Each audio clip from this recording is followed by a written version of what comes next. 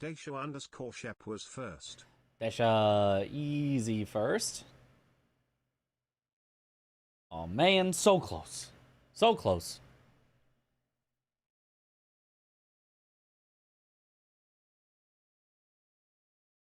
Heyo. I'll make sure my bot's working. Just in case. A little, yep. Looks like it's working.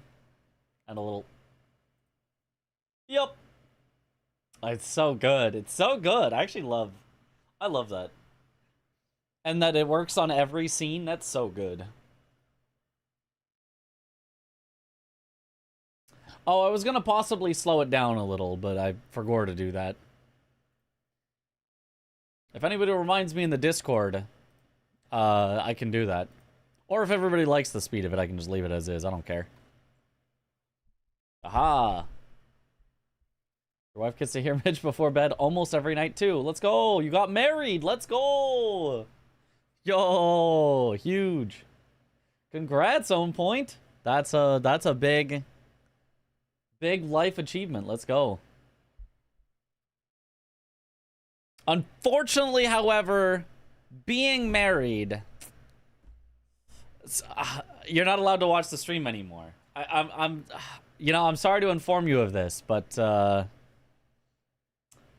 only alone people allowed. It's the rules. No one's allowed to be less alone than I am. It's just got to be done.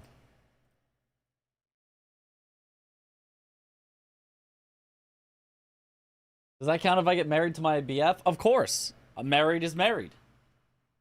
You're gonna have to turn in your badge. Hang it up. I want to get married too. Unfortunately, I'm maidenless. See, exactly. That's the type of chatters we need. Unfortunately, we're maidenless. Tax benefits or Mitch?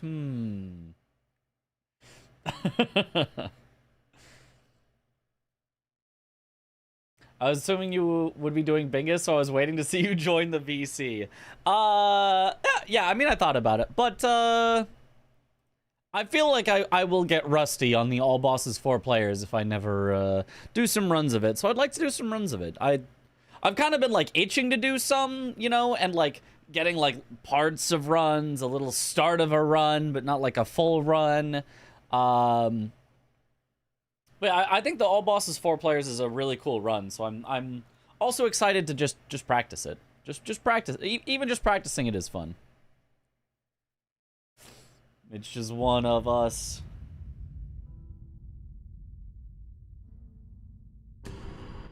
All right.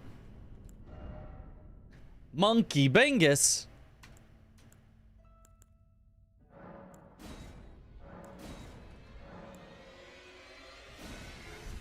Wusty. Didn't you four agree that practice would become regular? Yes. And I have been ready to practice every day. Every day. Also, I shouldn't have deleted my files. I'm making a new one so that I can test something real quick. BT dub. Gonna open Tarnish tool to test something. I need to test the fastest way to the Death Knight. Because it impacts the order with which I should do things. And obviously just can save time.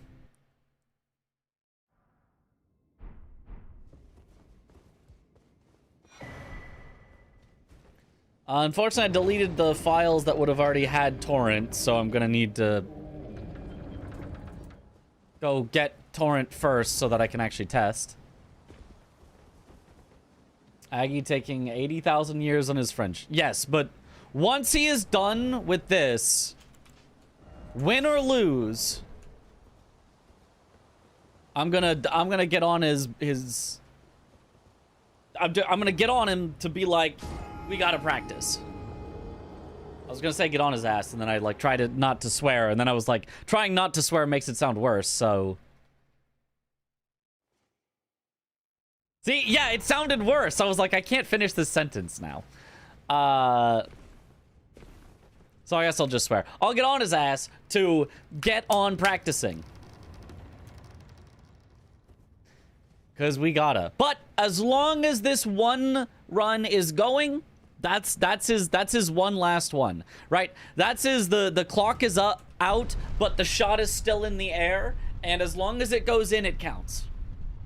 After this, though. After this, he's gotta get on the practicing.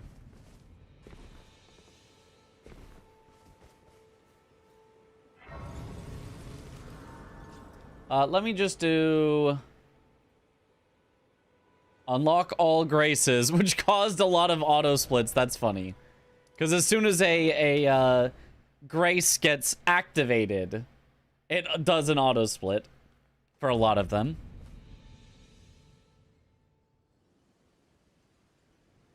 They serve but you. I can play turning to aid you. You need to the foot. Then it summon me. Ah, I bequeath. It will summon torrent. Treat him with. Okay, so now we're gonna test the difference between going from. Okay, Skidoo, Altus, West.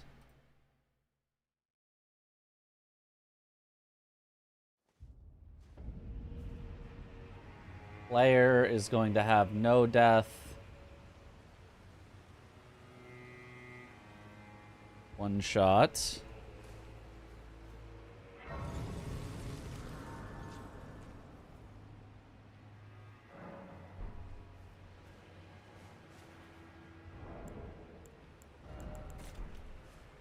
And we're just going to test how long it takes to get to the catacomb.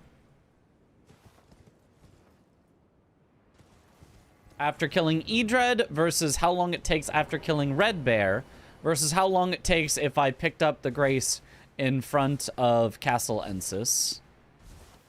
I mean, I'm probably not going to grab the Grace in front of Ensis. I'm pretty sure just grabbing the Grace would make it not worth, but you know, you never know. So let's say I killed Garu. Usually you fight him around here. And so let's say I started running now. We'll have to do a little math, a little subtraction. But it'll be okay.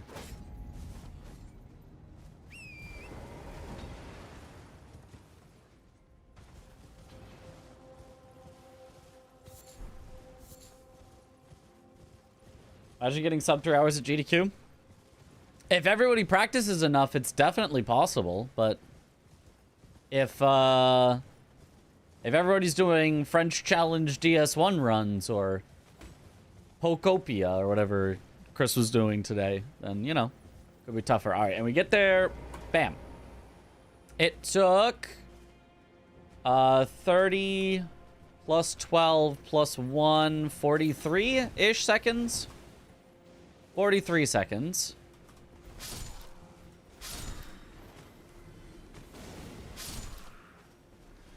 Versus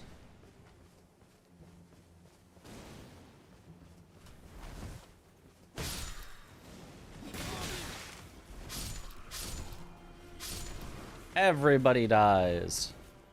Whoa, no map. I can't warp anywhere because there's no map. What? Double Mitch today. Yippee. Okay, the map is expanding as I'm warping places.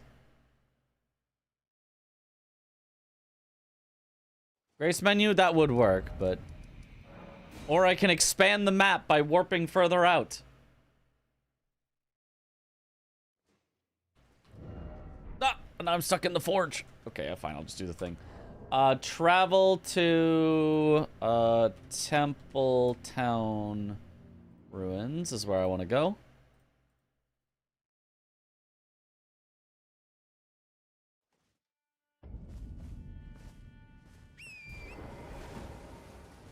We go up to Red Bear and then see how long from a Red Bear kill it would take to right out of the mausoleum, drop down to the spirit stream, and then do the spirit stream skip to get over to the Death Knight.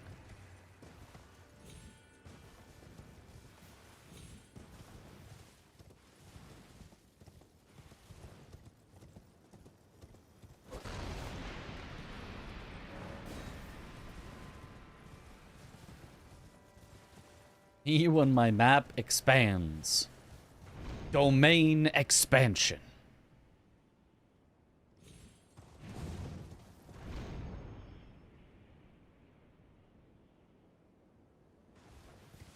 Another thing I want to test is if I had a bow, is there an easy way to hit the rock that opens that? Which I guess I can't test now, unless there's something in Tarnish Tool to close, spirit streams that are open.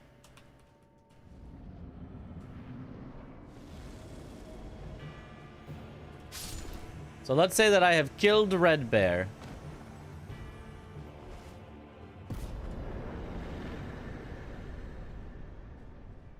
And from there, we head out.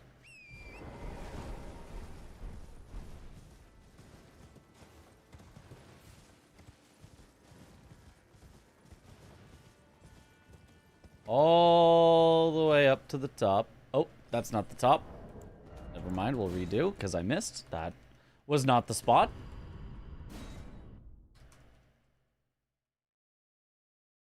Yo, what up, Michael?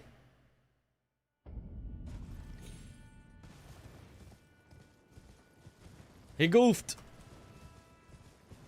Do I have a favorite non-remembrance boss?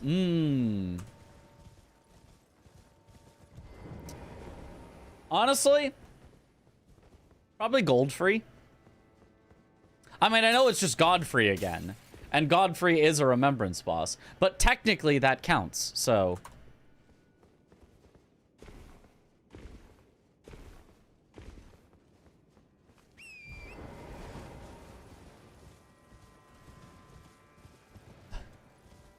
T-Dom Parky 3. Okay, okay. Okay, to the very, very top.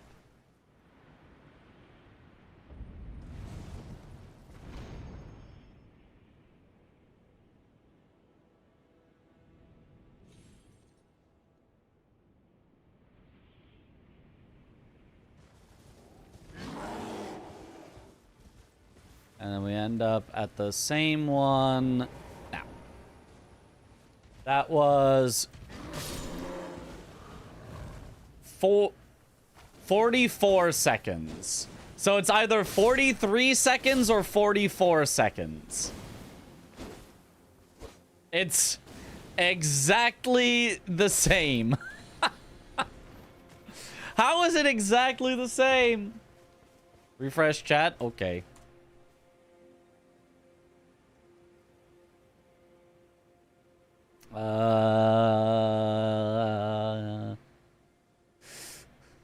Trying to find where I have my chat box. There it is. Okay. Chat refreshed. Spam the emote if you want to.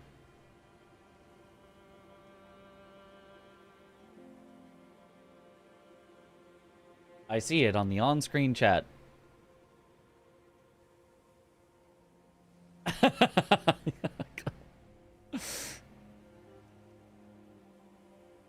You you really do be brushing that hair out of his face.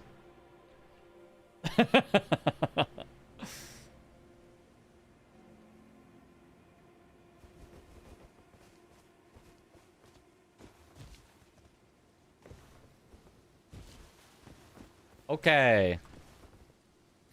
So given that's the case, I think I'll stick with doing Black Knight after Geru. It feels a little easier, a little more straightforward.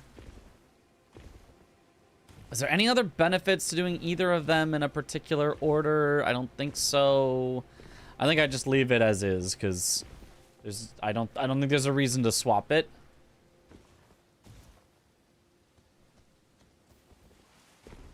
Yeah, I think that makes sense.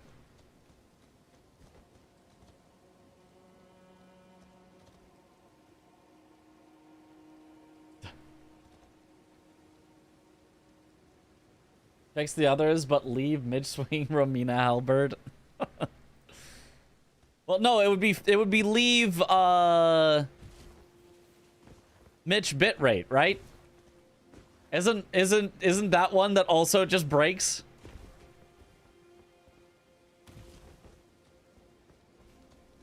Okay, now let's look at if there's a way to shoot the rock down, I guess.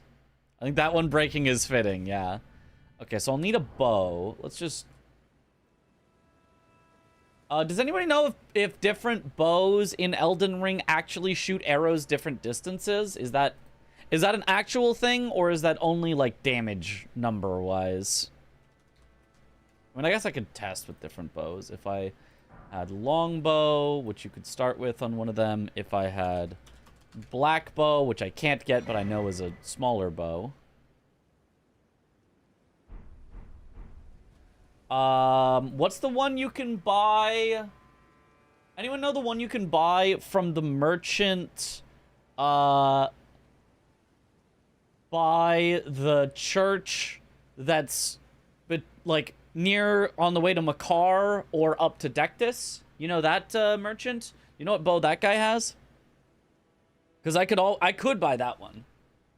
Don't have a spreadsheet with that info. Okay. And some bows have different range. That's the case in Dark Souls, right? Yeah.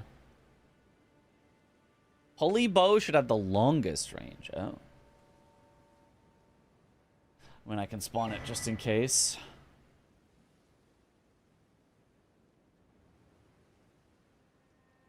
If that affects anything besides damage fall off anyway. I don't know. I don't know. Does anyone know the merchant I'm talking about that sells a bow? And I don't know what bow he would sell. Black bow's unique stuff, if I remember correctly. Yeah. Different types of bows, different types of arrows as well. Oh, arrows can travel different distances? Huh.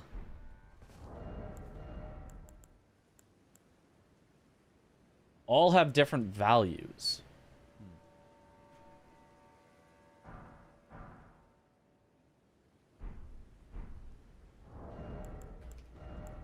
I don't even have enough decks for most of these.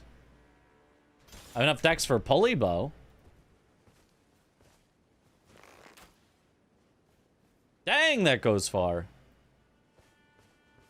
Even has mighty shot.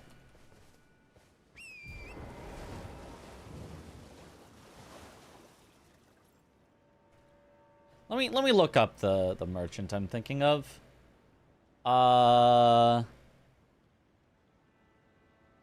I know he sells a rune arc, so this is a very awkward way to get there.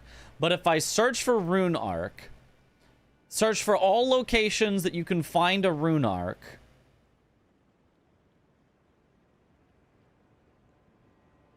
and just see sold by merchant,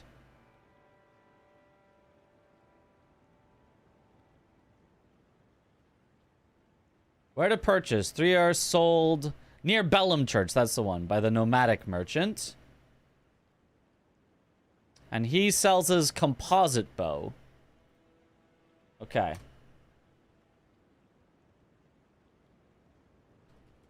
Composite bow. Yeah, that's the one. That looked right.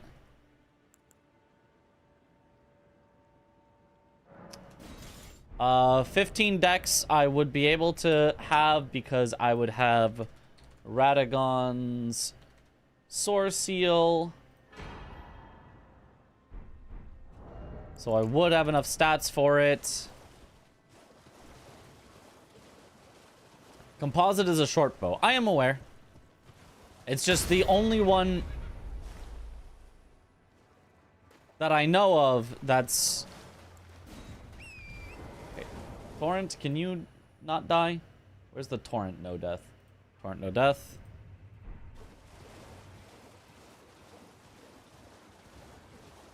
It's just the one I can most conveniently purchase.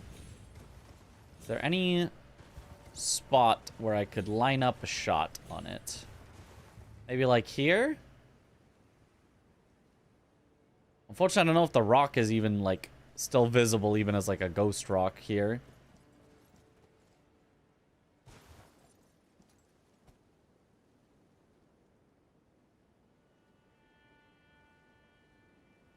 I don't know where it is. If I was here, this looks like it maybe goes far enough. If it's up there. I need to reset it, which probably means I need to make a new character. This is so sad. Behind the wall. Well, I know there's a behind the wall, but I didn't even see the wall. So...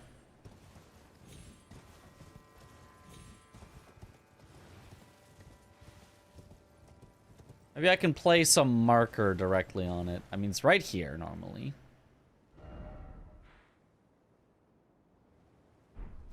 So if I were to stand exactly on top of it... and place a marker down... what? Why did it go away?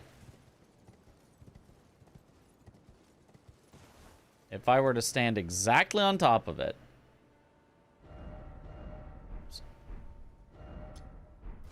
and place a marker down and immediately run away.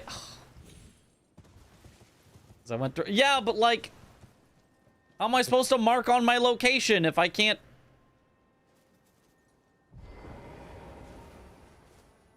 if I don't move, does it go away? It does. Yeah, it just... it existing on the same location as me makes it go away.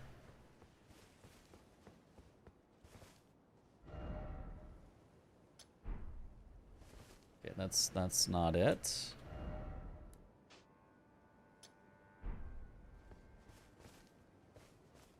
Oh, that's perfect. Oh, that's perfect. I got it. Okay. Don't move through it.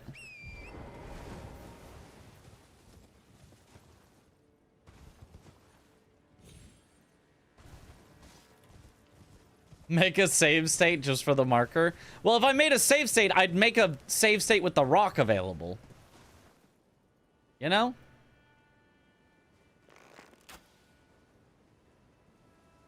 I mean, that feels hittable. It's like you aim at the tree, and then you just have to get the height right.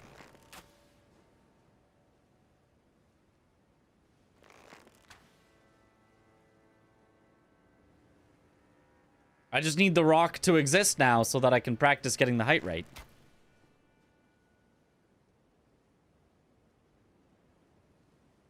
You know?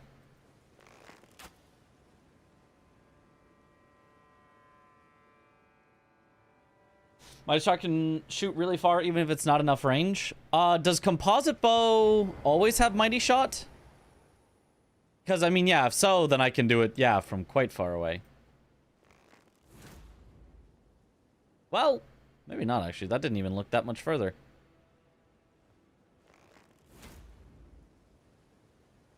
Yeah, I'm sure I could do it. Can you fully reset area with cheats? I don't know. I don't know if there's a button for that in Tarnish Tool.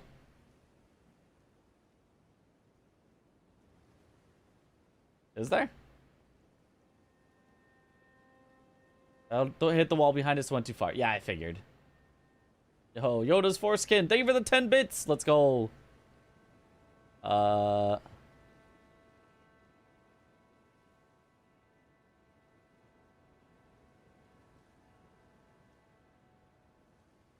Preset bosses. Custom warps. Oh, weird.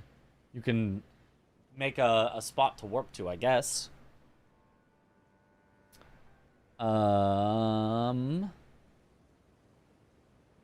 Utility.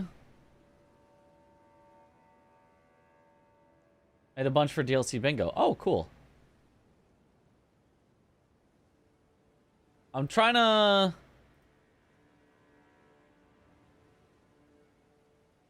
get the rock back so that I can hit it again. Does that exist in Tarnish Tool?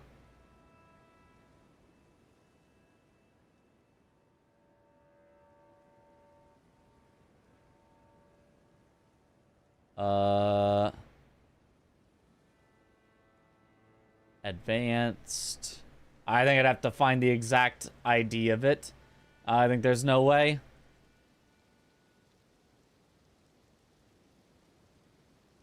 Time for New Game Plus, I guess so. We'll just make a new character real quick.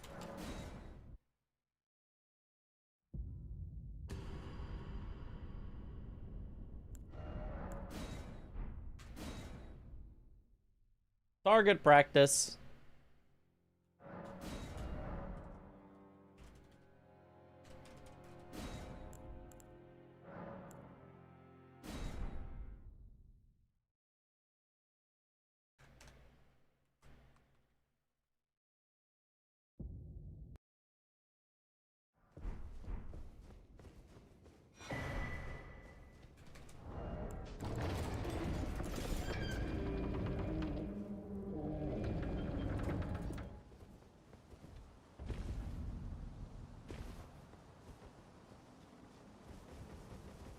Okay, so I need composite.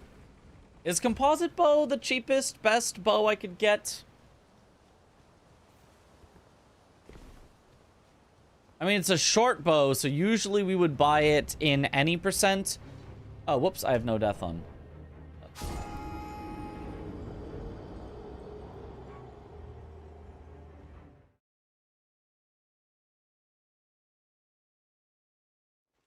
I always forget that you need to die there.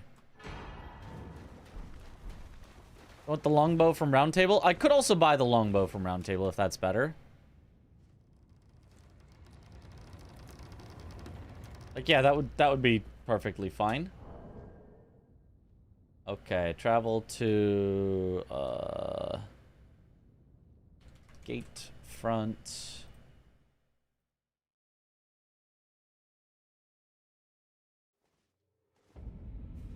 Fair pulley bow is free.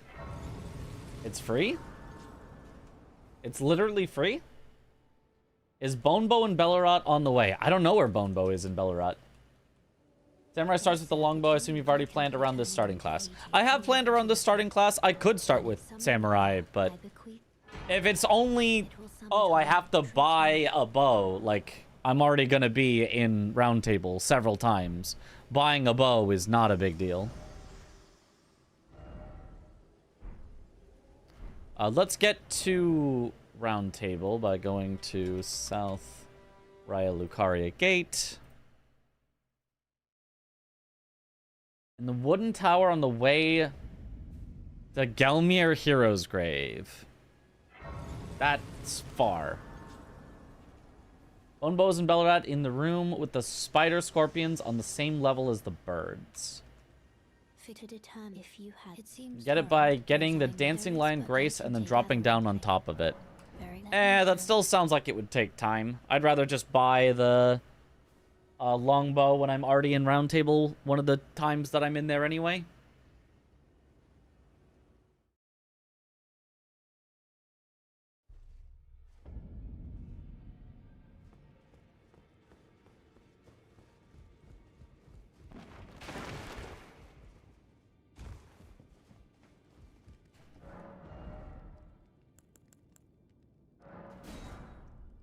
Yep.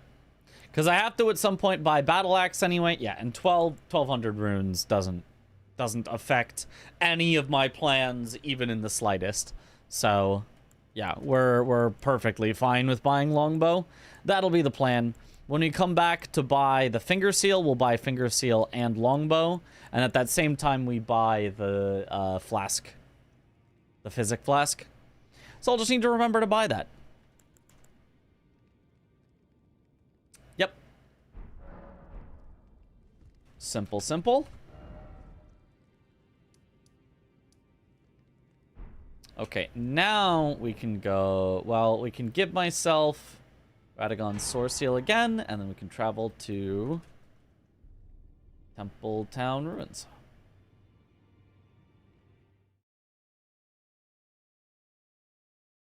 Is this faster than getting Morgoth's Shackle and using that to break all the rocks? Yeah, I will not be anywhere near Morgoth's Shackle. That's in the sewers.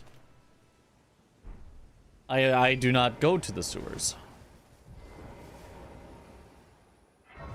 The other one is at Patches. I can go to Patches. I can claim Patches as, hey guys, I'm going to do Patches as part of my route, just so that I've got a shackle ready for this one rock to break. I guess I could also possibly use it at the one near Romina, but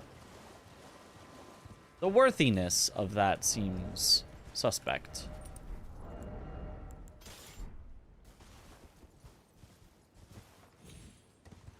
So how far away could I... There's no way I can get it from up by two-handed talisman, right? I mean, if so, that would actually probably be the most convenient thing. But, like, no way it travels that far, right?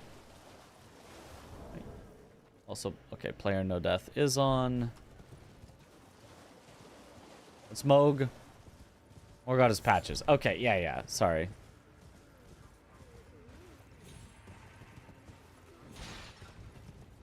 Either way, both shackles are tough to get. So, like, does it even travel far enough from here? In fact, let's just disable enemy AI for now so I can practice in peace. And then give myself a bunch of arrows.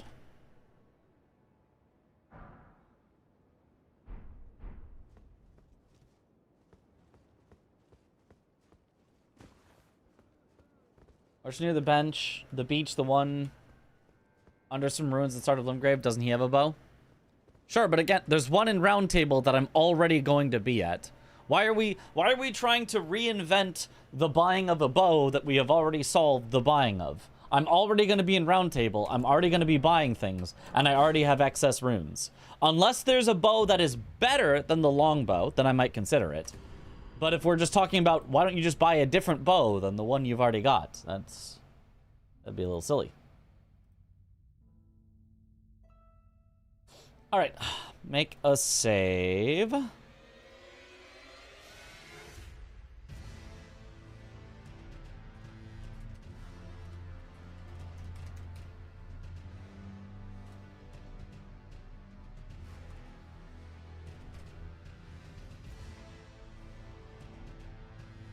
Okay, let's see if we can find a shot here. I can kill Egon. That would take longer.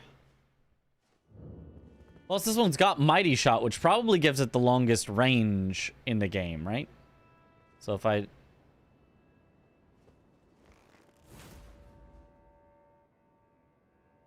I mean, that... Yeah, that, like, made it.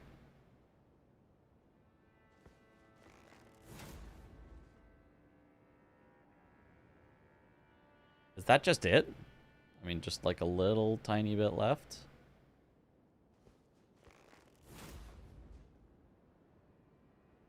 Little bit up. Little bit up.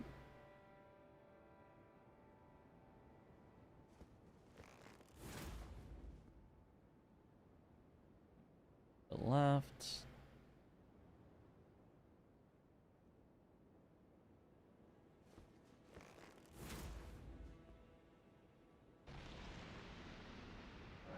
I mean, that is it.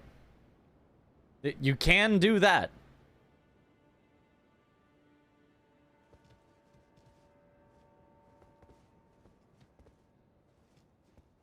I don't know that that's the ideal way to do that, but you can do that.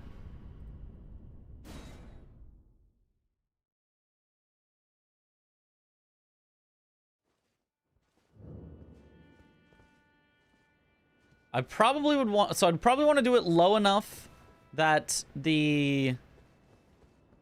that he doesn't activate. Like, if I can do it from right here, I think the enemies will leave me alone and I can just set it up. Oh, but it's harder to see. There's a tree in the way now, I think. I think it's right there. But now there's a tree in the way.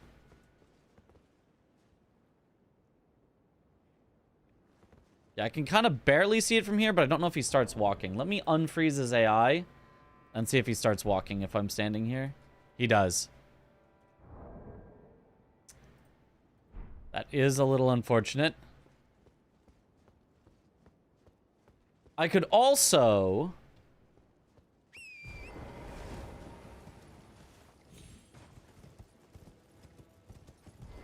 possibly do my sneak past him. Right where he walks away. I grab this. Right.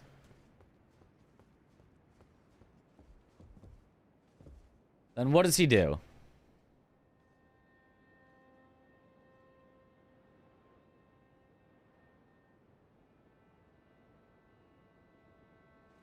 Oh, he does pat back.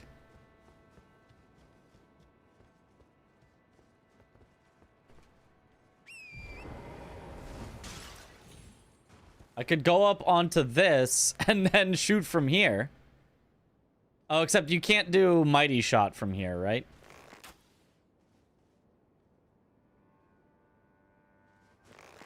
Yeah, you need mighty shot to make it, so I could get off of torrent on here as a position setup.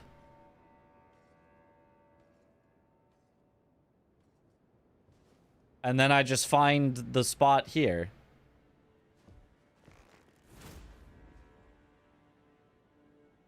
Oh, that was so close.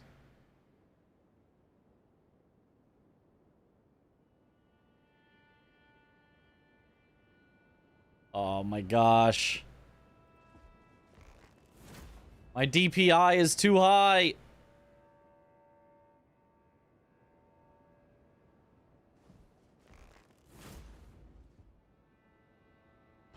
Oh, but I mean, that worked.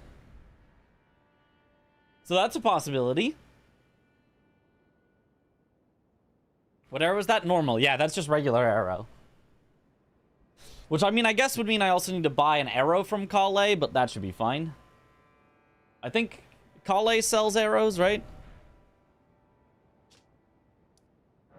I think Kale sells arrows.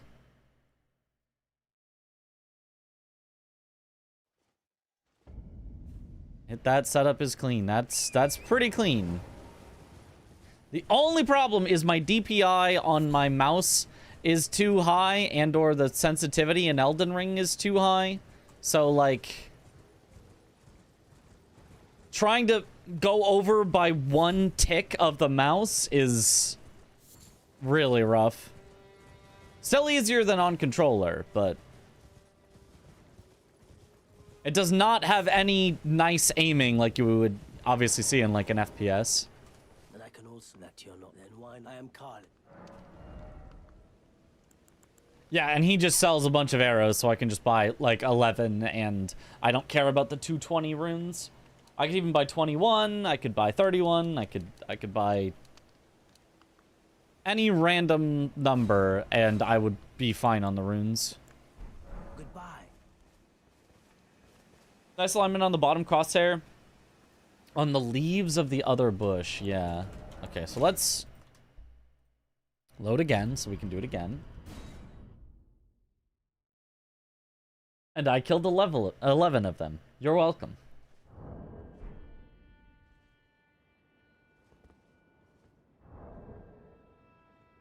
Disable your AI for now. So that I'm focusing on what actually matters right now. So I would grab that, come back over. I dismount torrent and go to the top.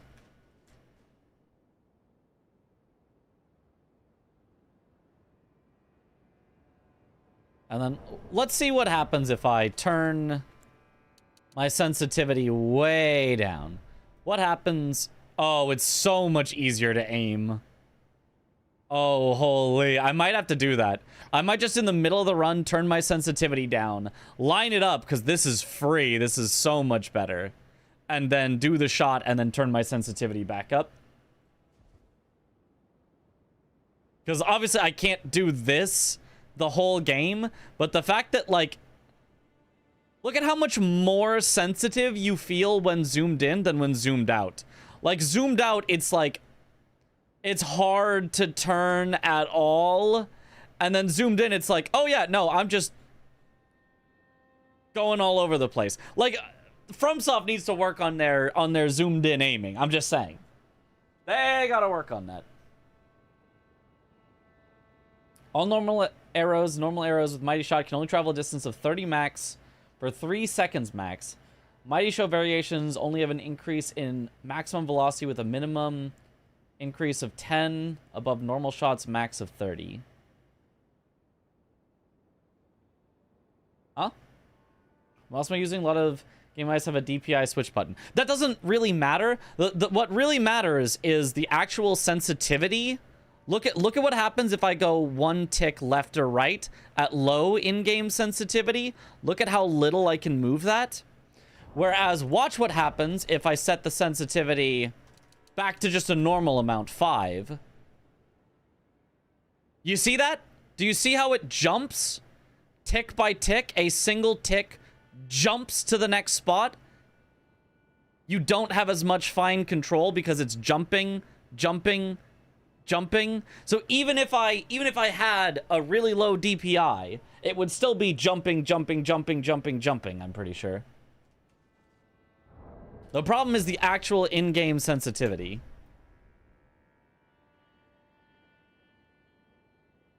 If only we got the separate sensitivity for bows from Night Rain. Yeah, that'd be nice. Okay, so let's see if there's a lineup. Does this work?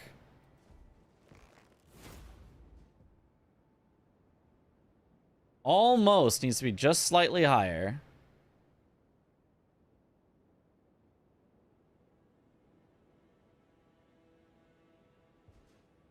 Does this work?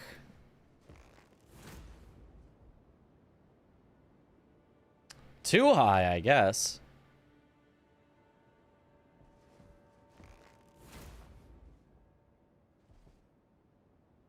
To left, I guess?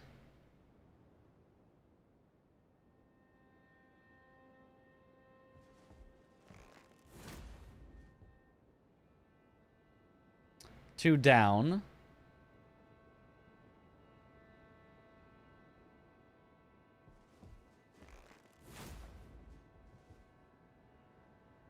To down. Okay.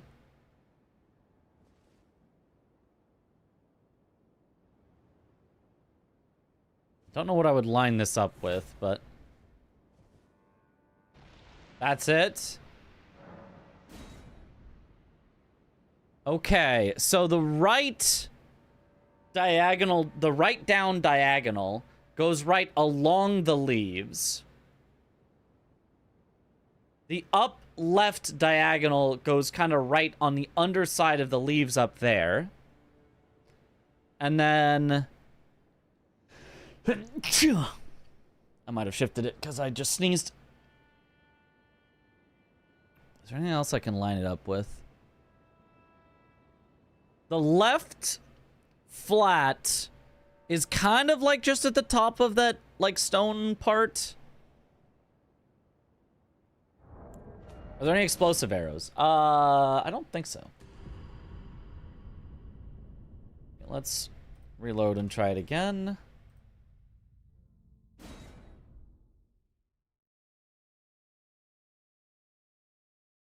Higher DPI with lower sensitivity should provide the finest scale of movement. Yeah. Ugh. It's so... Trying to move the camera like this is a task. But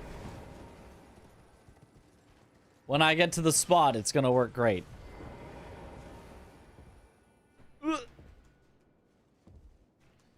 So you stand on the thing, you zoom in, you go to the tree such that that lines up there, that lines up there, more left, more up, more up. Slight left, I think. Slight up. There.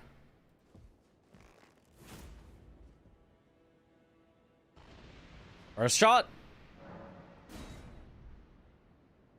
The other question is, does this even actually save time over when I get there, just going up, hitting it, turning around, coming back down, and using the spirit stream?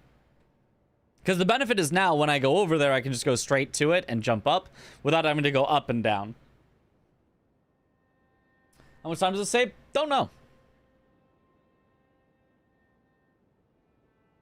Mighty Shot makes the arrow fly at max 2 times faster, so the projectile doesn't time out and has nicer trajectory. Ah. I see.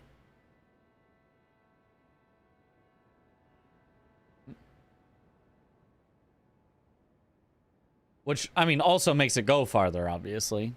Twice as fast is farther. Because if I shot approximately the same, you can see falls way short.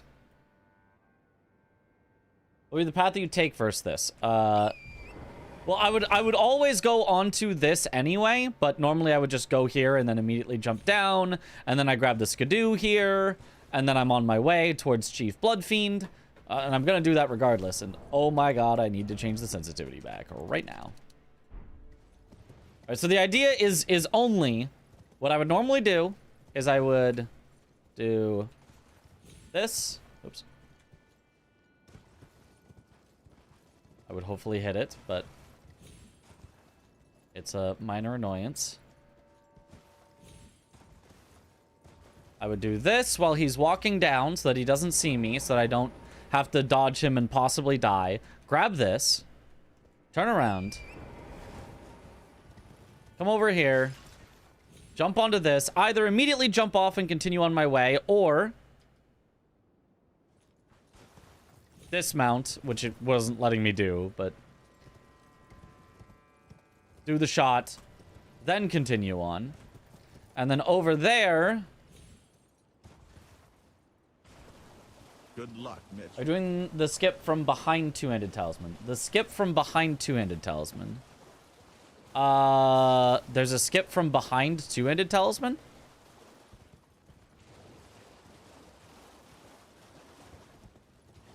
The skip. There's a skip, like, over here? I don't think I see a way to climb up there.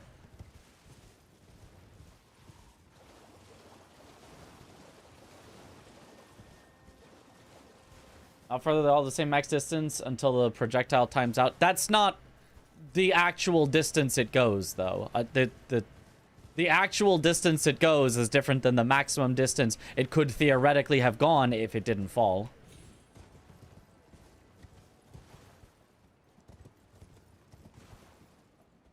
Here. Okay, let's see. Let us see.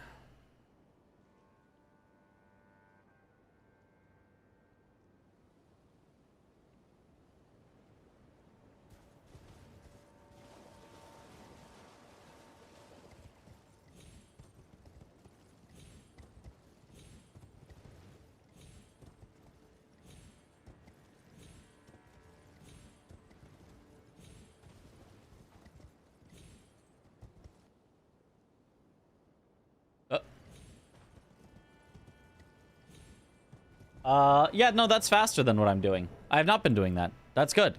Okay, time to learn. Thank you, Hyperion.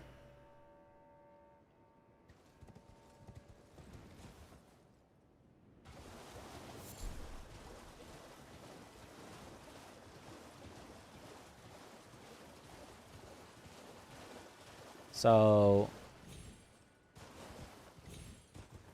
here, all the way around?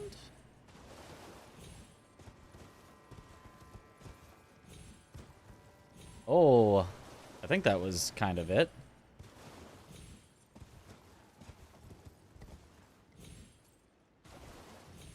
Is that it?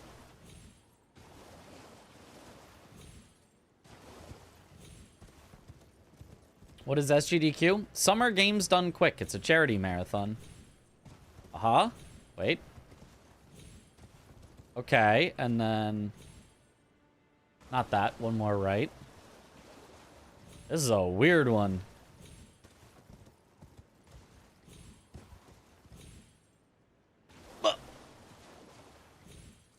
The camera really not liking walls makes this one a little tougher.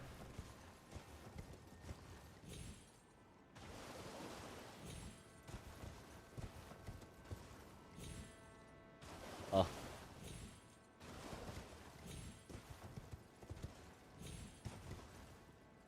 Come on, give me my double jump back.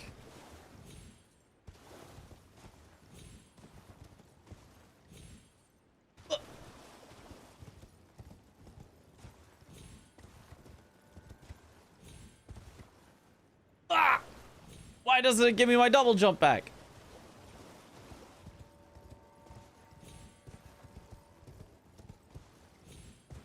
There we go. Okay. No, no, no, no. It's more, it's still more right.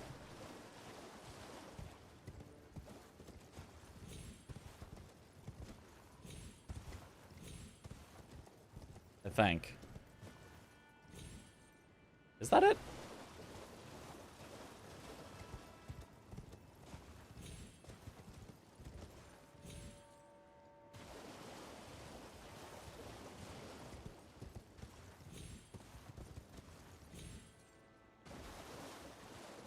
Does Papa drop too much? Okay. Whoop. Ah! I hate that I'm trying to turn, but the camera doesn't want to go that way. And Torrent will just go not where the camera's facing anyway sometimes because they're just... Torrent!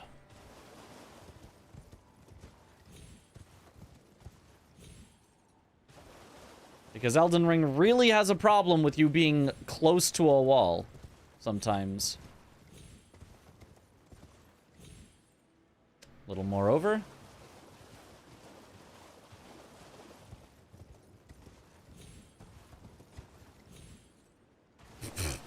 See? 8-horse parkour, yeah. It just never works how it should. It's just always trying to mess up.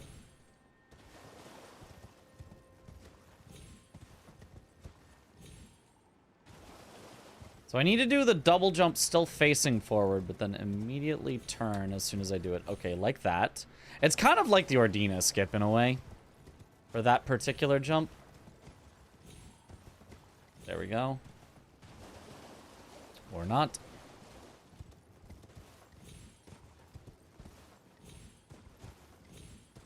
Okay. Something's wrong there.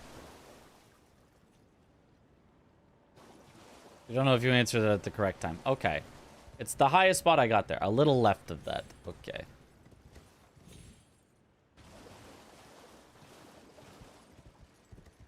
So close.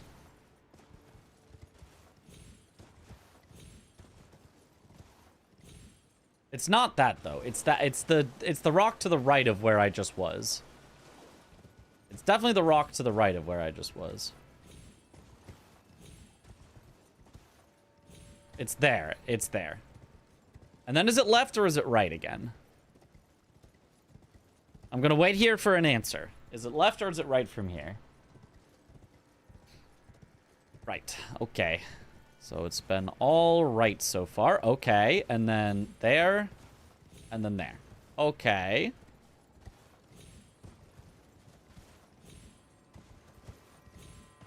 And then you're up. Okay, that's not too bad. And then I grab the thing. And then from the thing,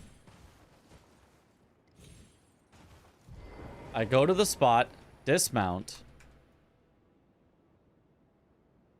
Lower my sensitivity by a lot, because otherwise this is impossible.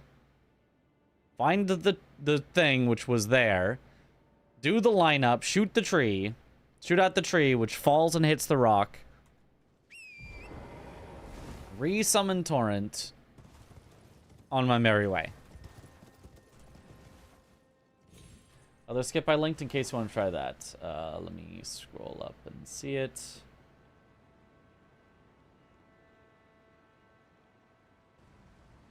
Oh, I've done this one. Yeah. No, I know this one.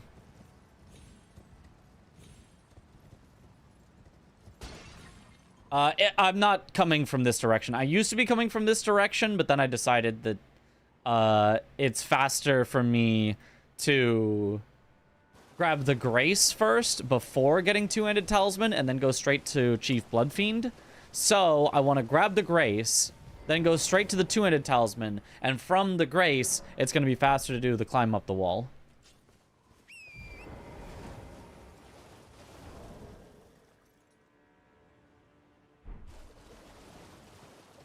So it's let Torrent go up a little, double jump there, double jump, then curve. There, there, there, there. There. Seems reasonable. I'm gonna reload so that everything is, like, back available. And I'm gonna let the enemy AI be on and see if I can do it all thing. Shooting the tree makes it fall? No. Shooting the rock makes it fall.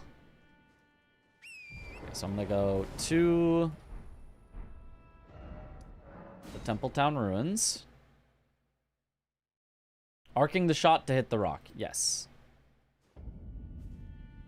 Alright, enemies AI will be enabled.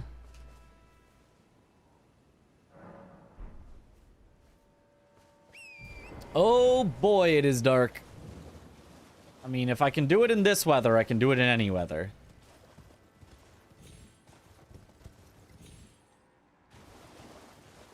Go out enough with Torrent there. Almost.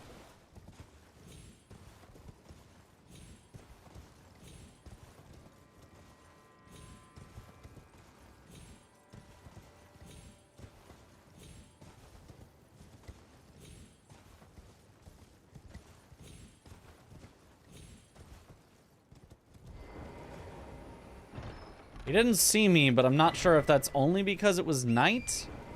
Because I got pretty close to him.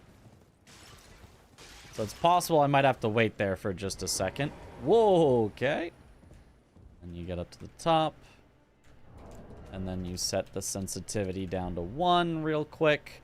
Oh, God. Okay, there's literally no way I can see the lineup in night fog. Okay. Actually impossible with this weather pattern. So I'd have to just move on, but... Any other weather pattern. Use the compass? I wouldn't know the up-down, though. It'd be impossible to actually line up full 3 dimensions. I'm gonna set it to noon so that we'll see if he sees me.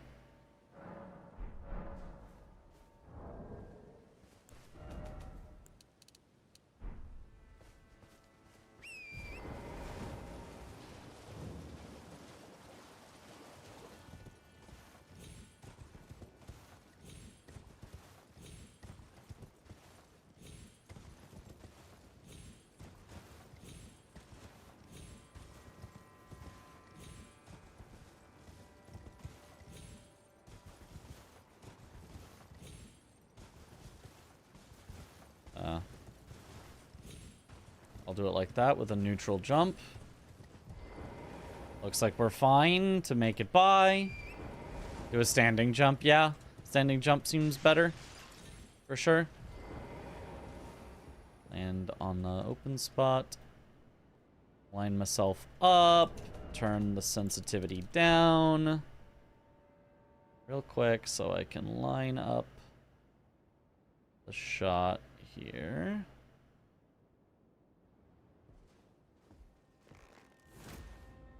If this isn't right, it's because it's too far right, but it's right. Set this back. I don't know, with all the sensitivity and stuff, I'm not sure this does actually save time, but it is kind of cool.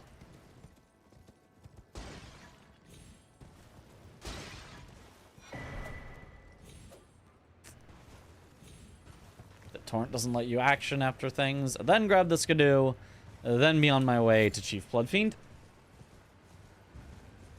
Are you using Memory of Grace at any time during this run? I don't think so, actually. Also, why does it keep When I try to go to my last grace, it keeps going back to the Table of Lost Grace instead of Templetown Ruins. Even though I have literally sat down there. Do it anyway for style points, true.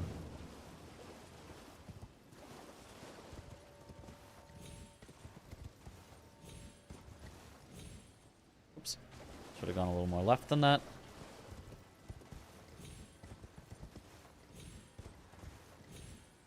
Come on. Make it up. Go.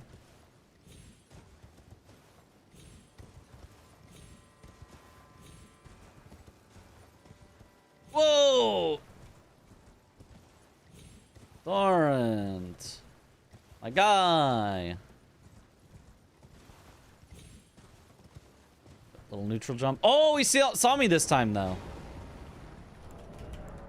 So, once you get up, you maybe have to wait for, like, a second.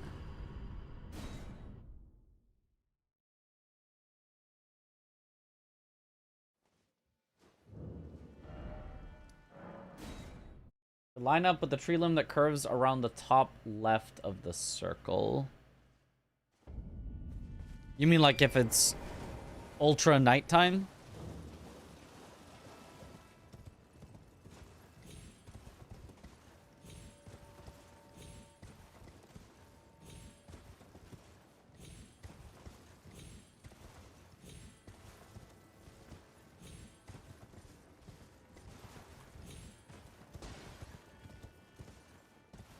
Yeah, just wait a little second for him to move down a bit.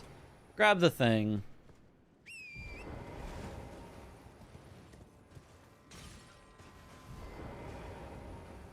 Go to here, dismount. Get to the spot. Don't forget to turn the sensitivity down.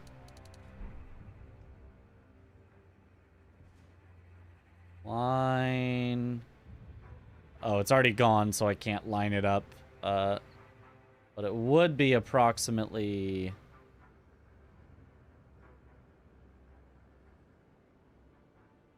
there.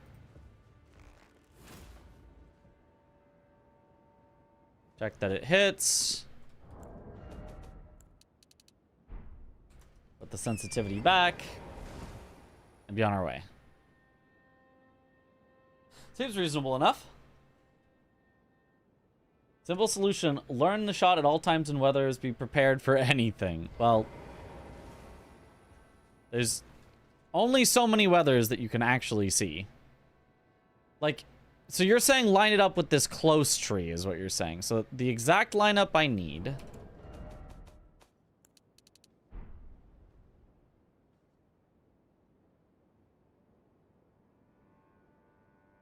is right...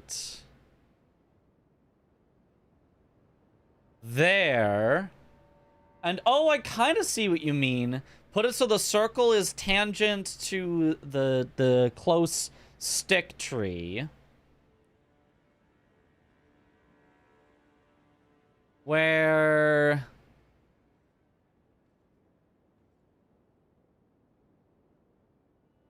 the left oh, where the top right bit is kind of pointing right at where it pokes down to. Ish. The problem is it's swaying. The problem is it's swaying so much. The far tree swaying a little doesn't matter as much because it's so far away, but the close tree swaying really messes it up. Does your mouse have a physical DPI button, so maybe you can lower the DPI by button instead of lowering the sensitivity and settings? Doesn't do almost anything. I'll make it an extreme example, but I'm going to go one tick on the mouse. Literally one dot on the mouse. See how it jumps over to the next setting? So I can't line it up exactly because it goes jump, jump, jump, jump, jump, jump, jump. Whereas if the sensitivity is lower, I can actually go in between those ticks and actually line it up correctly because it moves in smaller amounts. Yeah. I think the strat is cool and all, but does it save time? I don't know. Scaling the mountain has got to save time. But, this shot, I don't know. What about getting halfway up the ramp and tossing a pot? In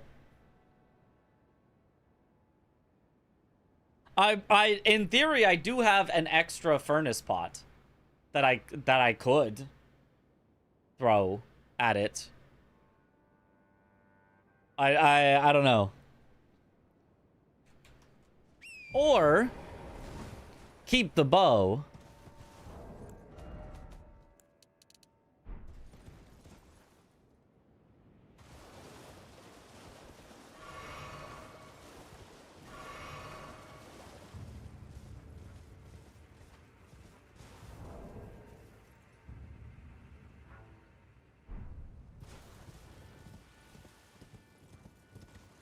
Oh, like, but then I think the wall's in the way.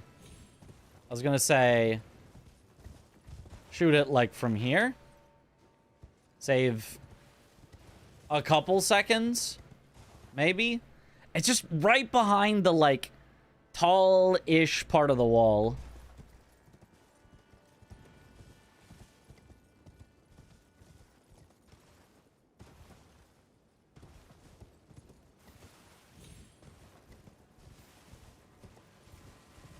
But it would be just like a... Yeah. I mean, at least from, like, here. You need to shoot apparently way over it, otherwise it just doesn't... The wall is just larger than it visually appears, I guess. Or something. I don't know. And then go. I don't know. What if you hit it and then drop down to get the grace? You can do that. The only thing is... I believe it's faster to get the grace not coming from this direction. And this is only an I believe. I haven't timed it. But going around this way is what the bingo players have been doing. Going around this way instead.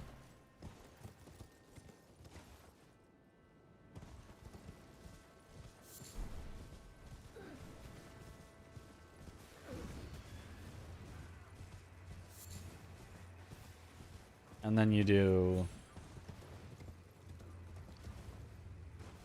up here, and then supposedly it's faster to use this to go over this instead of riding around it. That one I'm not sure of, because you do spend some time just falling, which has 0 velocity forward. Almost July. It's almost there. Hefty pod animation feels long. Hefty pod animation is long. What about going halfway up the ramp and tossing? Oh, do you have one shot? Yeah, I don't know. I don't know. I don't know what strat here would be fastest. Timing all these different possible strats seems tough. Possible, but tough.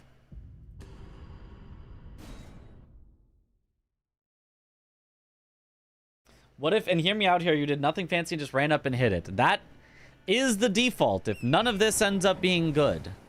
That is the default.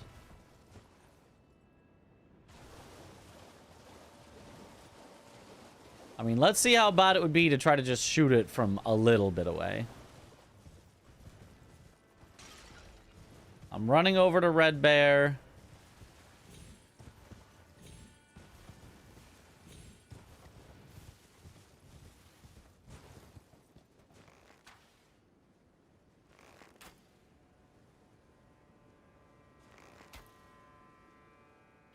I'm not sure it drops enough for this. I'm not sure I can hit the tippy top of it.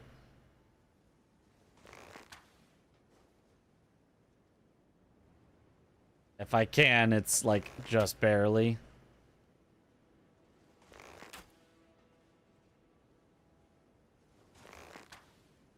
Ah. I'd have to run so close that I might as well just smack it.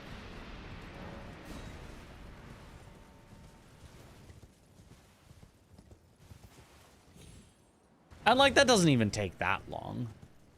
We can at least time how long that takes. See how much total time we could possibly save. Back in the ride up and smack it camp? Yeah, it's probably the fastest, but it's also lame.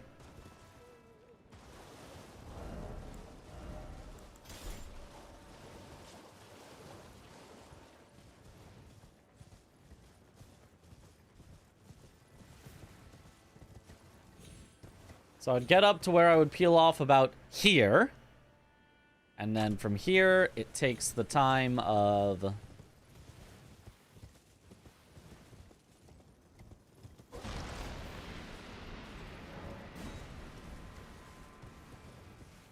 And we're back.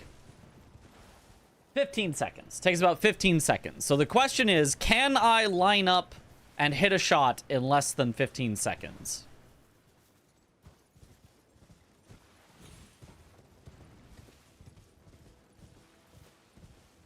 Like, it feels like 15 and a half seconds, even. Does this mean do bow shots look like the arrow shoots out from the hip? When you're zoomed in, that is kind of how it looks, yeah. It's because it actually shoots from, like, the bow, I think, and your character's head is up here, and the camera puts, like, at the top of your head. So the bow is below where the camera is. Plus get off and back on torrent. Yeah, and that does take a few seconds each. That's like almost...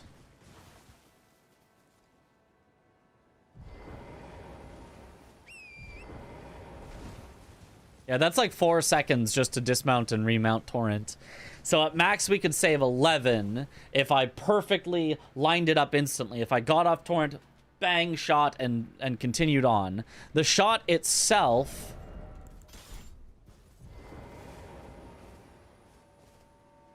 Even if I perfectly had lined it up.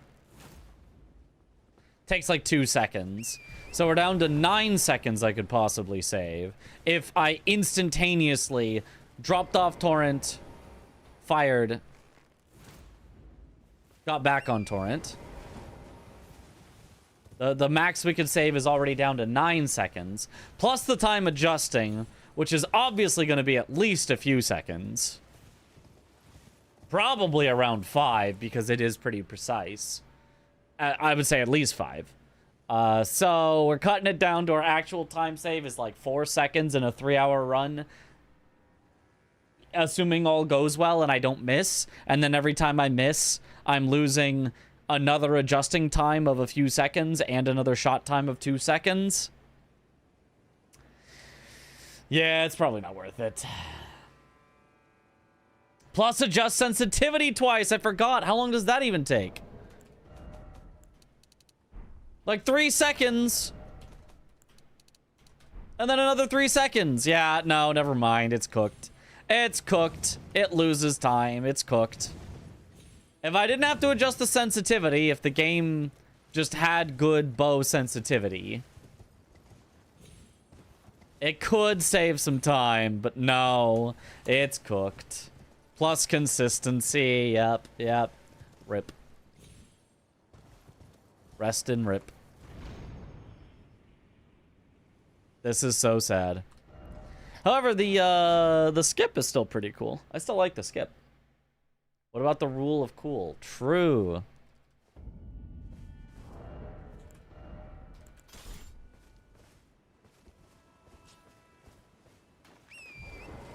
Using Spirit Spring to get down to Fog Rift Catacombs. Currently, I've actually been going from Geru. I timed them both, and they're almost exactly the same. The time from Geru to Catacombs versus the time from Red Bear to Catacombs.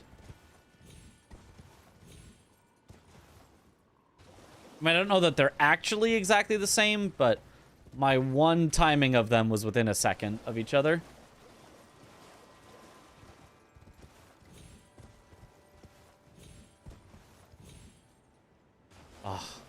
I hate that you can't get back on the rock after you land on it once for some reason. If you could, this part wouldn't be so bad. This is the one tricky part of the skip. You have to get up there in one, otherwise you don't land again.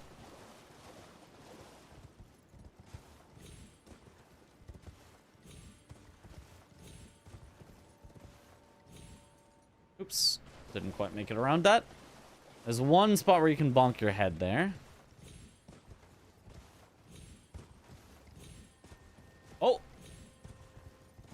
Well, that time it worked. Oh! Bonked my head again. Go around the thing that can bonk your head if possible.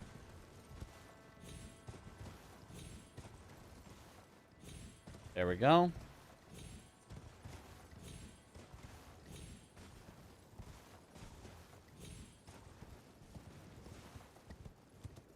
You on top of that. Is that on top? No. As I suspected, it was not. There. That's on top. Whoa, but it didn't make it up anyway. Oh, double... Do I double neutral jump? No. Oh, that one worked. It weirdly feels like sometimes you just get different height. If that makes sense.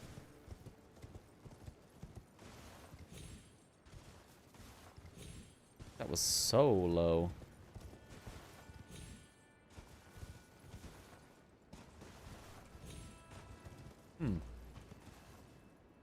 I've seen Torrent Mountain goat around stuff. I love it when it works, but sometimes it does not works.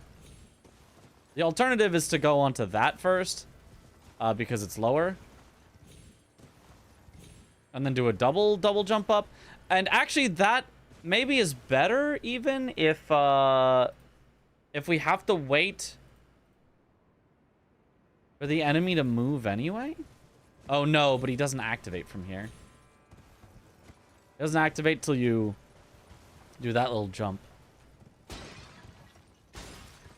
Alternatively, from here, you could go up like this. Then he really couldn't see you.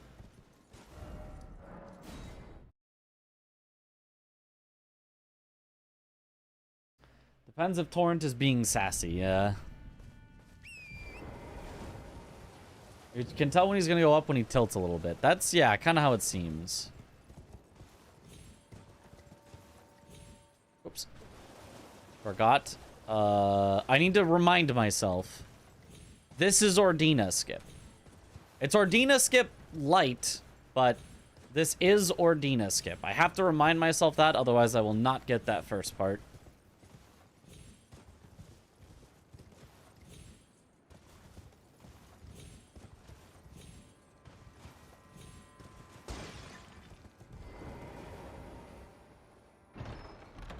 Oh, you can get up without him even being active.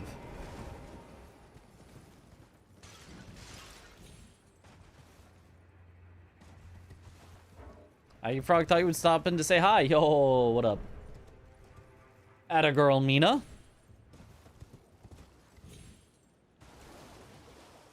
Mina the Hollower.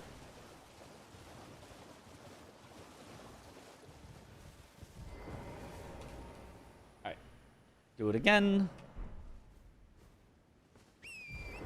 The me game. That's you.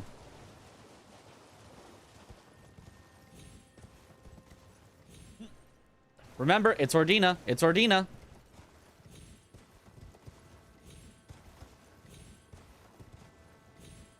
Ah.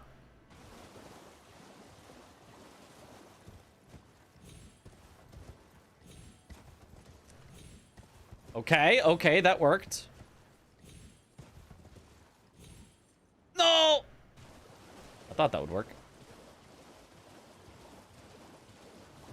I gotta get perfect at this skip. It's Ordina.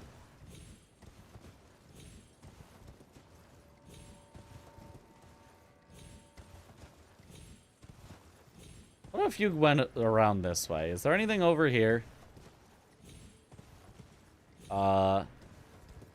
Yeah, there's a very long way around, is what there is over here.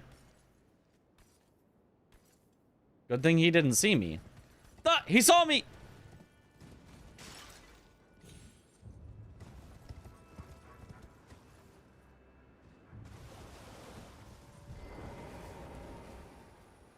Actually, YouTube only viewer just came to Twitch to chat specifically for when Aggie was playing that game and just stuck around.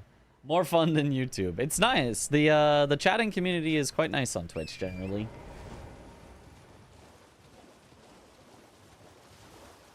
Is there a command for rules of AB4P? I do not know. Yes, exclamation AB4P, yes. A few people have done. The rules are as you see there. There are no additional rules, I think. We're doing it... Oh, we actually said that. No mods or glitches, yeah. So that's the whole rules.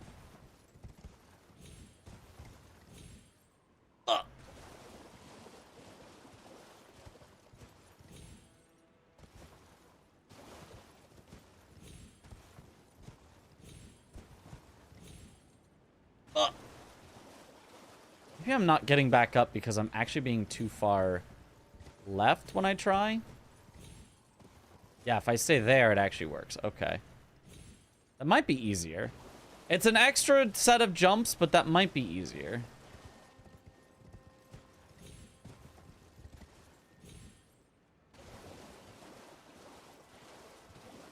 Why is Chris playing Overwatch right now and not practicing? Isn't Chris in some sort of thing?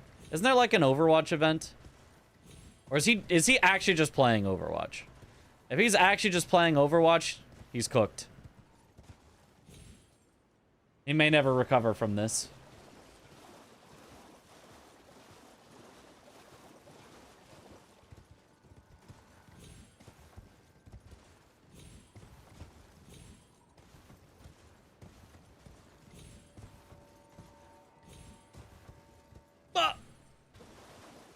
That's my teammate. Look, you know, I will help my teammates through almost anything. But Overwatch, that's something I can't touch.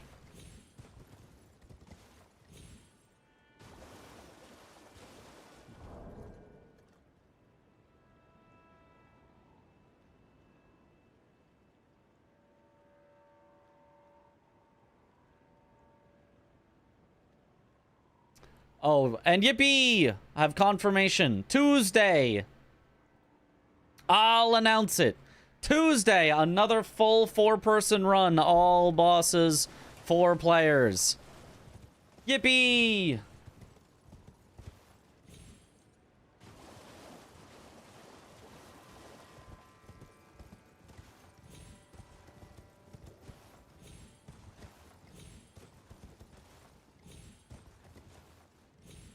Ah! So close. Tip looks so jank, I feel like it's better to just go around. No. It's better to just learn it. It is very jank, but... many skips are jank until you find the keys. The first part is Ordina. That's all I need to remember. The second part, go around the spot that could hit your head. The third part, do the same thing again, and then you're up.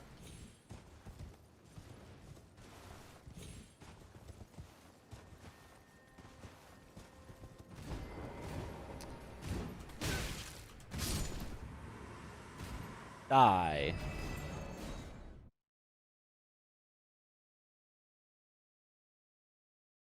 Is this official Bingus skip? Sure. I went to scout. Chris's chat says it's an event. Okay. I figured. Nobody would just plays Overwatch willingly.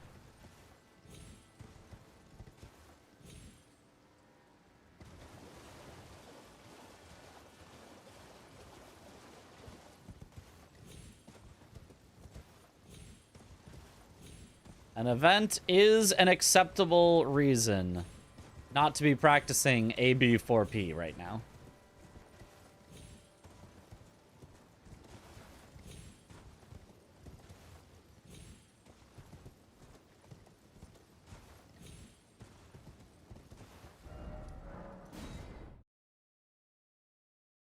Overwatch is only fun with friends, yeah. I mean, friends are all sports, so when we play, we actually have fun. Ah. Look, you can have fun with anything with your friends. The true test of a game is if you can have fun solo. And I have not yet had fun with Overwatch solo. I have had some fun with friends, but I do not count this.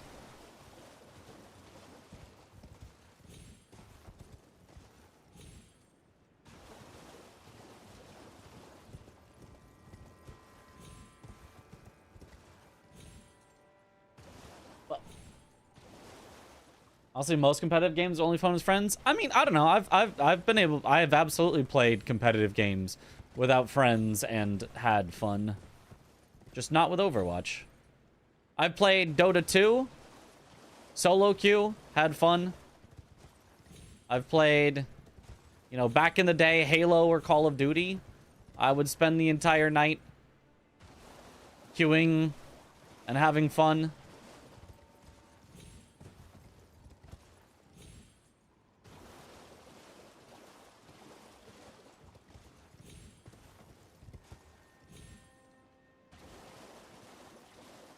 What is this skip save? Don't know. But certainly more than 0, and it's not as hard as it seems. Like, I probably wouldn't recommend this skip to bingo players because they've got, like, you know, so many different things to learn and whatever. But for an actual speedrun where you actually just have to hit it one time,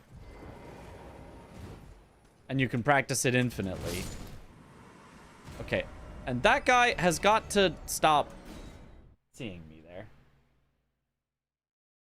Dota 2 is good because I don't understand the Russian insults directed at me. Exactly.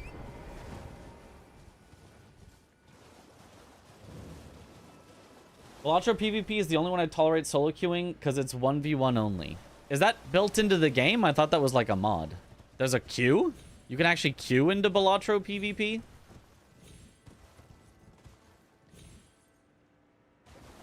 Community mod. Oh, but the community mod has matchmaking.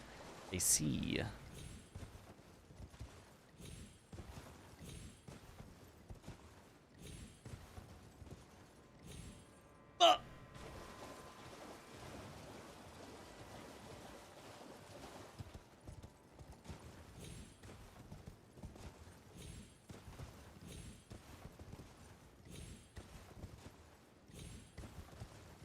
There we go.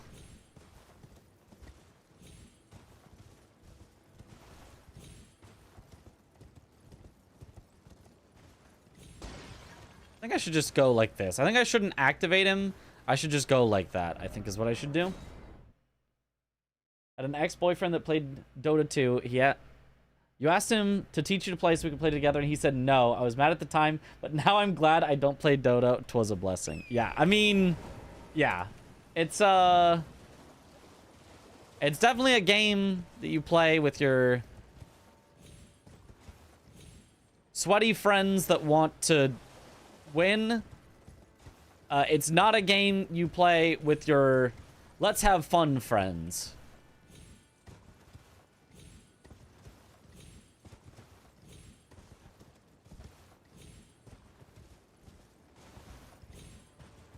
It's definitely a game where if your skills are at very, very different levels, it gets awkward.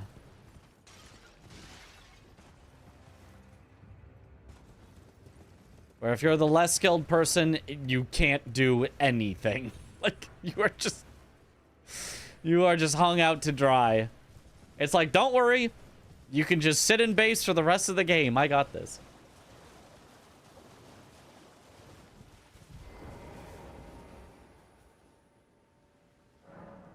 The type of fun that isn't fun at all. Well, you know, that's why that's part of why I think, you know, solo queue for Dota 2 is actually pretty fun, is because you would actually get into people of, you know, approximately equal enough skill levels.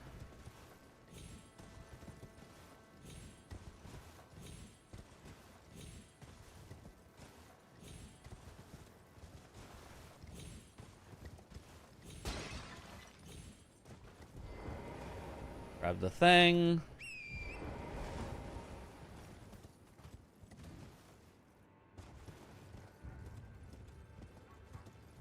We're doing community Dota 2 games?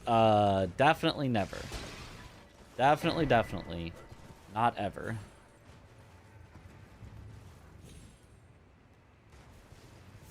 Okay, nice.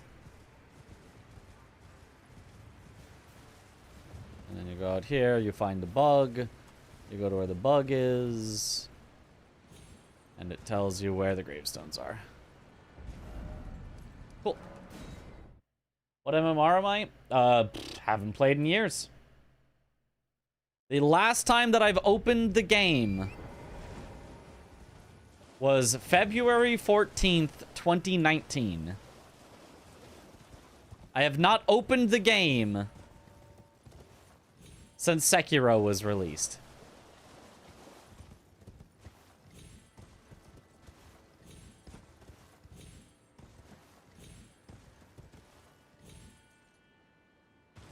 But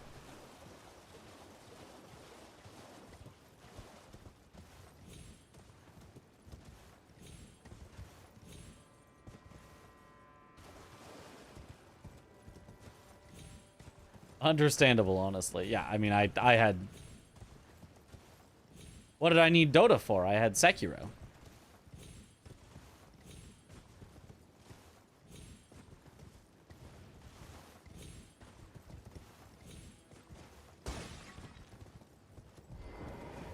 Grab. Thank you, Miyazaki-san, for setting Mitch free. I'm free! How many hours did you have? We talking thousands or hundreds? Thousands. I had...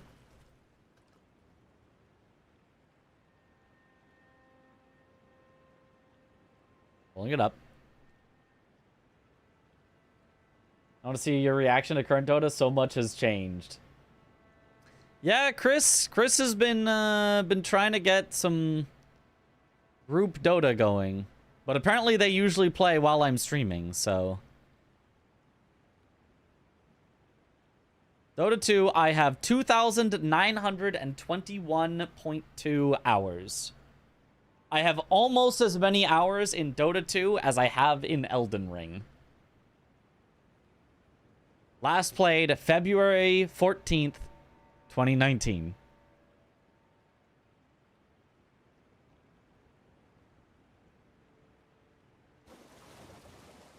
That's a lot. I've been on many more couches than you were aware. I do like to do a lot of GDQ couching. Yeah, it's fun.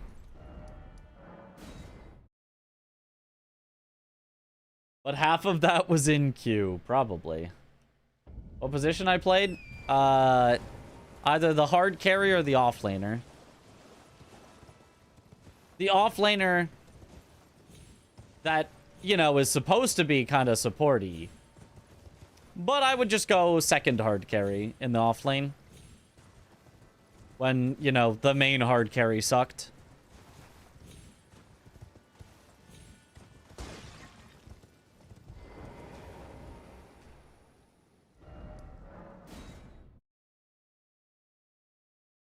The best support is violence.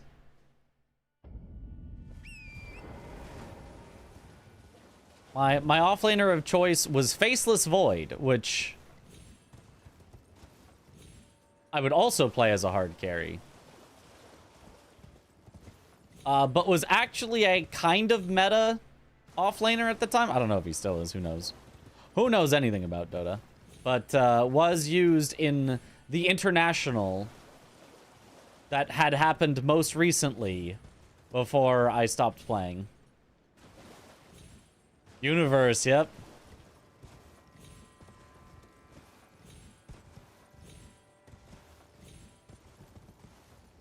So I used him as an example of how to play the laning phase. And then instead of buying the items that, you know, oh, you just make sure that you catch them in your ult and then the rest of your team can kill them. I was like, oh, if I catch them in my ult, I'm killing them. They will all be dead.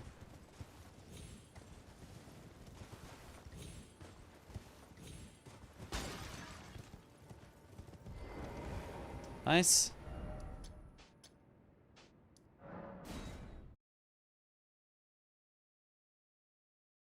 This Void can still offlane at least somewhat, though. People usually go early items, like earning stuff. Makes sense.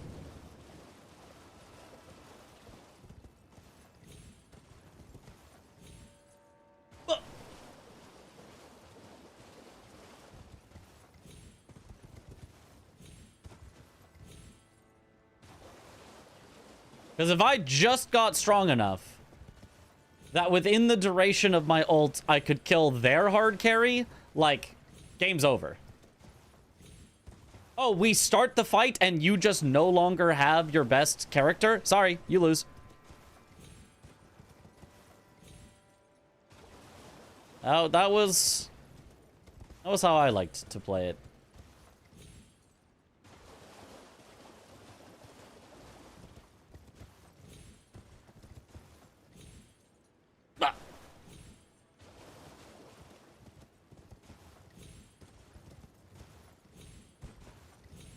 So anybody who doesn't know, who hasn't played Dota, Faceless Void, the ultimate ability was you put down a zone where everyone, including your teammates, except for you, was frozen in time. And you got to keep, you know, you got to keep playing the game. Everyone else in the ultimate did not get to play the game. So in general, you try to get it on, you know, at least, let's say, 2 or 3 of the enemy's team while not catching any of your team in it. But I just didn't even care. I could catch, you know, everyone but me in it and go around and kill 2 or 3 people before it ends. And I'd be like, you're welcome, team. Occasionally get flamed. What the heck? You caught me in your ultimate? And I'm like, yeah, but I killed them and we won the fight, so...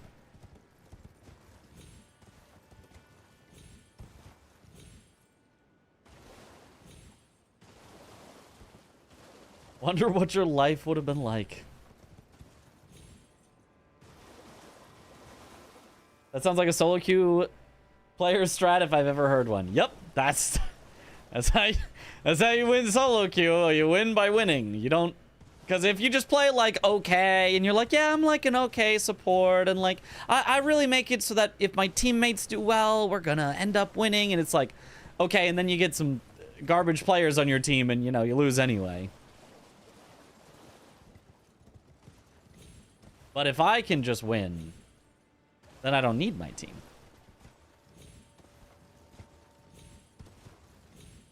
And the other thing that was cool was, you know, being this, like, monster character. It's like, obviously they want to try to kill you, but he could rewind the damage he takes. So if they did start to focus you, you could, like, rewind it and, you know, basically heal it, and... he was actually hard to bring down, and he had a blink, so he was more mobile than a lot of characters. So it was like you could really just avoid dying and pick off their characters, and it was good. It was a good time. Winning is important for the team too. I mean, yeah, but somebody's got to make the winning happen.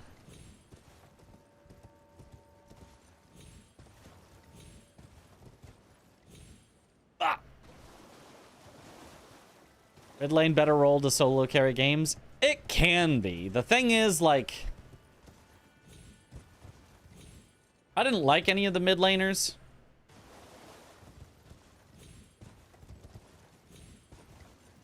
And... you can get really, like, focused as a mid laner. They can just rotate people over to annoy you and harass you, but, like... what are they going to do? Rotate people over because the off lane is getting too many CS kills against their hard carry and supports together? Like, okay, fine. Bring in a or bring in a third person if you want. Like, I don't care. Okay. You're wasting my time here, and now the rest of my team gets to do well. Because I'm just being annoying and getting CS.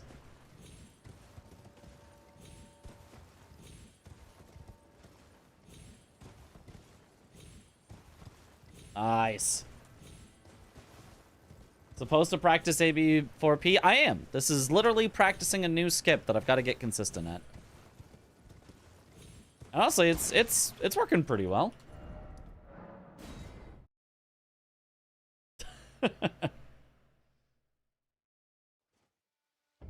My face when my Elden Ring streamer starts making MOBA sound appealing. No. This was back in 2019. I'm sure everything has gotten worse. If my time playing League of Legends, which was always a mistake, has taught me anything, it's that MOBAs never get better. They only ever get worse. Every change they ever make, somehow the game is worse for it.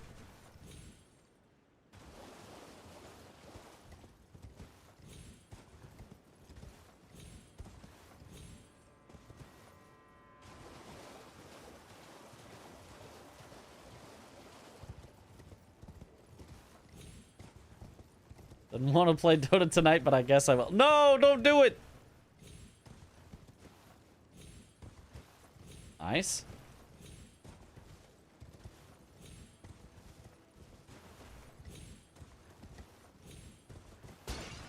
That's just Riot spaghetti coding, true. They added a frog that plays Guitar Hero? How could that be worse? True.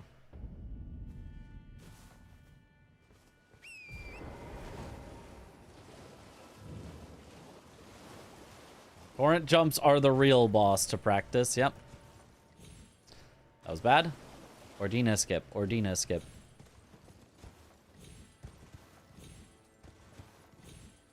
Oh, close though. That was almost a good recovery.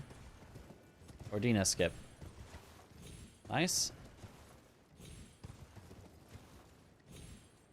Let myself go a little too low there. It was close though.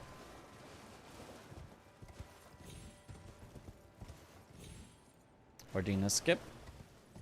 I mean, I was thinking it, but I didn't quite do it right. Ooh.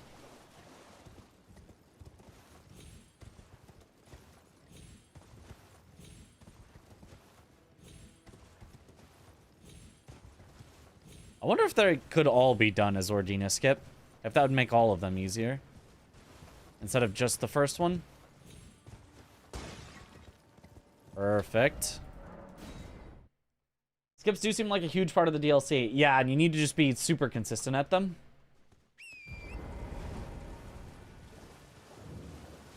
What should I ask this in? It was told and crazy every time. You see my vision.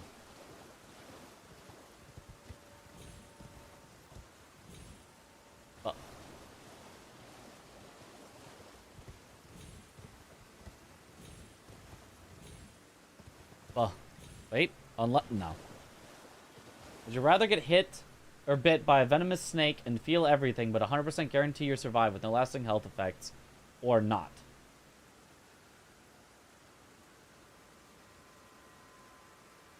I mean, not.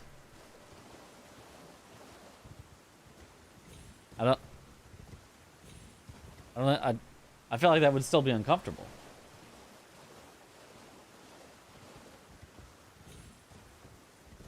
A bit. I'm curious. You can already get bit by a non-venomous snake. You don't have to get bit by a venomous snake and then live. You could just, like, this is, I wouldn't recommend it. Like, this is a thing you could do. You could live your life as a snake handler for non-venomous snakes and probably get bit at some point someday.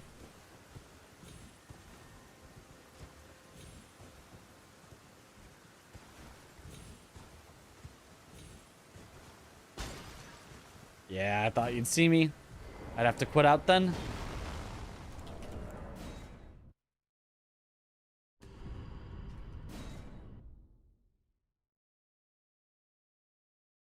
Would you rather eat mashed potatoes or find $5 on the ground? Right now, find $5 on the ground. If I'm hungry, eat mashed potatoes. I would trade $5 for mashed potatoes.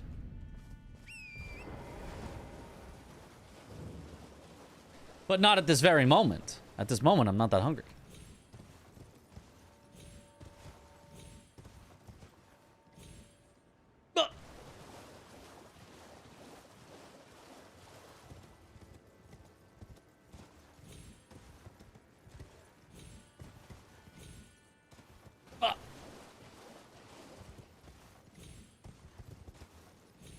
The skip do be tricky.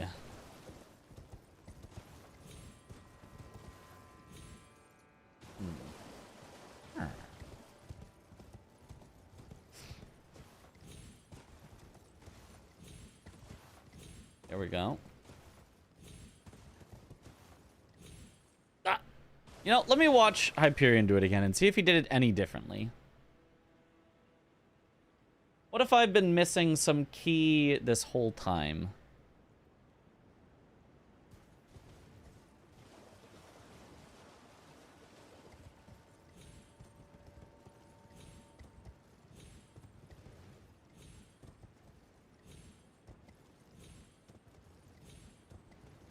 Not really.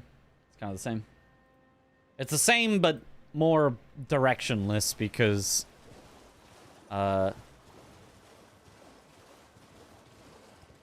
controller, so you can't see what he's doing. He's just kind of going in a direction and getting it to work out.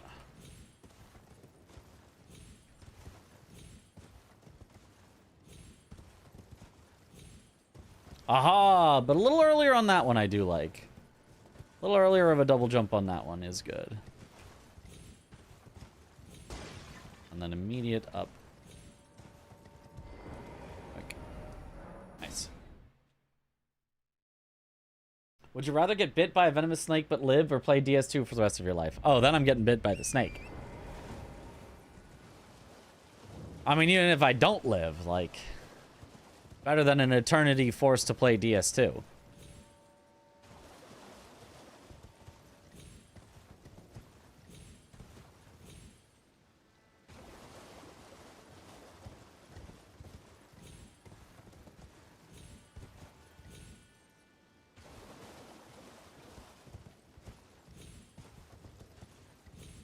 Ah, nah.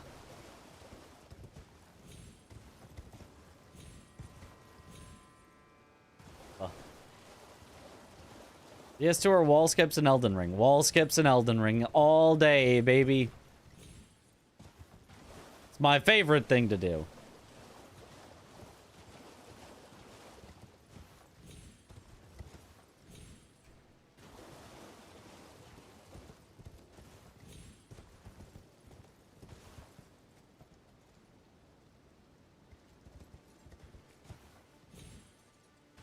So I need to let it get far enough away. This almost is like Lanciac skip, where it's like...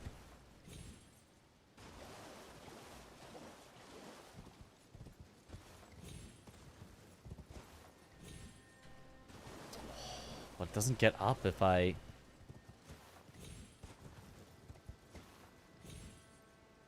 Yeah, I need an earlier... So I need... What are the keys? What are the keys?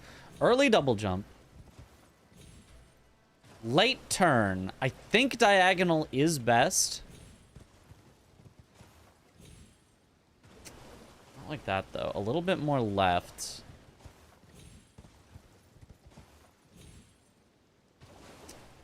Hmm.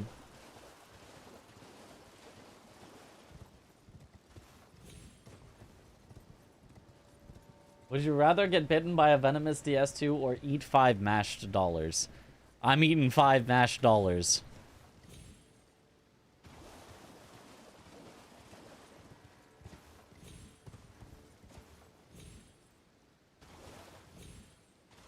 Dollars are probably edible.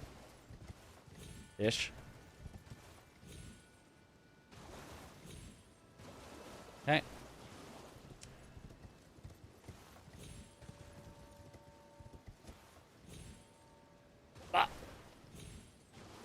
Sometimes foot just does not catch. Not very nutritious, yeah, but it's not like that's the only thing I get to eat for the rest of my life. That's just a one-time inconvenience.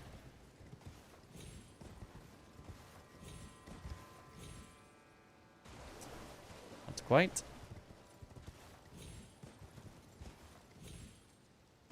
Not quite.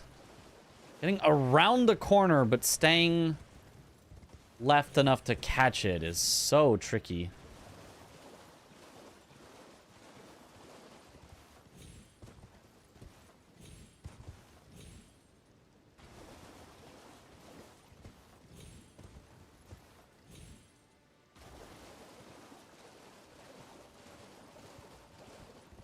I'm experimenting on this jump, so now it's working a lot less than it was before I was experimenting. Okay. See, like, if I do that, it's, like, kind of easier, but it's a little weird.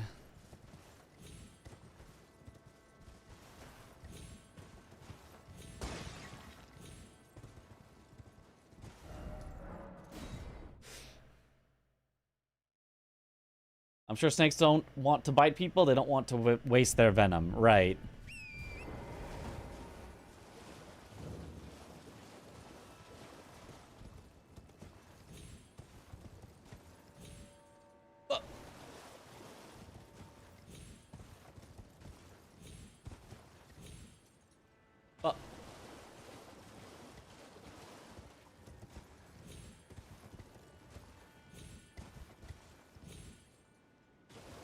Not quite.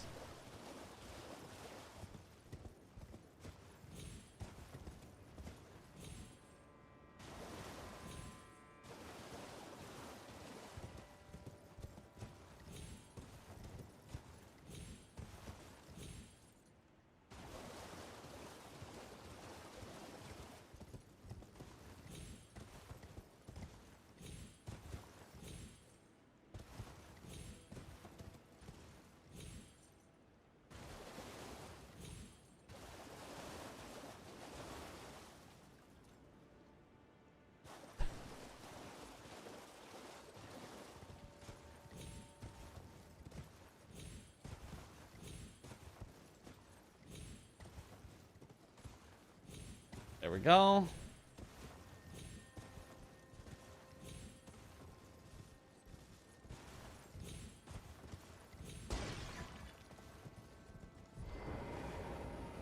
Nice. Okay. But I gotta get it more consistent than this. Now, the cats move faster than snakes think? Fascinating stuff.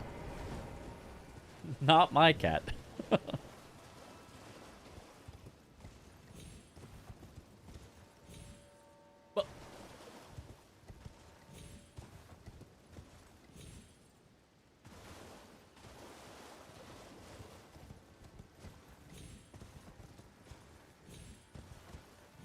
Okay, that was really good. I don't know why it was really good, but it was really good.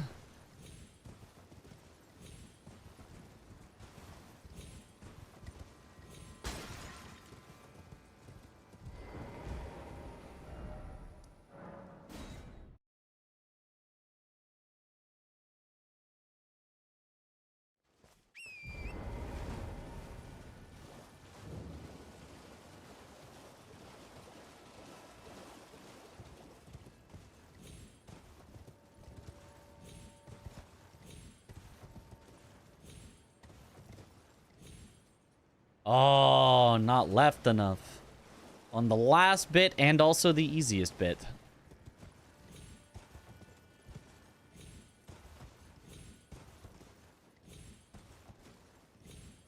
There we go. That was really smooth.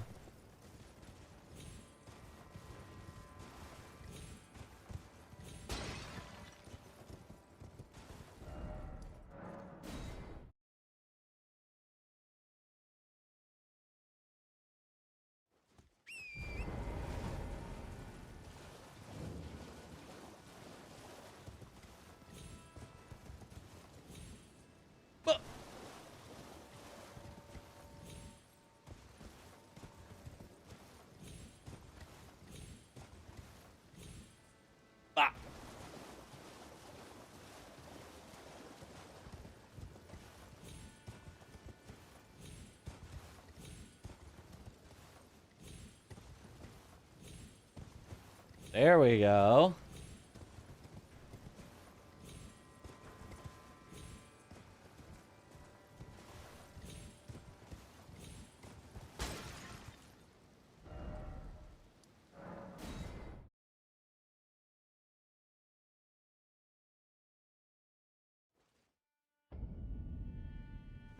What's my opinion consistent enough? 8 out of 10 times?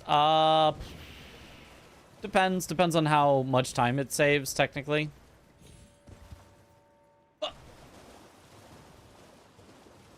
Like, and at which point you fail and stuff like that. But I would say if it can definitely be made more consistent, like if it's not just like it's out of reach. There are some skips that are just out of reach. You just can't make them actually truly consistent. In which case, you're gonna have to be happy with some level of consistency that is less than what you probably want, but as good as you're gonna get. But if a skip can just be made consistent, if everything is just within your control to just do right, then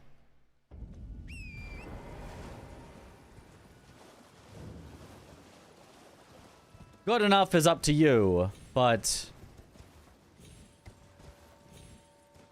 if I can go to almost 100%, then I'm gonna go to almost 100%.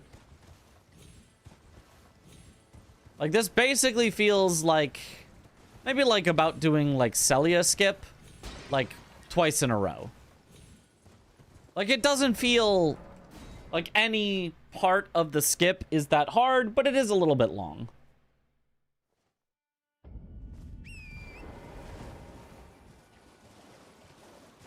Also, no ads on stream. That's very cool. Been hating how Twitch does ads. Well, there will be an ad actually in 3 minutes. You literally can't not run ads. This is not allowed. Every streamer is, well, if you're at least affiliate or at least partner, I don't remember. You have to run ads. They will not let you not run ads. So it either happens when somebody joins the stream, which sucks and makes people leave immediately and stunts your channel growth and everyone complains and is horrible. Or you have to run at least 3 minutes of ads every hour. So that's what I do. Some people run more, and if they do, you know, nothing against them. You get that bag, king and or queen.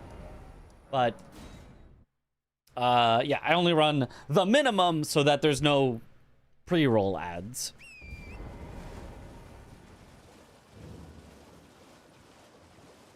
Unless you're a politics streamer.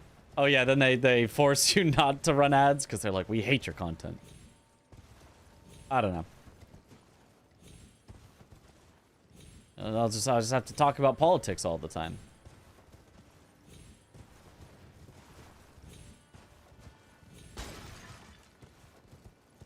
Which will not allow you to run ads in politics, yeah. I mean, planned breaks are very cool. Don't miss content. If you do, streamer can ease it. Yeah, yeah. I mean, I generally just kind of keep going through the ad stuff because I'm usually doing like speed runs and stuff, and I can't exactly pause a speed run, but at least aware of it. What are your thoughts on America's regime?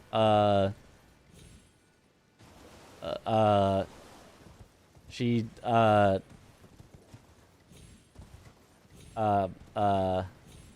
trying to think of a joke that won't, even in being a joke, get people mad at me.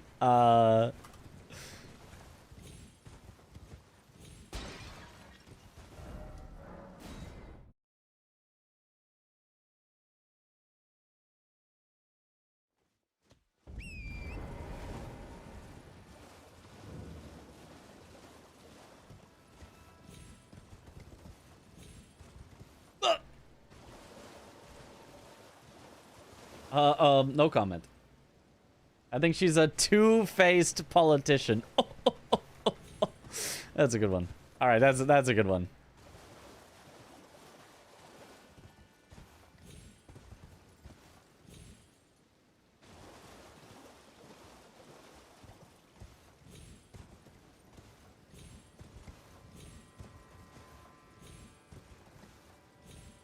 Nice.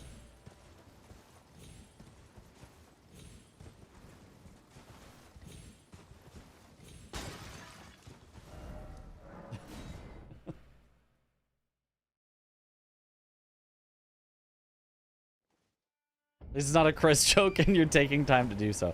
Honestly, like, there's a certain amount more that you can get away with when you just kind of say things Because it's just like, yeah, I just didn't think about that. I just said it.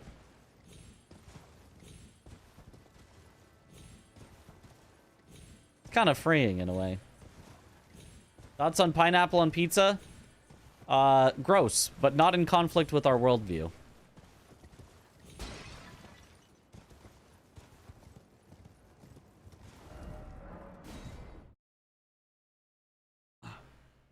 There's the ad.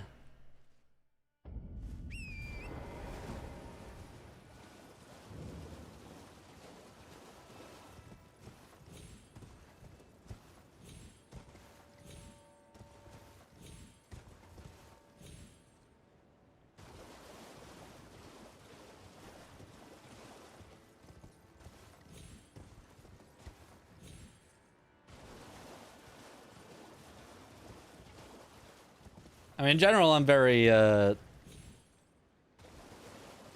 like, it sounds worse than it is when I describe it this way, but I'm very sensitive to textures of foods.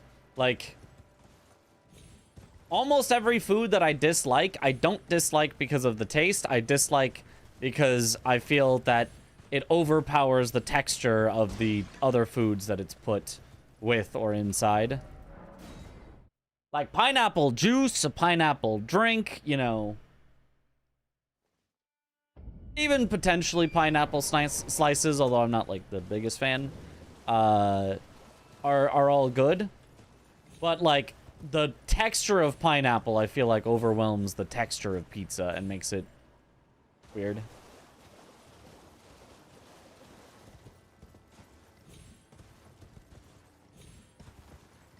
Same to me with like the texture of mushrooms and the texture of onions and the texture of tomatoes, if it's in like chunks of tomato. Like in a pico de gallo or something like that.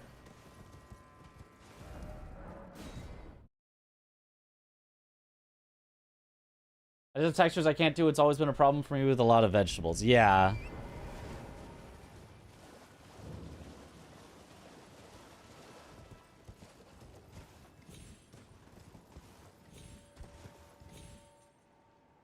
Almost.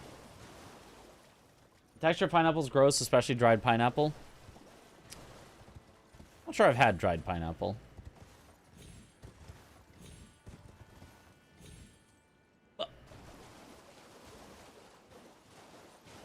Well, you add pineapples, it gives a bit of crunch. I mean, but I'd rather crunch on like a crispy like pepperoni or something. Like the type of crunch that pineapple has is not a good crunch for pizza.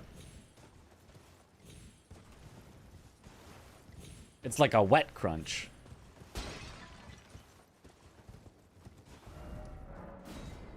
It's like a crunch that doesn't like break. So it's like crunches-ish, but it more like squishes crunches, and then you like bite it again, and it like squish crunches again, and it doesn't. And it's weird. Eggshell has crunch. Yeah, I don't think I would want eggshell either.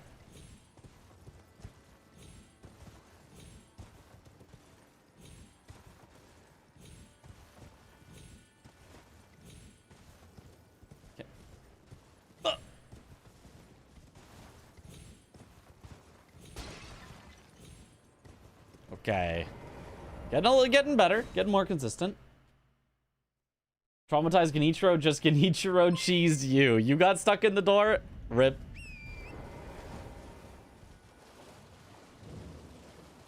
I will not imagine that. Confirms he's anti-egg. No, anti-egg shell. Very different. And you know what? If there was eggshell in my food, I probably wouldn't like it.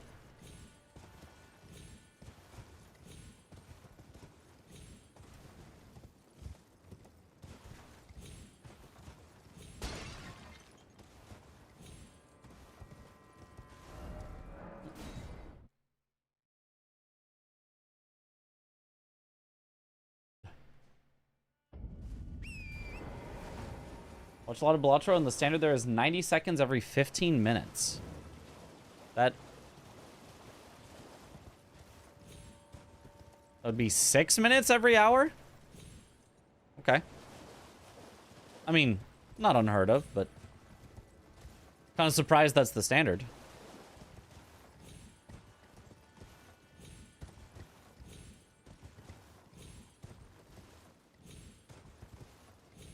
I figured the standard most everywhere was 3 minutes an hour.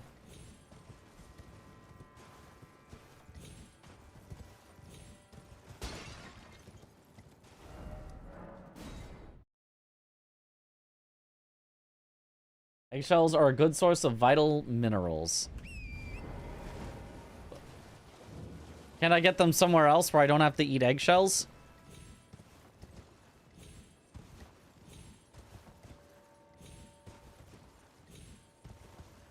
Nice. See, we're getting better. We're getting better and better. We're getting to the point where I no longer really have to think about it that much, and that's a good spot for it to be.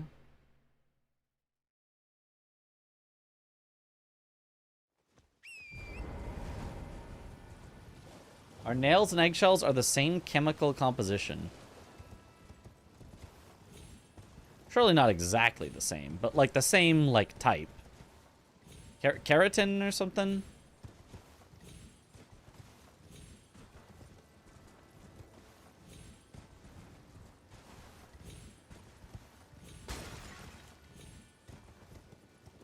Nice. Not exactly, but largely. Gotcha. Yo, it's TFT! Thank you for the raid. Welcome on in, Raiders. Okay. Oh, almost, almost.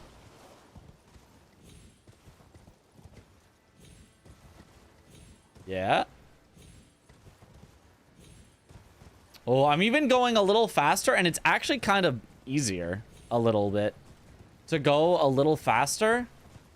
Instead of like turning way in towards the wall and then having to turn all the way back out, you just kind of land and go. Yo, thanks for the good luck. We've been practicing a skip for like an hour. But sometimes when you discover a new skip, and by discover I mean get linked to new skip, sometimes you just gotta practice it. Hi, Mitch. Good luck on the real sun at SGDQ 3. Yo. Thank you for the good luck. Yeah, see, there you go.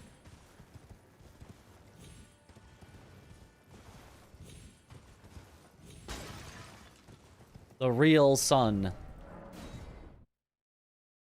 Also, yo, Mustang Panda. Yo, thank you for the sub. Welcome back to the bunch. Enjoy the emotes.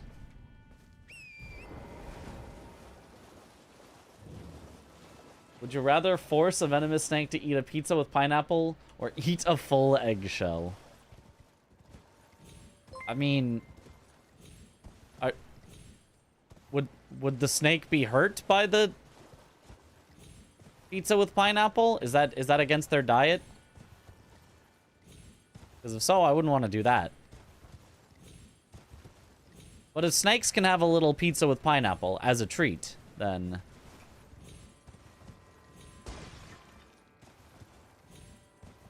I'd rather feed the snake than have to eat an eggshell.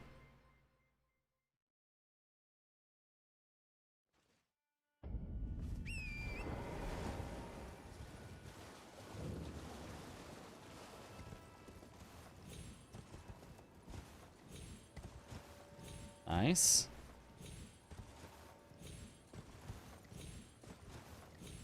Oh, that was smooth. We're schmoovin' on it.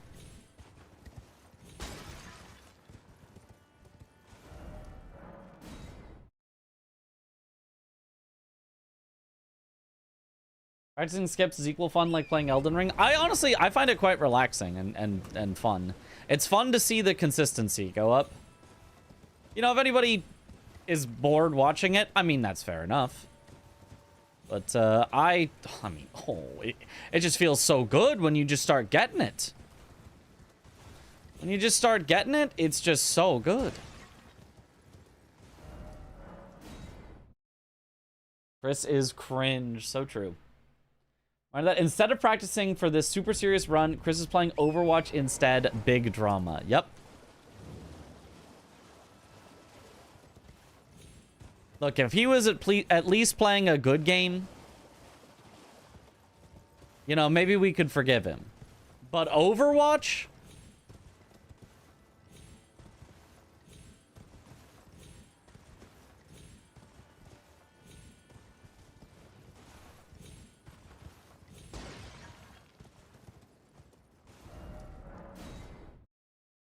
I should call him out at SGDQ mid-run. Look, I would.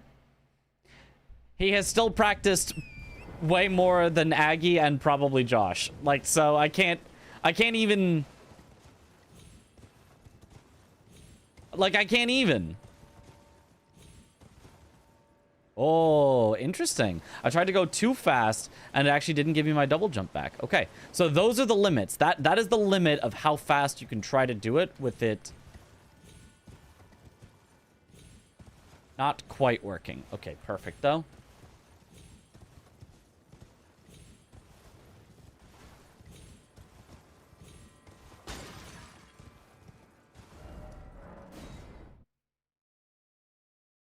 Chris Wood, just wait until the new Pokemon Champion season come out. Then they'll be doing that instead of practicing.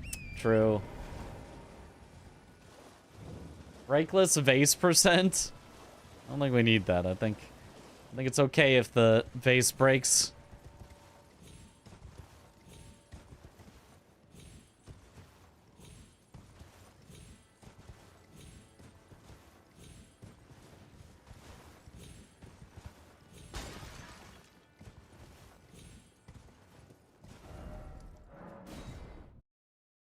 How much eyes do you have at the skip before going the normal route would have been faster? Don't know.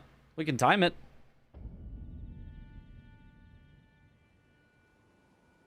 Okay. So we'll just time doing the normal way.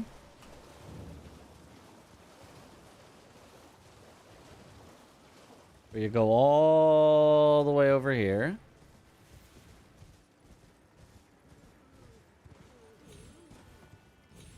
And then I mess up and take longer the normal way. Go. And then you go up here. And then to make sure he doesn't see you, you do a little double jump here. Let Torrent settle so that he doesn't fall off. Double jump over this way. Get up. And now. So that was 45 seconds.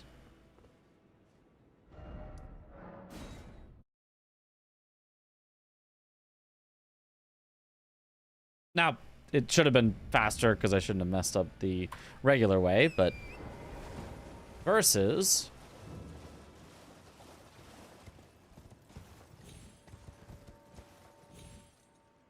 one miss.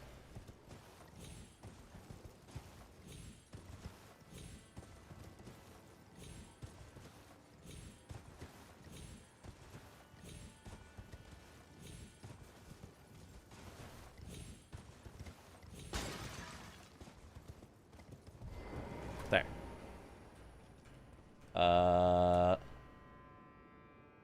About 30 seconds.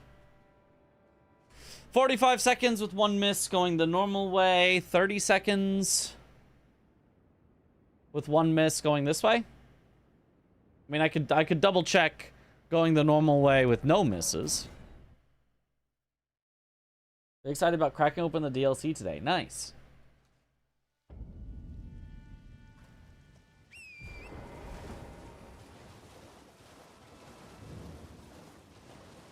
Chris is a sweetheart, but has little brother energy, so I must dunk on him. Yes, it is required.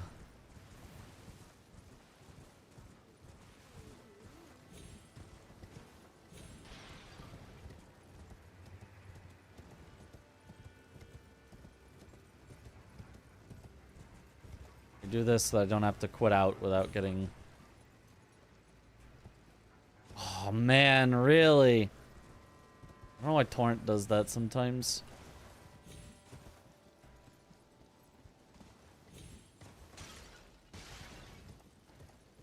Slightly lesser miss, but it's still a slight miss, and that was... That was still 46 seconds? Did I time the first one right? Oh, it was... Oh, what? Hold on. Retime.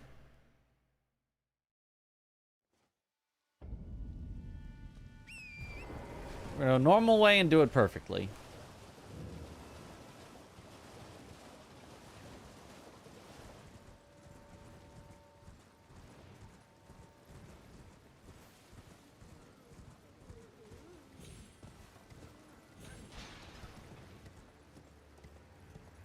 Well, let's even say that I find a way to just avoid him, right? Let's not even do the little safety skip. We'd get up now, which is 34 seconds. Let's assume that I get by him safely, which is kind of a bit of a tall ask, and then we'd be fine. So 34 seconds going the normal way. Like, fully as fast as possible, no extra skips for safety, and then he's gonna be chasing us, and it's gonna suck. Versus...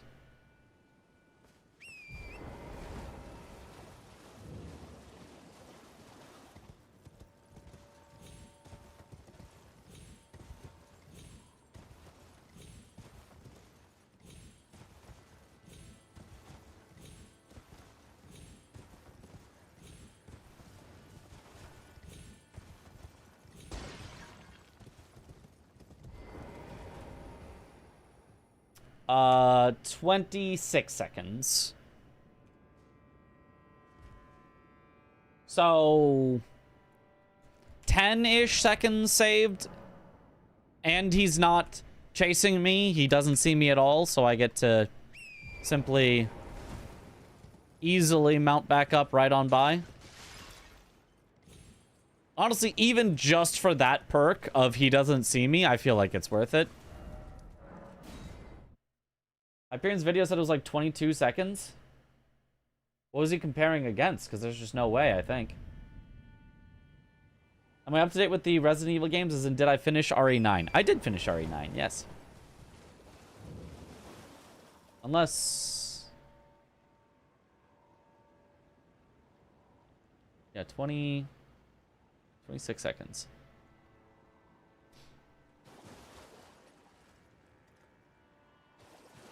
I mean, technically I had to do a whole extra 2 jumps on Torrent.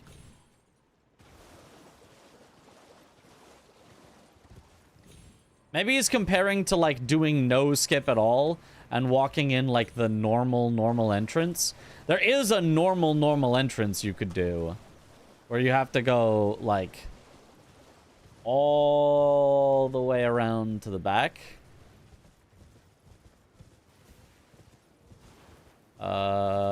Where even is it? Yeah, all the way around to the back in here. Climb up this way. Maybe this is what Hyperion said the 22-second time save was compared to.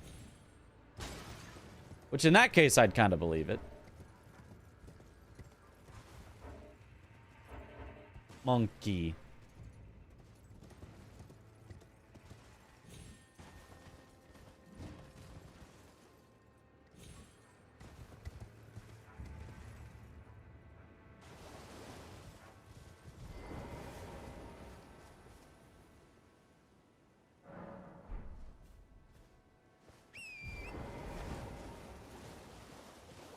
I think it was the length of the skip. Oh, the length of the skip was 22 seconds. Okay. Well, it depends on where you're counting from. I was trying to get a consistent starting point for both. Because for both, I would have just warped in. So that's why I started at the warp spot. Yeah, I mean, I guess if I missed it like 3 or 4 times, it would end up slower. Probably. Like, I could imagine it taking like 5 seconds per try at this.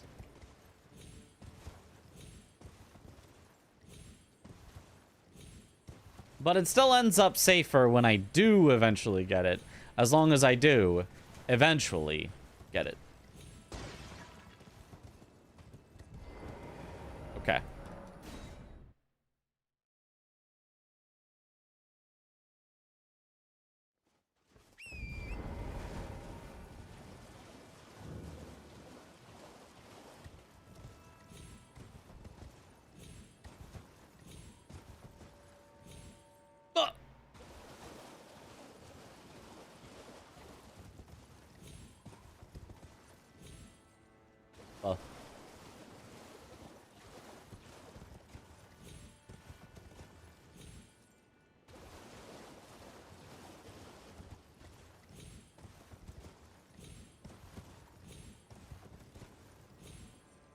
Oh.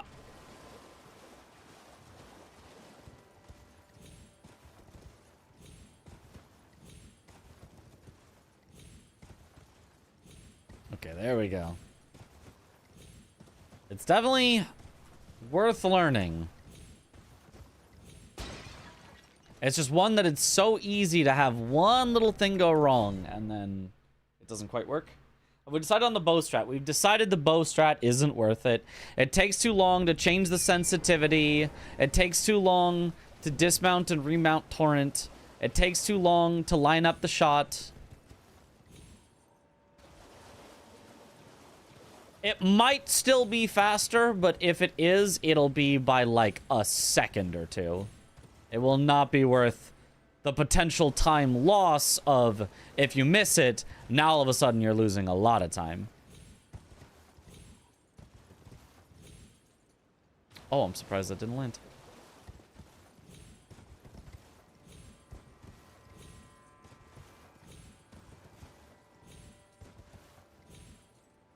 Okay, that one's really surprising that that did not make it. That felt like exactly what I was supposed to do on the end there.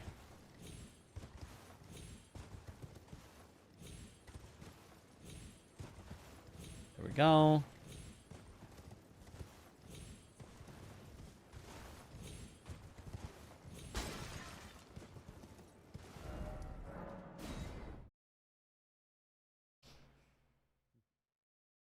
No cool bow strat. Just practice it for a bit and got it already. It feels pretty nice when you get it, like you said. Yeah, yeah. It's definitely one that, when you get it, when you get it down, it feels nice. Feels fast. Honestly, it feels faster than it is. It's like, of course, this is much faster than going around. And it's like, well, it's actually only like 10 seconds faster than going around. Because it feels like this is like so much faster than going around. But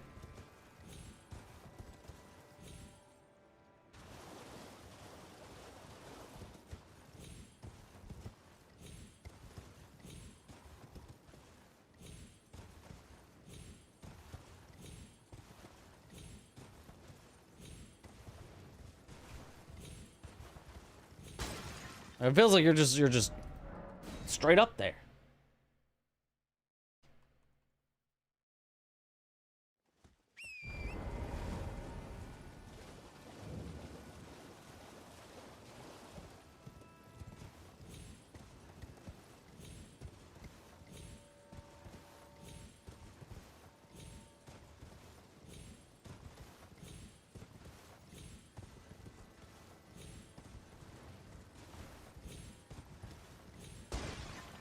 Okay. Okay. You partake in the bingo league. Does it mean you can't compete in the DRL league? Nope. Roma got third place in DRL and is in bingo. Chemist, I believe, was also in DRL and is now in bingo. Aggie was in DRL and is in bingo. Although he got out relatively early. Got a bit of an unlucky roll on opponent early on. Whoops, what am I doing? That almost worked, but that's not where you're supposed to go. That was some bad autopiloting.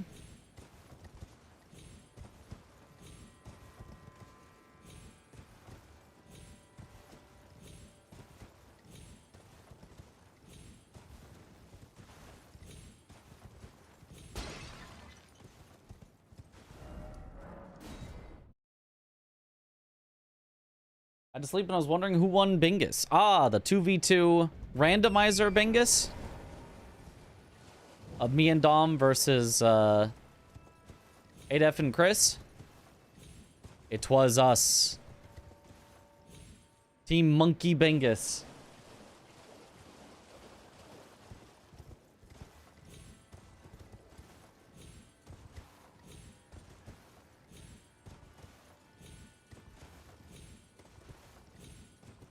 I had a team name ready to go no matter what pair of people got picked. It was Positive Vibes versus Monkey Bingus. But if it had been me and Chris, we would have been Monkey Vibes versus Positive Bingus. If it had been me and Adef, it would have been Positive Monkey versus Bingus Vibes.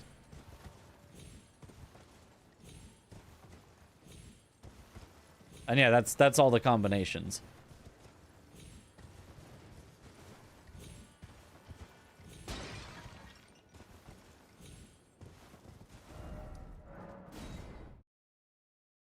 Spoiler! Oh no!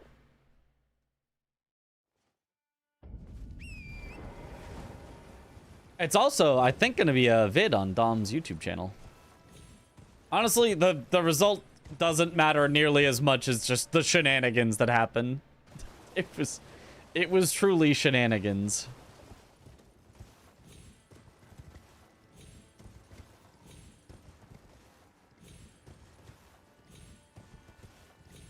Well, okay. Remembered. Good.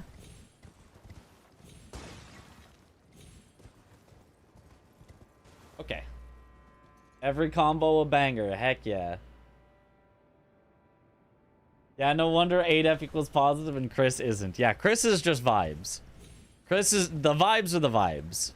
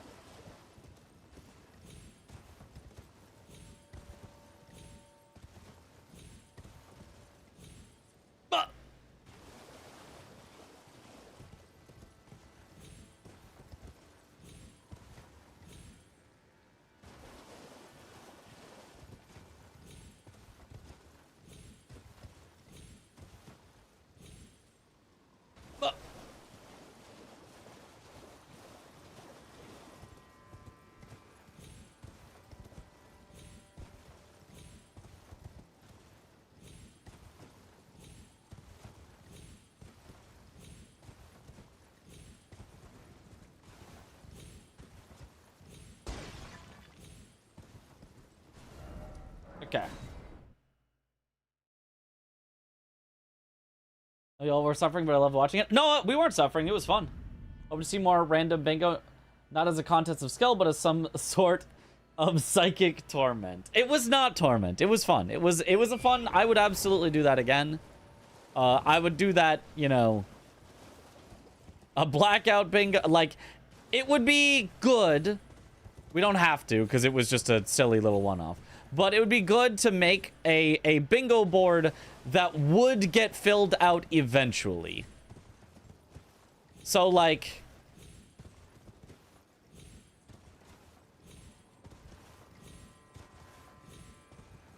You know, make sure that every item that there was to get could be found if you checked everywhere in the game within, you know, a certain number of possible things to check.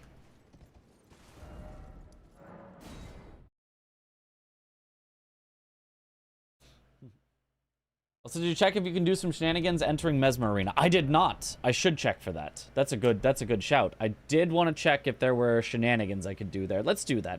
I think we've got enough practice here, so I'm gonna go to Dark Chamber Entrance. This only works the first time we open the door, so I need to make a save here.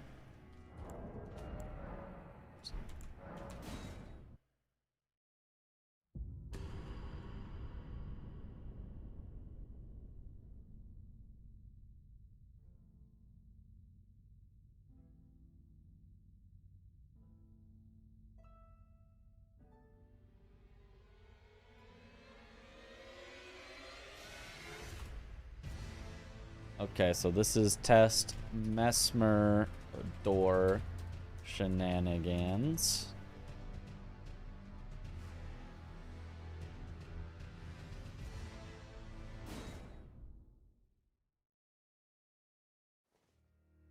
Okay, so actually I need this Grace touched. I just did this one earlier, but and let's say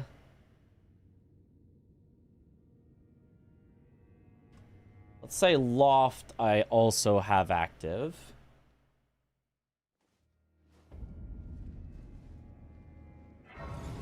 Vesper, foe of my beloved people. And so the idea is, let's say that while I'm here and I want to just warp out, I instead first start opening the door, warp to Loft. When I do that, it puts me in the Mesmer fight. I quit out, and then am I still at Loft?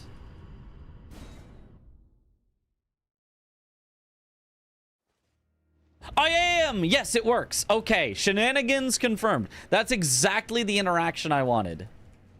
That is exactly the interaction I wanted. I don't even have to fix my splits or anything. I just have to remember to do it. So if I scroll down in the splits, you can see... I do Loft. I do the statue skidoo. I do the dark chamber. Oh, and then I actually was gonna go back to back section, but that works. I start opening the door, I go back section, and presumably the same thing happens. Let me load the save once more just to make sure. Let me test it with the back section.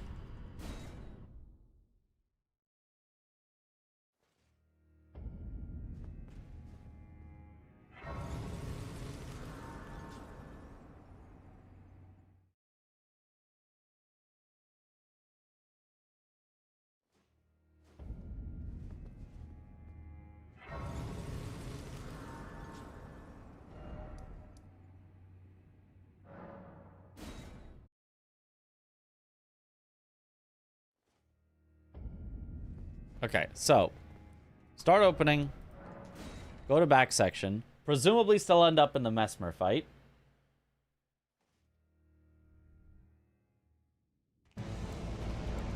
Put out.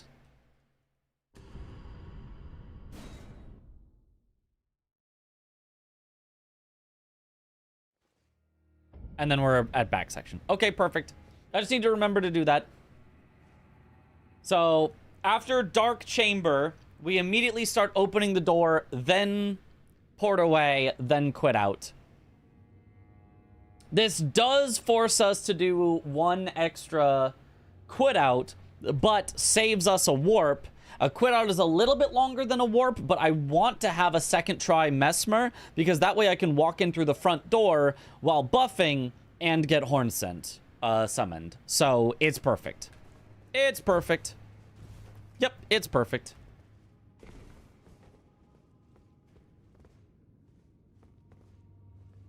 You try West Rampart? What do you want me to try about West Rampart?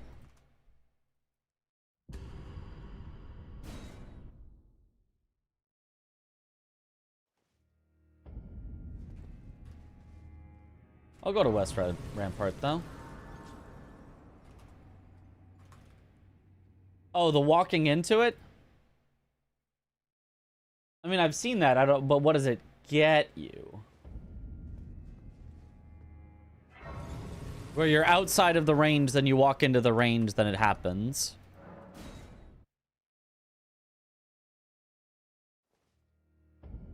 Have y'all felt the terrors of Jinxie viewers flood here? I saw Domo and Aggie complaining about it. We've had, like, maybe 5. Which I didn't really care. Because if you go here, watch this.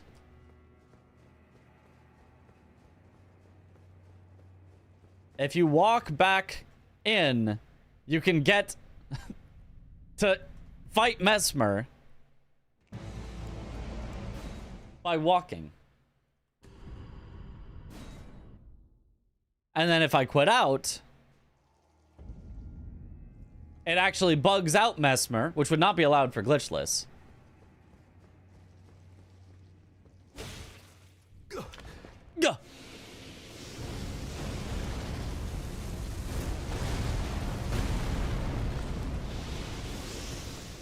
His second phase still activates, but it does bug out his first phase.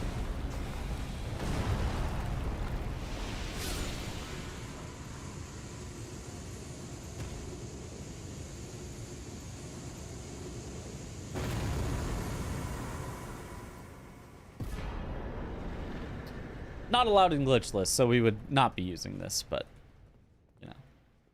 Wait, can you not fall off this? I thought you could jump into the void. What the? That's a solid wall?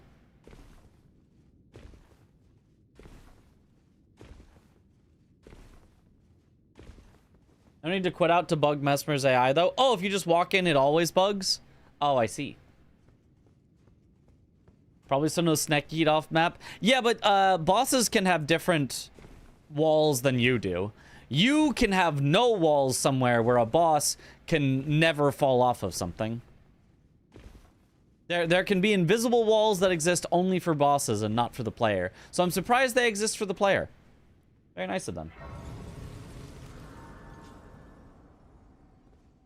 No need to abuse AI bug is what I mean. You can fight Mesmer after warping into the arena.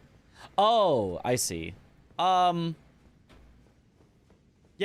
but then it would be coming from the cutscene, which is still not what I want.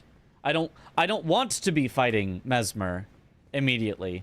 I want to be buffing out of the front door and then walking in and then summoning Hornsent at the entrance. I don't want to have the cutscene activate and then I'm here, and then if I want to summon Hornsent, I gotta run all the way over here to summon him, you know? So. Thank you for the hydrate. Cool, useful tech. It can be. It can. There might be a way. There might be a route that makes use of it. But for now, at least, the making use of it for a free warp that we were going to do anyway that saves us a warp later is already a good use of it. So I think we're already in a good spot with time saves for the Mesmer door. Was there anything else I was trying to look at that for this run that anybody can remember? We've looked at trying to shoot the rock. Doesn't really save time. It's a little too finicky. We've now looked at a skip up to Two-Handed Talisman, which I didn't even know about before. We've looked at the Mesmer warp, which works. Is there anything else?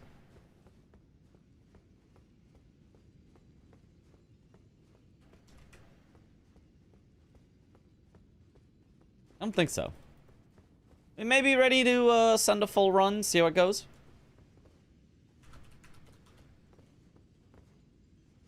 Would you say the practice is going okay? Or the sum up of all of you could be better? I would say my practice is going pretty great. I've redone the whole route to be even faster. I've you know, gone through it. I've made tons of changes. It's great. My consistency still is not there yet. I still have not gotten a below 3 hour solo time, which if we want to get a below 3 hour combined time, that means each of us has to get a below 3 hour solo time, and then we all have to do it in the same run. And I haven't done that yet. But my overall preparedness is pretty good. How does end times line up for y'all? Got a few runs, but never the end. We end at exactly the same time, on purpose. It's the only way to have it. Okay, I'm going to fully close the game and fully reopen it. So that way, I'm sure Tarnish Tool is not still attached. I don't think I saved any changes to my splits, so I'm going to close it real quick and reopen it. And I think we'll just do a full run, and I'll tell you if there's anything else I want to change as we go along.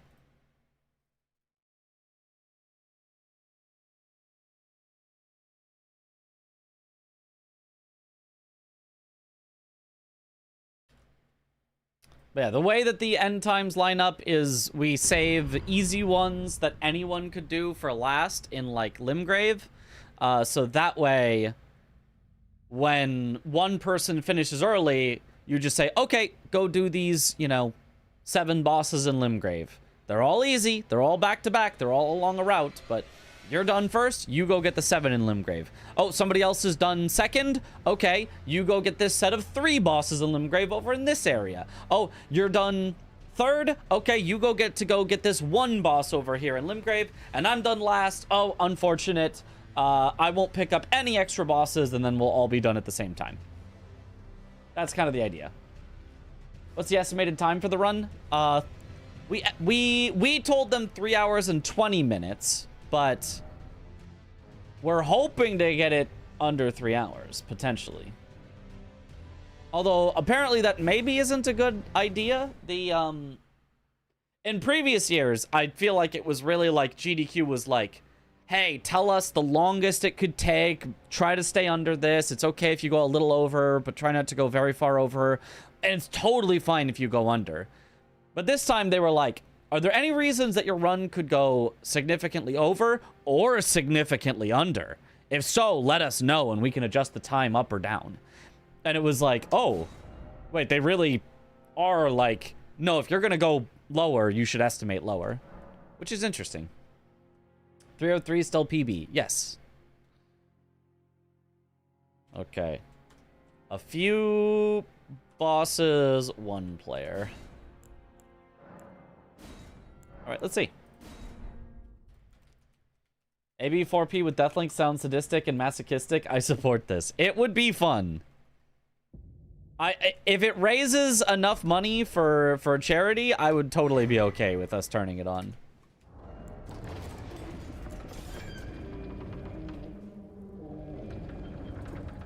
Oh, thank you for the good luck.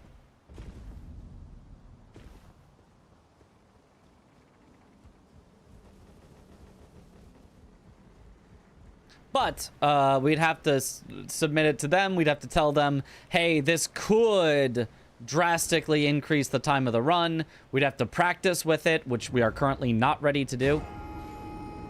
Oh, whoops. I was supposed to kill Grafted Scion. Restart. I forgot. Me when I forgot.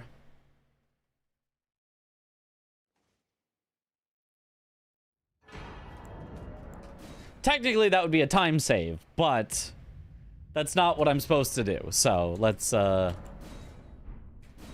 it right.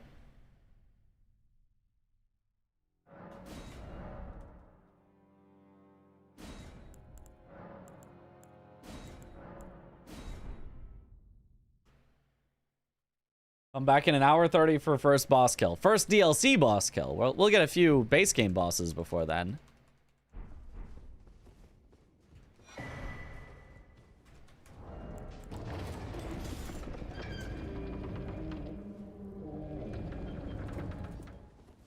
Talk with the others about doing blindfolded. Yeah, I mean, I've brought it up. I've posted. Should we do that? But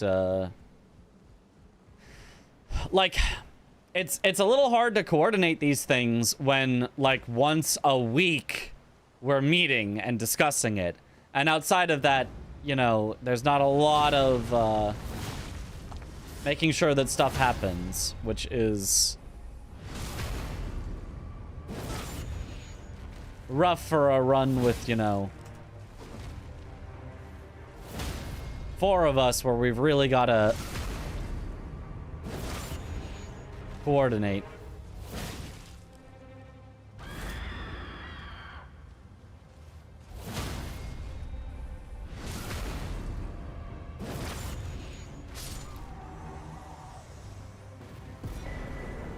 Yippee! Is it 2.2 DLC base? It's 1.5, 2.5. Oh, those are just overwatching what you're doing.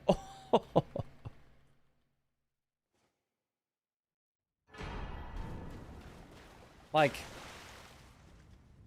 if I had my way, the 2 incentives that I like are Deathlink or blindfolded bosses. And I like blindfolded bosses more. It feels more GDQ, if that makes sense. It feels more like something that people would that don't know would really like to see. Whereas Deathlink, you know, I don't know, sounds as, like, normally? Like, sounds as impressive to somebody who doesn't know what the heck that even means. Like, it feels like it maybe needs a little explanation. Oh, what up, Chris? I don't know what your boss would be, though. Yeah, I don't know either.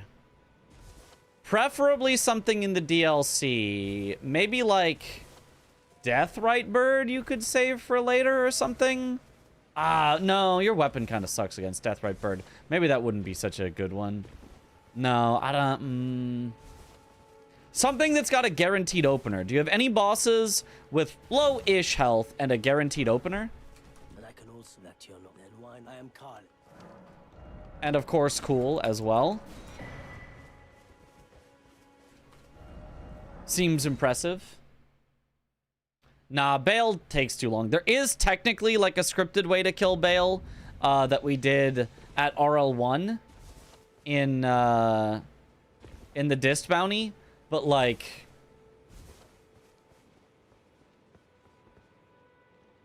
as far as I remember, it sure did need a lot of sight.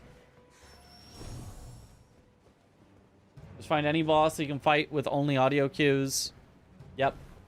Not relying on script cringe. I mean... I'd be down to have some non-script, some script.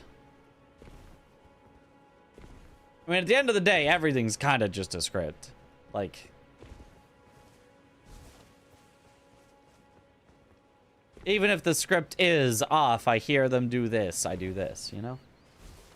Script slop.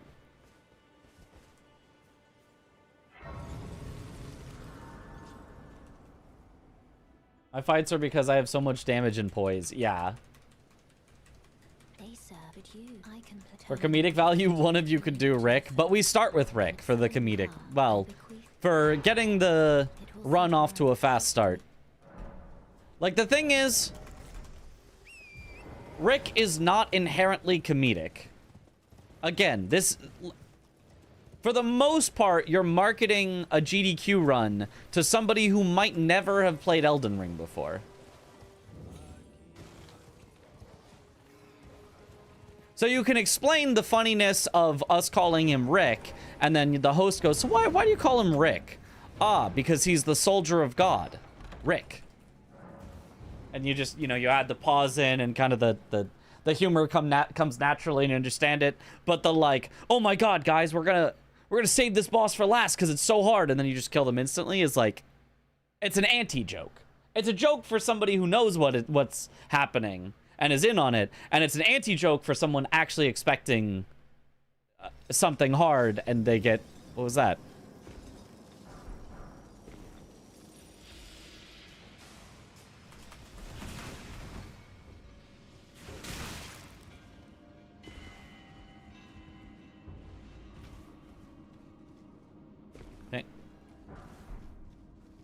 I think most people tuning in and to watch have played the game. Probably not. I mean, it is possible because Elden Ring is a popular game, but most of the games in GDQ get about the same amount of audience as the game before it and the game after it, because it's based on who is available at that time. They're just going to watch every game that GDQ is on at that time because it's a fun marathon, not because they've specifically watched that game or played or watched that game before. It really gets people to watch games they haven't played before. And I think that's the most important audience to capture, is the audience that has not seen the game. Because the audience that has seen the game, of course they're going to love it.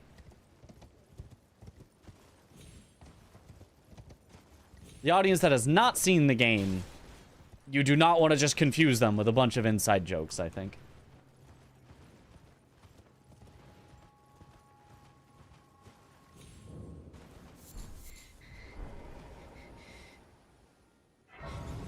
That was, not a great Celia skip, but we got there. I think blindfolded is an icon of GDQ runs, so it's easier for someone to hear blindfolded boss, and all you need is the vaguest idea of Elden Ring Dark Souls to know that it would be interesting to watch that fight. Yes, and the literal most viewed instant of GDQ a few years ago, I don't remember exactly which one, the most viewed instant was my blindfolded kill of Malekith when I did Elden Ring any percent glitchless and added in as an incentive Malekith blindfolded. So it absolutely works as an incentive to get people hyped about it.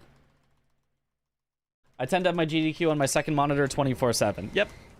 A lot of people do. Hyped to watch 8F's Balatro run too. This SGDQ is going to be great. Yeah, it's going to be a lot of fun. So Millennia blindfold is what you're hearing. No, that's not what you're hearing.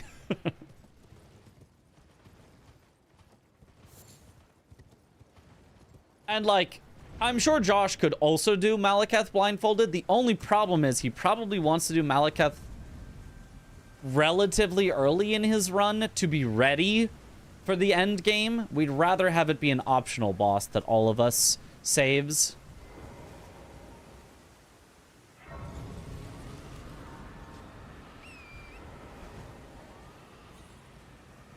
And we have to actually find 4 bosses that would be fun, interesting, but most importantly, consistent to blindfold.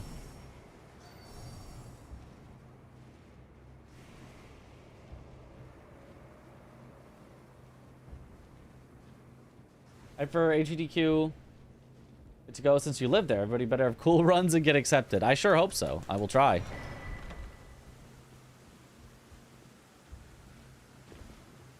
You live where the new venue is? Because it's no longer Pittsburgh.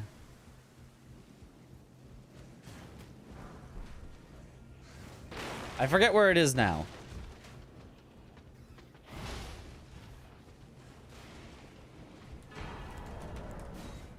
Atlanta, that's right. DTS is not an option. Not an option for what? DTS is done, but not by me. Oh, for a blindfolded boss? Oh, no. Much too early. And much too not optional. Like, the example, my boss is a perfect boss, which is kind of what gave me the idea. Putrescent Knight. Remembrance boss, optional, feels very late into the DLC, so feels very, like, big and impactful and rewarding. But I could do it at any time. If the blindfolded gets met early, I could just, you know, effectively send it there. At some point, technically, my route would, you know, get there whenever or whatever.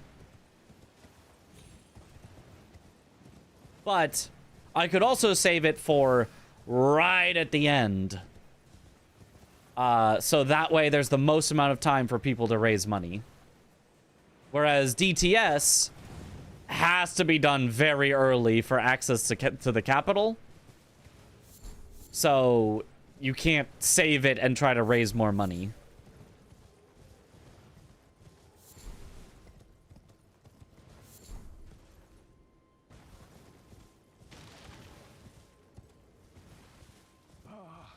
Welcome.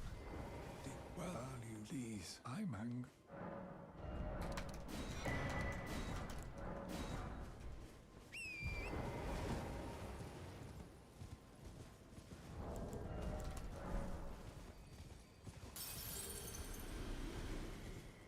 Could Chris do Red Bear blindfolded? Almost certainly, I think he could. I feel like it yells enough that you could tell what it's doing. I don't know if that would feel impressive enough.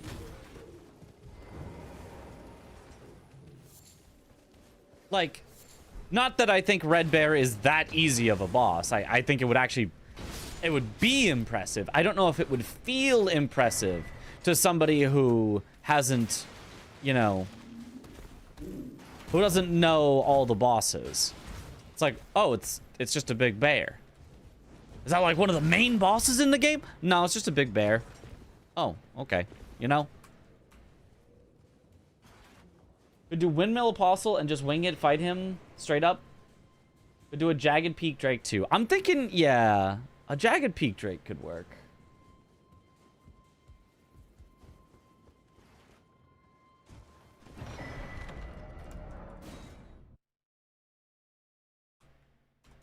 So you wanted me to carry him in Dota earlier. I did not say that. May I have a word? We did talk about Dota, and I did say that you wanted to play some Dota with the squad. But that you guys usually, apparently have already played while I'm streaming.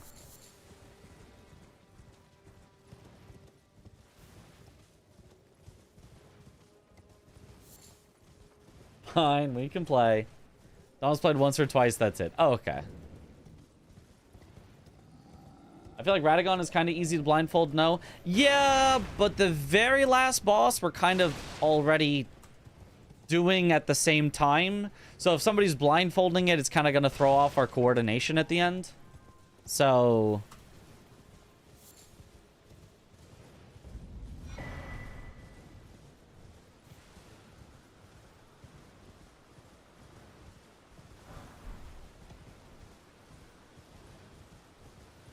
could try BBK. Could. I mean, you only do Bale as a remembrance, right? You could you do Rolana? Do you think you could do Rolana? I can give you Rolana. That's a remembrance boss that, like, is certainly impressive. Frick no, that's kind of what I thought. What if there's an easy strat? What if you just don't know it yet? If you could do Rolana, I feel like that would kind of be perfect. But I mean, I wouldn't want to have to do Rolana blindfolded. That sounds horrible.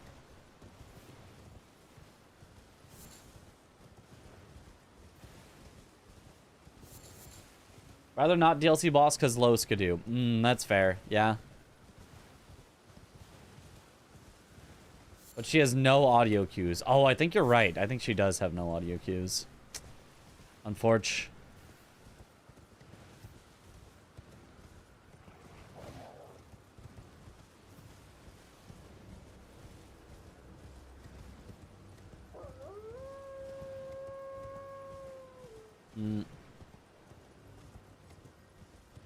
What remembrance bosses do you do in the base game? Like, if we kept it to remembrance bosses, I think that would be potentially cool.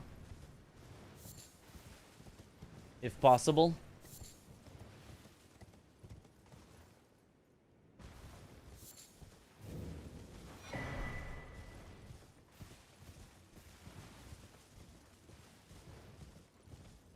Don Moog, that's it. Okay. Makes sense.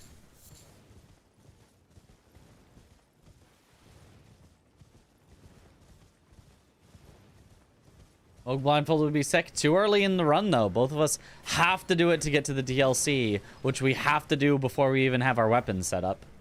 Because both of our weapons are in the DLC. So we couldn't even consider that. Surprise no matter. Why don't... Oh, but don't... No matter. This guy not a fan of the mother of fingers.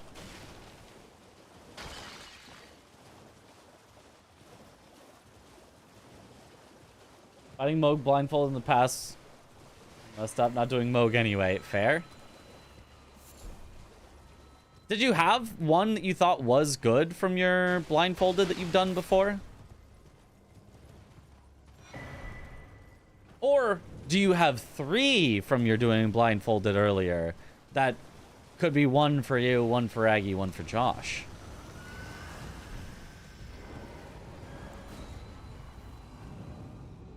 Your favorite weapon is Godskin Peeler. It's neat. Fire Giant was all audio cues, but phase 2 was annoying. Oh, yeah.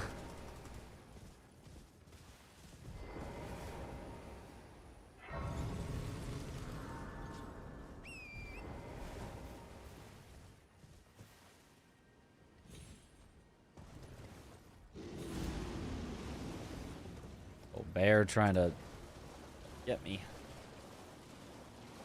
Malekith definitely not good for blindfolded because phase 2. Well, Malekith is really good for blindfolded because you can just script it because he has no health.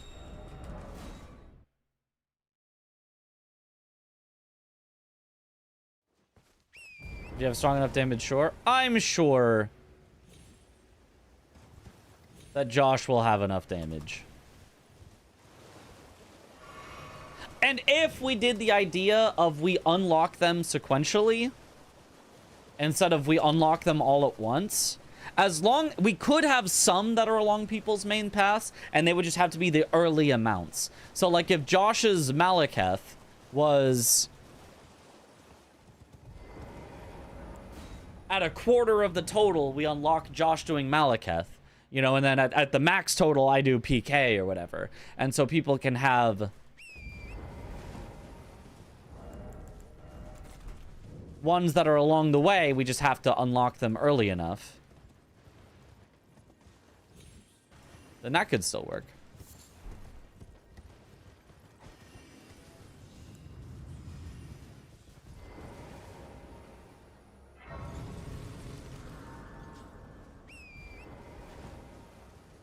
Which could easily do Fire Giant blindfolded.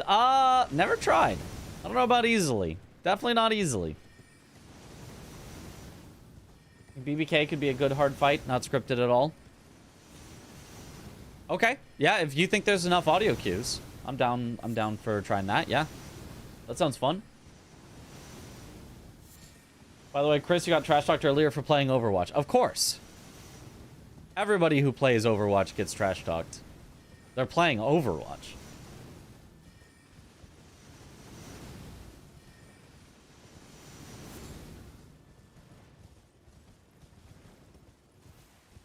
Used to play Overwatch all the time. I did not. I have played, I don't know, a little bit of Overwatch when it was in like beta.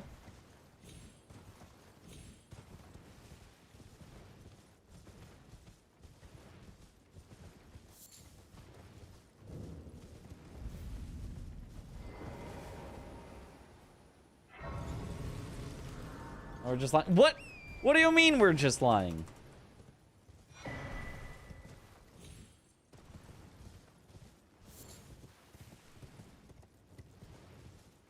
Overwatch, formerly known as Overwatch 2. They made a second one? Wow, I bet it was so good. I bet it had like a whole story mode and like a bunch of new stuff that they added, and it was so good they made it again. Surely it wouldn't be just they changed it from 6v6 to 5v5, cutting out one tank, which was the fun role. So now there's just less fun role and more not as fun role. Surely it wouldn't just be that.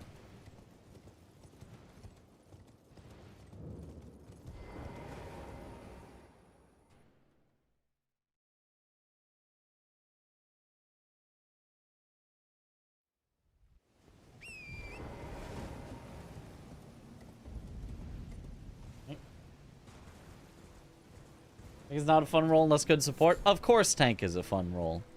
You get to live and do things.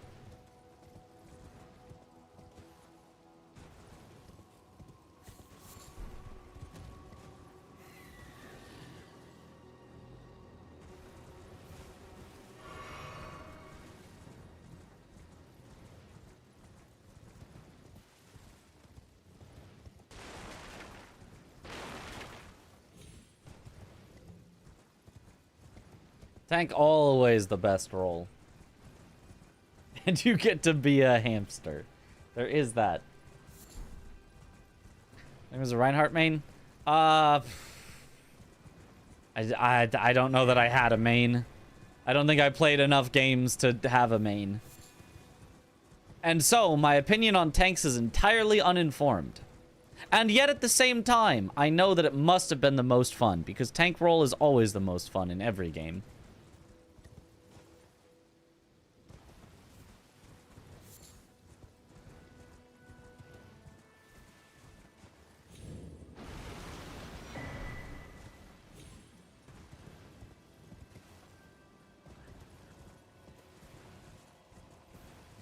For some of you look up a bit, it's easier to land it. I just noticed. Skip, you practiced before. Oh, because if you look up, it doesn't push your camera away from the wall as much. I wonder if I was doing that on accident, because I was getting a lot better at the first jump. So it would be Godskin Noble instead of Apostle. I guess I would.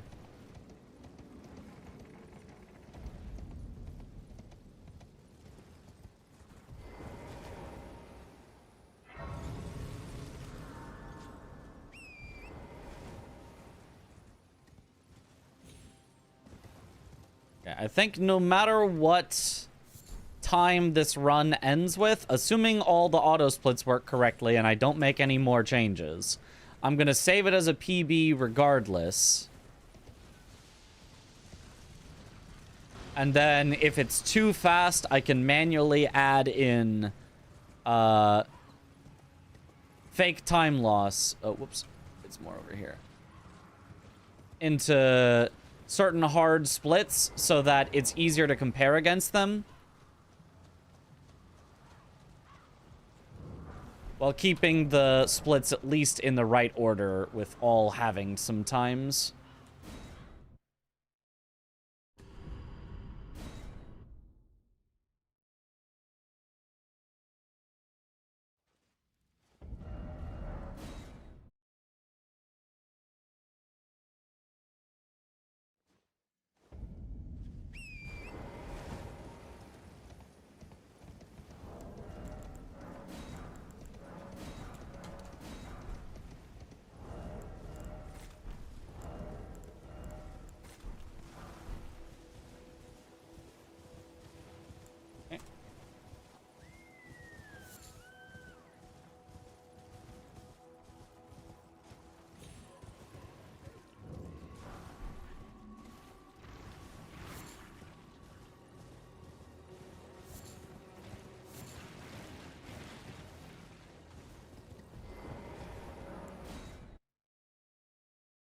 You need 4 freeze grease? Holy. No, but it gives me 2 tries at Radon and 2 tries at Moog. So I get enough to do 3 tries at Magnus, 2 tries at Radon, and 2 tries at Moog. And that's what I craft for.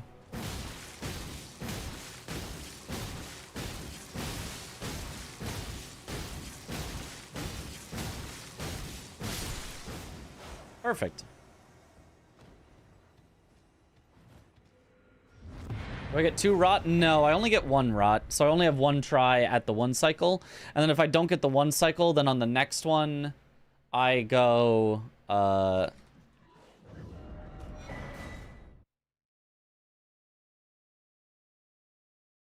go with just freeze.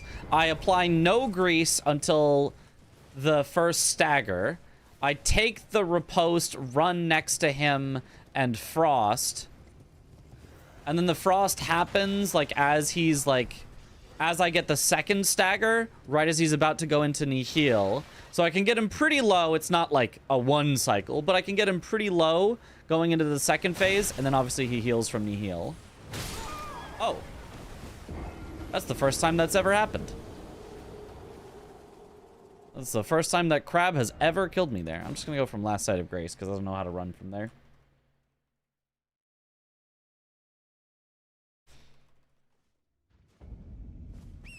I've never seen that before. Crab. I don't even know how you would possibly avoid that. I don't think you could possibly avoid that with having to grab the stones.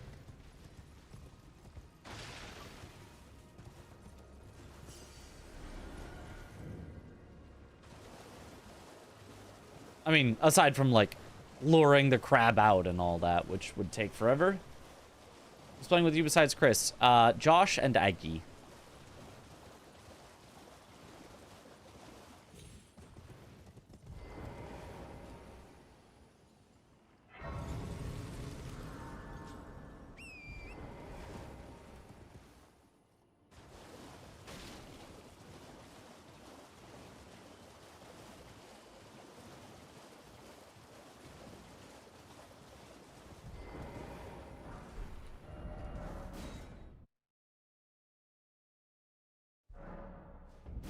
No strength.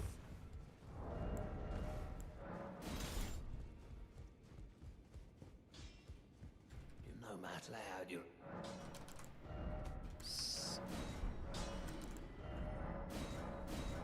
It's almost certainly better to pop that rune while riding than to sell it.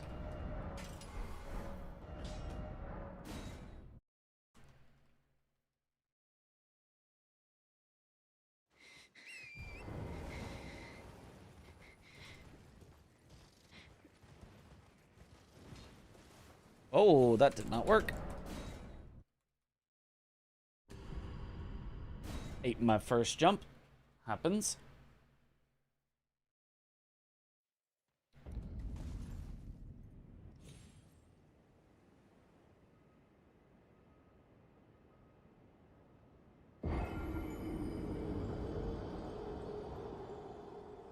That's never happened at AGDQ before. Spike Bonk is your weapon of choice during the whole run? Nope. Just to get me to the DLC. I need something strong enough to get me to the DLC. And it turns out this one is the fastest way to get to the DLC that anyone has found.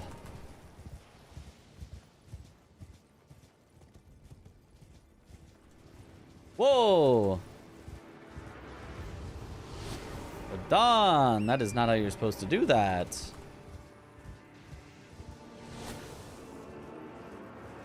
Okay, please. Okay, good.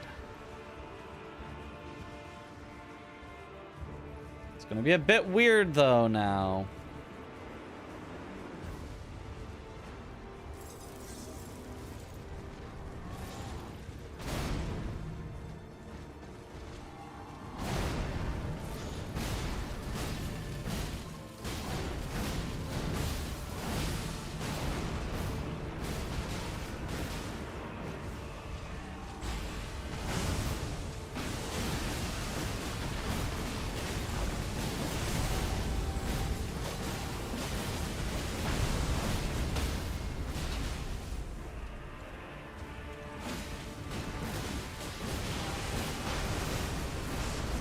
Ah, that's so unfortunate.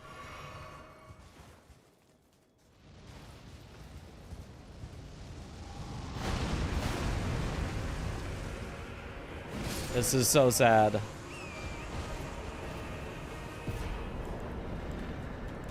Unfortunately, there is RNG on whether you get the one cycle because you summon the NPCs to help. And they can either hit too much, which they did there, which caused him to stagger early, which lost me one hit. Or they can hit not enough, which they also did there at the end to not do enough damage to cause him to die.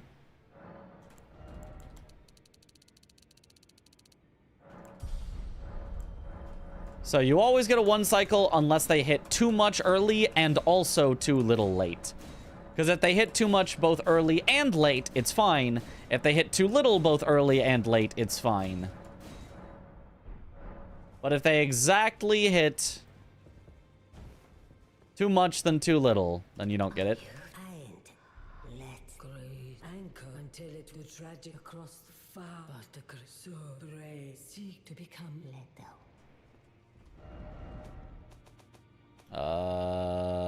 Fallen Runes. Forgot where I was warping to. Lessons don't use summons. Well, it's still you have to use summons to get the one cycle at all. If you don't use summons at the damage we're at, I believe you just are always a little short on damage. I think you can still get the stagger, but I think you just end up a little bit short on damage.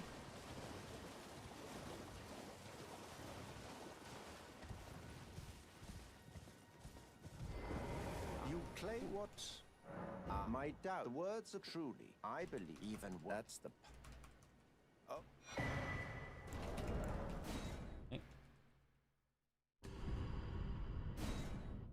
Interestingly enough, never played Hollow Knight, but have played Silksong a ton. That is interesting. I like Hollow Knight a lot. You have a. I wish to a knight luminary. So. I also like Silksong a lot. Silksong's got higher highs, but lower lows.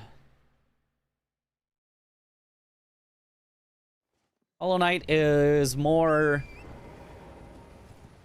consistently enjoyable throughout.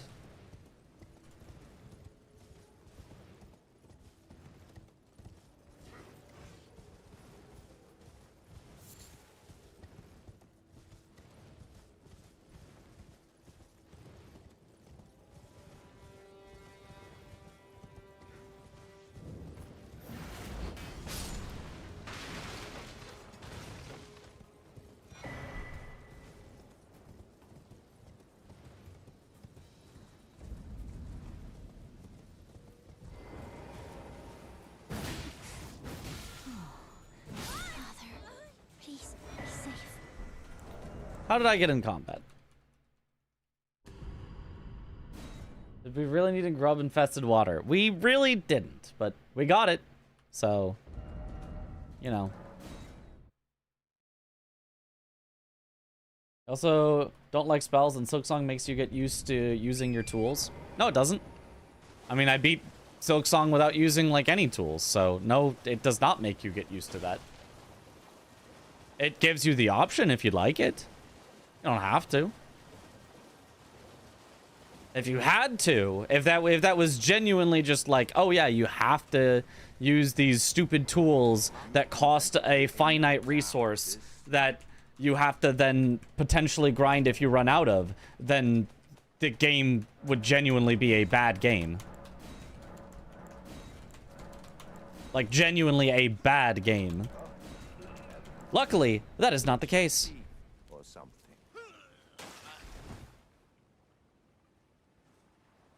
Which is what you have.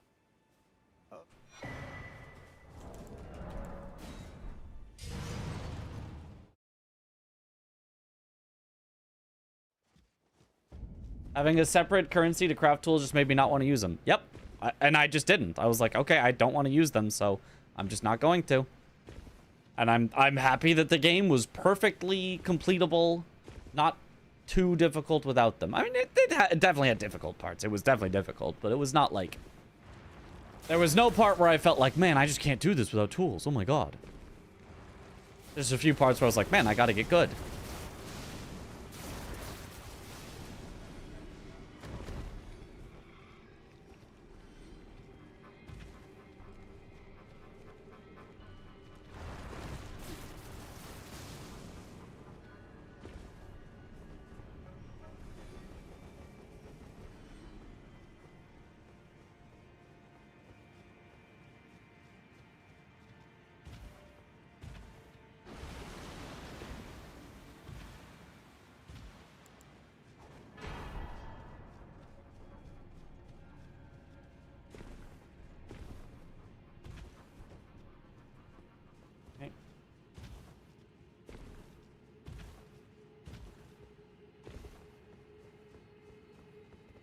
Alright, grab this grace for safety.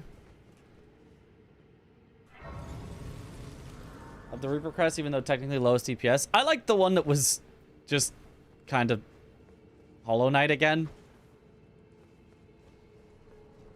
It actually was just kind of nice to have a point in a direction, get an attack in that direction moveset.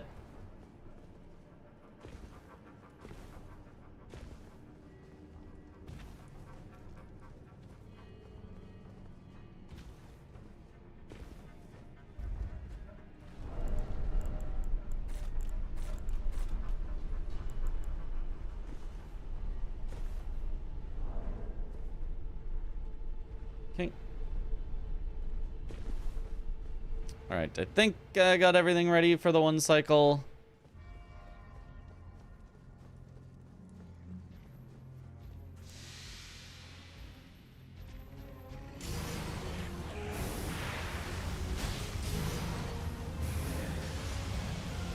One, 2, 3, 4, 5, 6.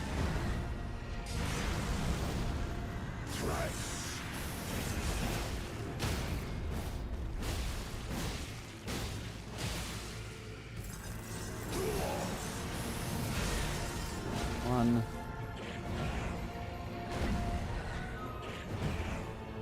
2, 3, 4, 5, 6.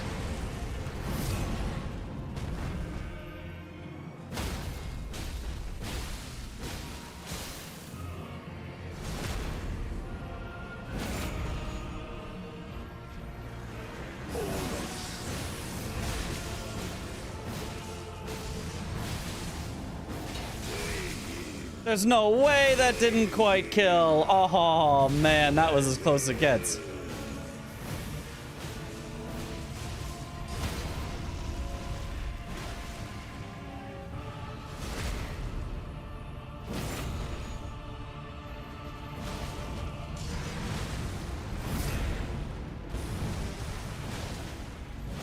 I can see it as clear as day. The coming of our dynasty. Mitch win.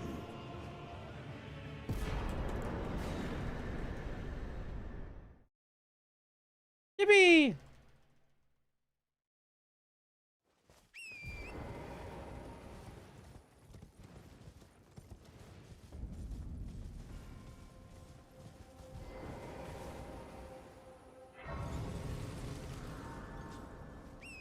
Everything's going off script this run? Yeah, but not in a disastrous way. It's just not, you know, not quite going exactly the way we want it.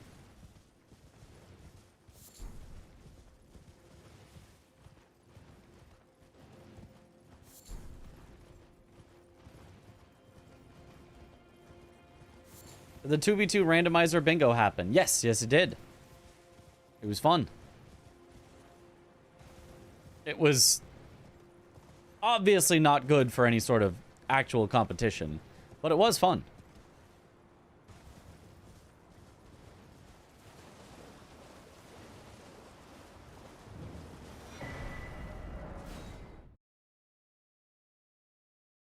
How was the birthday? So, I ended up, you know, I told them I was going to be late. And I told my brother to just go and say I was going to be late. But apparently when he got there, they said they were not actually going to go for very long for the birthday party. And given that it was like an hour drive there and an hour drive back, well, 50 minutes, they said, it's okay, I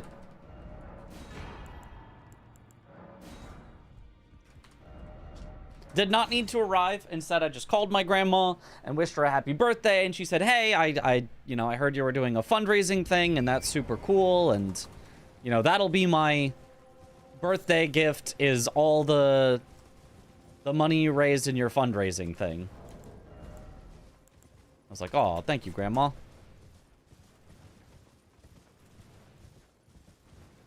So it all worked out in the end.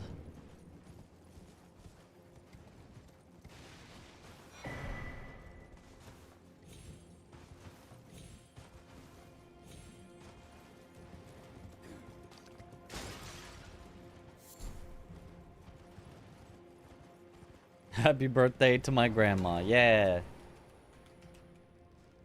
Did she give me any scorpions too? No, but my brother did take home some pizza for me to have as a little midnight snack later. And by midnight, I mean, you know, probably like 5 a.m. when I'm done streaming. Little 5 a.m. snack. The perfect time for a snack. Oh boy, 5 a.m.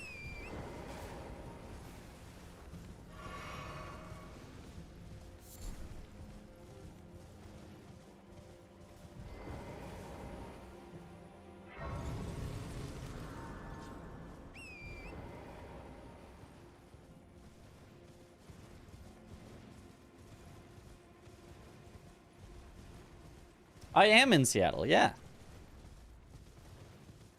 Well, Seattle-ish.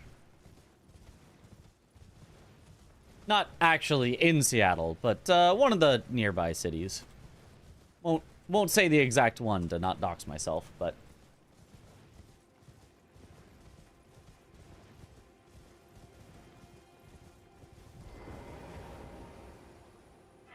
He was in Washington insane after living in the gray and sad New York Buffalo for 6 years. The views are quite nice. And which Souls-like do you think you have more hours? Sekiro I have the most hours in right now. And then Elden Ring the second most, and then Lies of P the third most.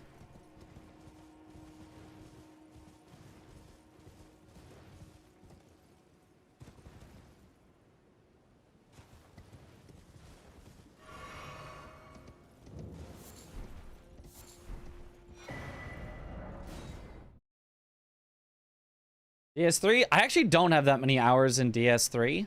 I really like it, but it came out, you know, before I was like streaming or anything, so I didn't do challenge runs or anything of it. I just beat it like once, maybe twice.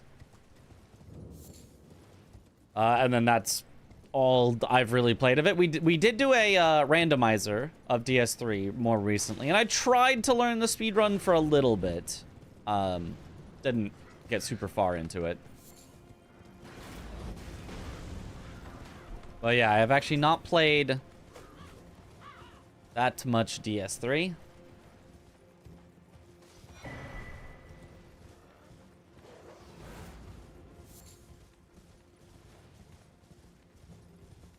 This is fun. Played it recently. It's very fun.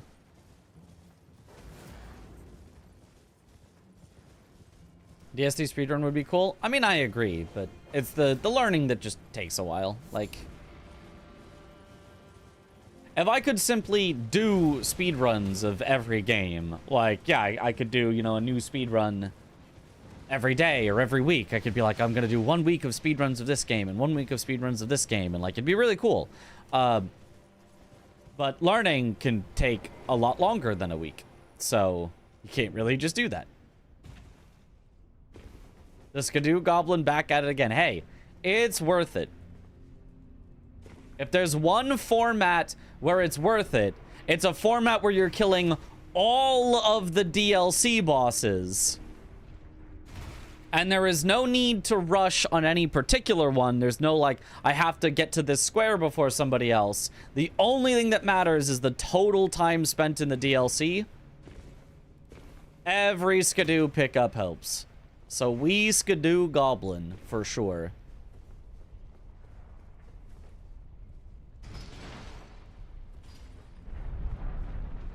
Just looked, you have 801 hours in DS2.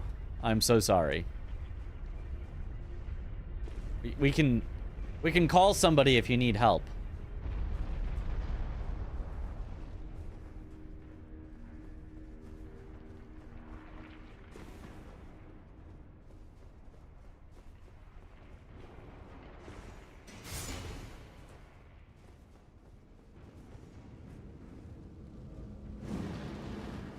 Why is DS2 considered so bad by the community? Mostly as jokes, but I mean, it also genuinely has a lot of very large, obvious flaws in it.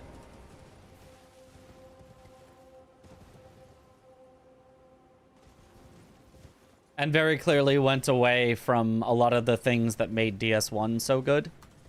So, you know, there are genuine reasons to not enjoy DS2 as much. And then it gets memed on. And then because it gets memed on, people counter meme that it's actually the best one. And then, you know, you have to either have it as your top of all time ever, or you have to have it as your bottom of all time ever.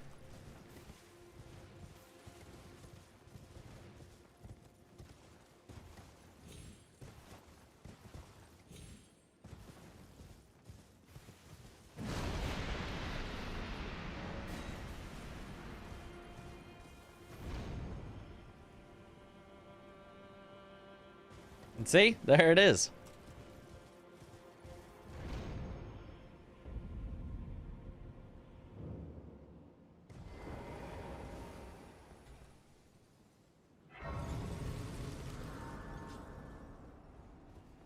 The cutscenes of DS2 are peak? Are they? Oh.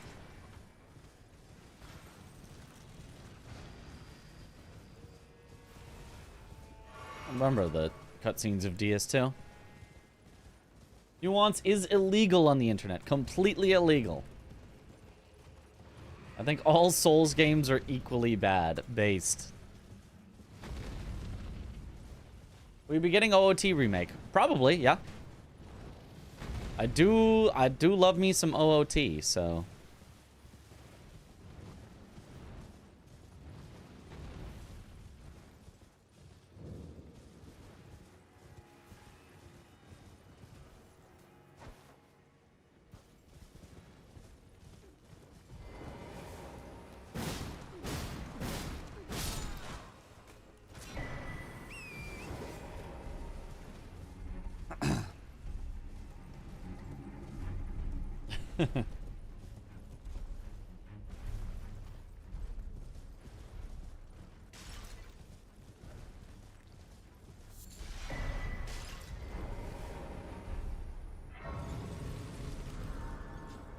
DS2 is better than DS3 exclusively because of replayability value, aka not being a straight line. I think DS1 is the best of the trilogy, though. But, I mean, DS3 isn't a straight line. And outside of that, I don't really see, even if that, like, were the case, I get to do the same things, but in a different order as, like, much more replayable than I get to do the same things in the same order. I don't know.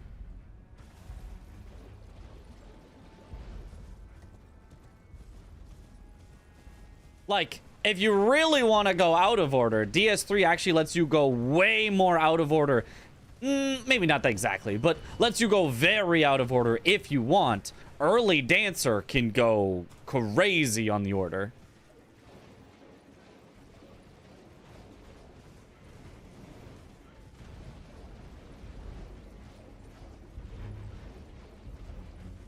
Even outside of that, there are a lot of things that you can do in like different orders, but Early Dancer is oh boy.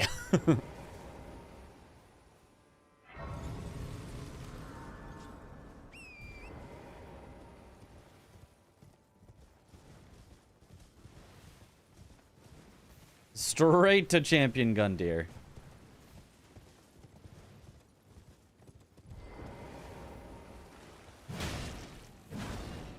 Hey, you get back here.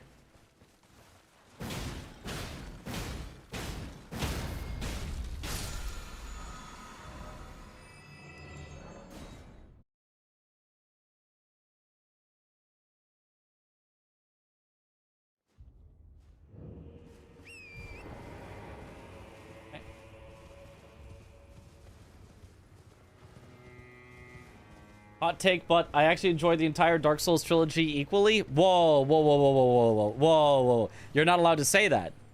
You have to think some of them are terrible just because they're not as good as the others. This These are the rules. You can't think they're all good. That's messed up of you. That's really messed up.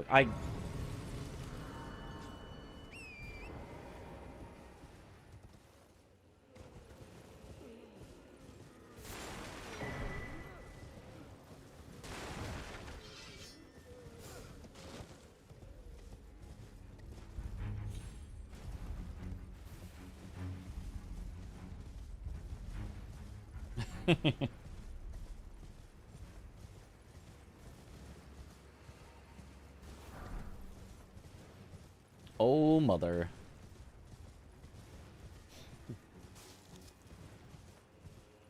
A very early DLC too in DS3. Oh yeah, I kind of forgot about that. I'm gonna go around. That seemed dangerous to me. I didn't get my initial jump, so I didn't land on the rock where I wanted to, so I'll just go around. Your favorite is Elden Ring? You like the story more. Oh.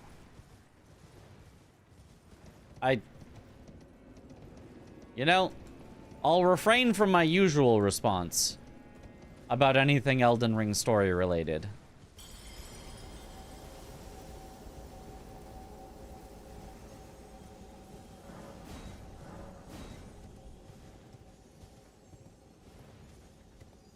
Oh, I won't. I'll just say it anyway. What story? I mean, I don't think any of the Souls games have a particularly great story. They've got great lore, though, if you're looking for lore. But most of the time, you wander around and you're like, I don't know what I'm doing. I could not tell you. That guy's really cool, I can tell you. And he's got a whole backstory behind him, but I don't know what the heck I'm doing right now. I don't know, I'm in the Shadowlands. Miquella's here, I guess, and I'm probably supposed to help him. That's, I think. Letta was like, let's go help Miquella, I guess. But why? I don't know. I don't know what's happening. Beats me.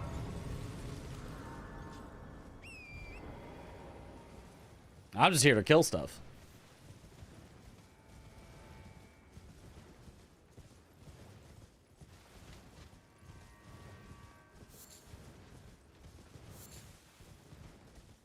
The story is all just kind of being, yes, you are the accursed one, but actually you're the chosen of the accursed ones. Only you, who has been accursed but is chosen, can lead the world out of its ruin, except that you actually maybe are also making the world worse? Question mark?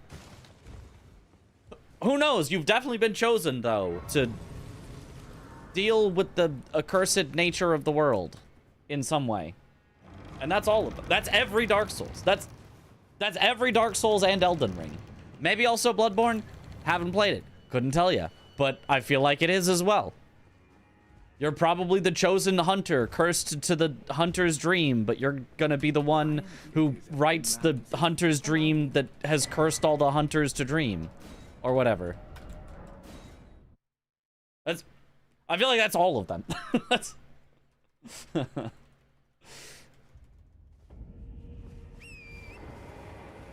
No, you're just some hunter. Oh, okay. Nailed it, actually. Let's go. Let's go. Basically the same. You paid us. You're now a chosen one. Yippee!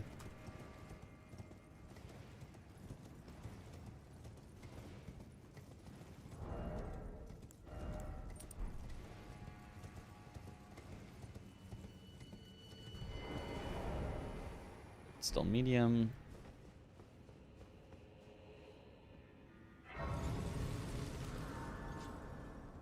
Making a great time save here. We are ahead. We are ahead. I think that was mostly rerouting that has put us ahead so far. Well, I mean, also a solid Moog, which I think our previous run did not have. What about the Lies of Peak story? Slightly different, but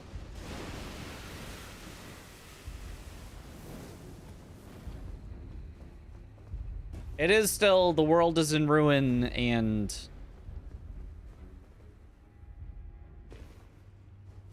you've been sent to fix it, but you kind of have, weirdly enough, despite literally not, like, actually having a personality or character, your player character in Lies of P, I feel like genuinely has more, like, interesting going on than, any of the Dark Souls protagonists. Which, I mean, is kind of almost necessary because it's an actual named character. Well, named-ish, Geppetto's puppet. Whereas the Cursed One and the Chosen Undead and the Tarnished are, like, molds for you to put yourself into.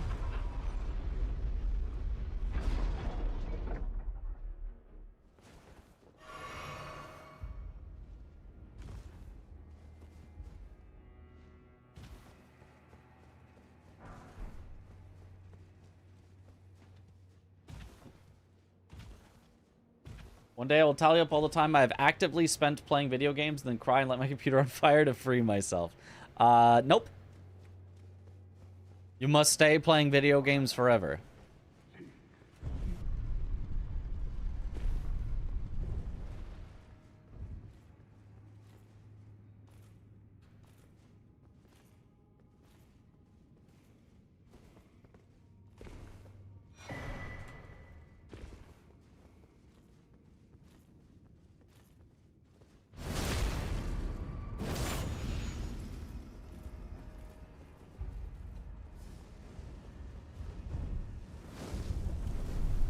Okay, the elevator where I pop runes.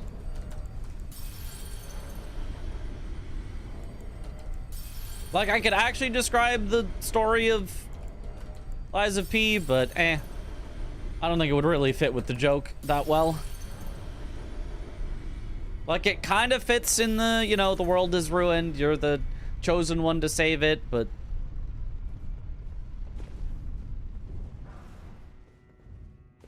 at the same time, you, like, I don't know, learn and kind of discover more about some of the whys and what's. Right, pull the lever.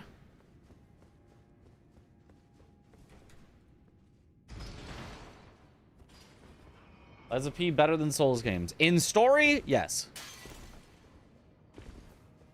100%. In lore, probably not. I don't see somebody making a whole VOD vid on Lies of P because it's not super necessary because you kind of understand it from playing it. But that's also what makes the actual story better. You can actually understand it by playing it.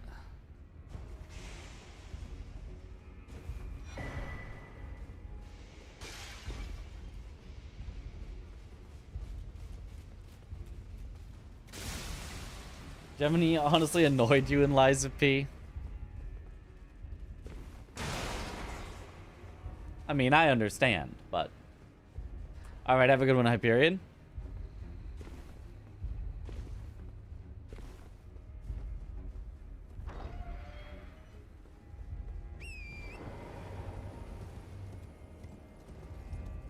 Get the mod to remove him from the game. Don't do that!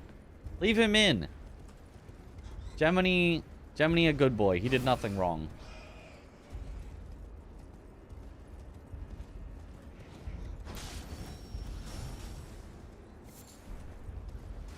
Mushrooms. Are the real serious decider what's better, rolling or parrying? Oh, rolling is much better than parrying. Better than rolling. Parrying, though? Ass.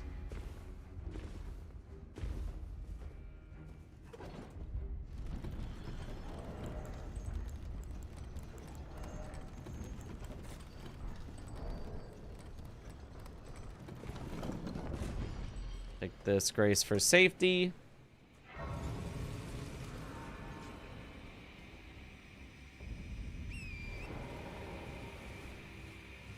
The answer is depends on your objective. Yeah, that's the main thing, is like both deflecting and rolling are a ton of fun, and you just have to design your encounters around them. The only reason I say deflecting is as good or better than rolling is because it's much easier to design an encounter around deflecting.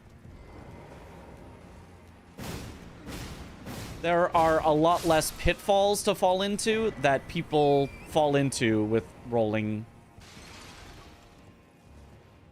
In a deflect-based game, if your hitbox is a little bit off, it doesn't really matter that much. It doesn't really matter that much. It does matter.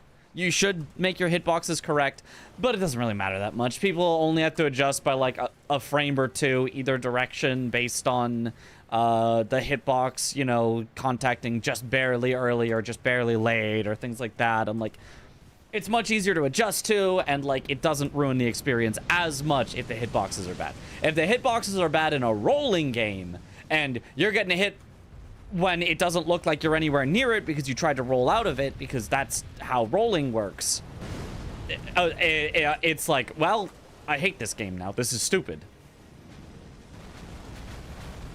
If a hitbox lasts too long, which happens quite often in Elden Ring especially, and you have a rolling game, it sucks. It makes the window to avoid it way too tight. It makes everything just feel awkward and unnecessarily hard, but in a way that, you know, you could describe as artificial, and it sucks. And if the hitbox lasts too long when deflecting, who cares? You deflected it on the first frame and it deactivated. It's gone now. It can't hurt you anymore. So there are pitfalls that rolling games can run into that deflecting games don't always run into. However, if you design your hitboxes well, and you design your hitboxes with the appropriate length and all of that, dodging games can be so much fun.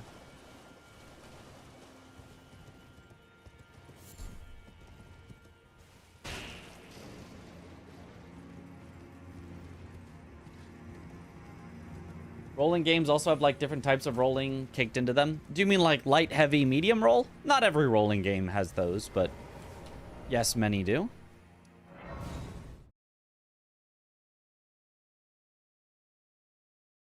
Rolling is more realistic. No? No, it isn't? It's literally the opposite, but go off, King.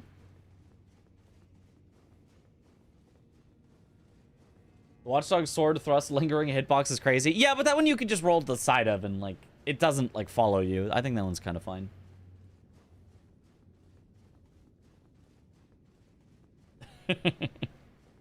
I mean, that being said, I don't care about realism. I don't care about the real... Like, if you want to, you know, give me tiny little sword and I deflect, you know, a 200-foot-tall robot that slams its giant sword down, that obviously would, you know, crush all of your bones instantly. Doesn't matter if there's a sword in the way, but I deflect it. Yeah, it's badass. I'll take that. Yeah. Yes, please. Metal Gear Rising moment. Yep.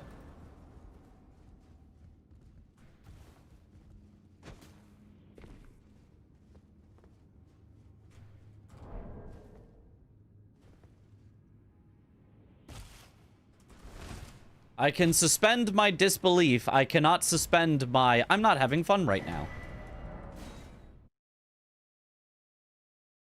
Laughed hard when I realized you can deflect a bull in Sekiro. And honestly, it's perfect. It has such a good animation of, like, skidding to a stop. Like...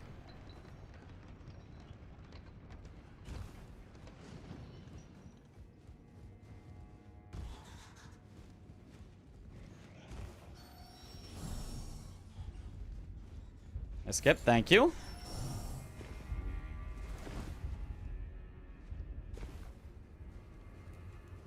That was a nice first try.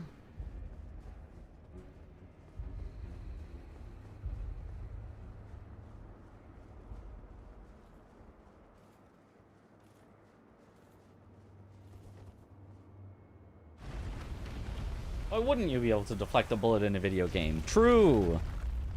Just because of physics? Psh.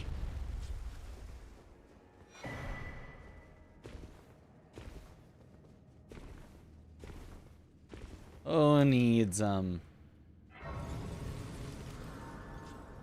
Okay, now the shenanigans.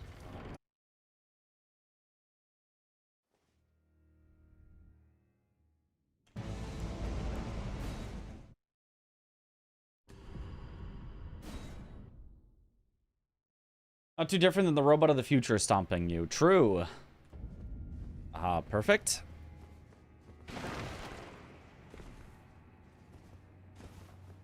You code? Have you tried game dev? I code a little. I haven't really tried game dev since, like, I was in high school and I did, like, a... not summer camp, but some sort of summer program to, like, you know, learn a bit of game dev. And I mean, it's fun, but the coding part isn't necessarily the part that interests me as much as the, like, design principles of gaming that I think is interesting. The, because, like, the getting it done, you know, that's the, you know, that's the hard part. That's the how do you actually, like, put these things in correctly. But the I can, you know,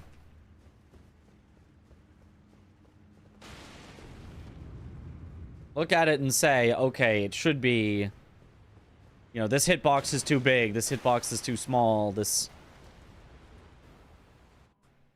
animation needs to be adjusted because it doesn't give the proper reaction time to the player. Like,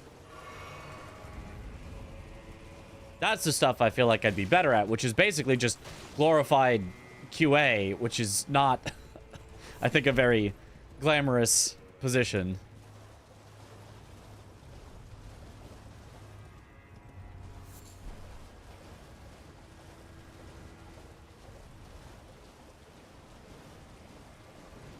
I think FromSoft really knows how to implement stuff technologically alongside great design from Miyazaki. Generally, yeah. I mean, I do think they have some misses, but on, you know, technological side and stuff, but nice. Actual scripting part is really annoying. Yeah, I imagine.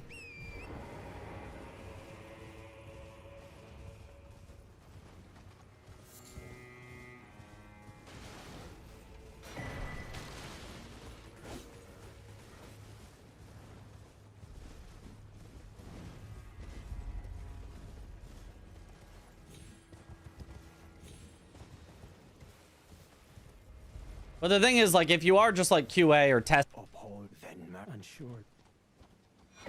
as opposed to like,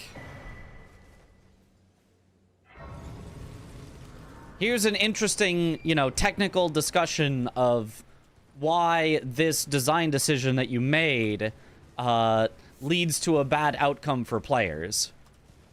Like, that's the thing that interests me.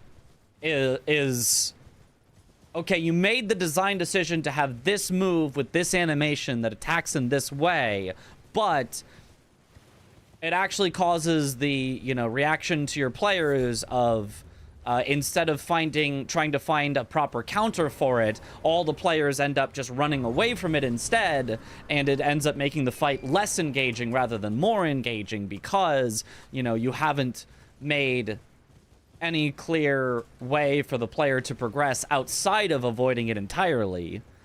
You know, that kind of thing.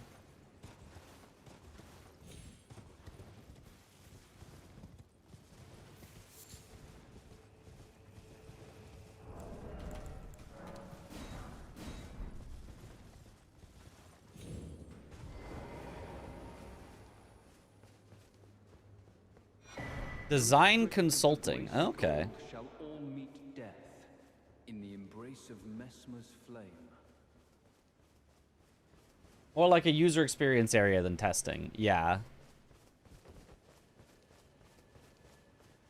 Because, like, let me tell you, I could not design the art for a character. I could not design the music for a character. I could not design the story for a character. I could not design the animations for a character outside of, like, oh, you made this animation needs to go longer or shorter for, like, balance reasons, whatever. But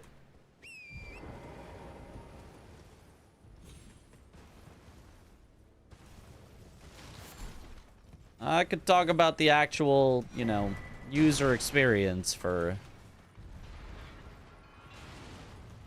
hours and hours on end.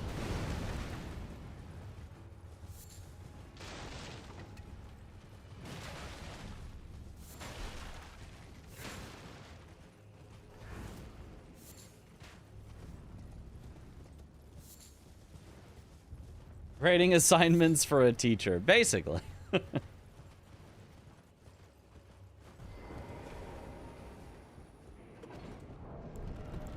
Is the elevator where I craft my furnace pots and equip my furnace pots.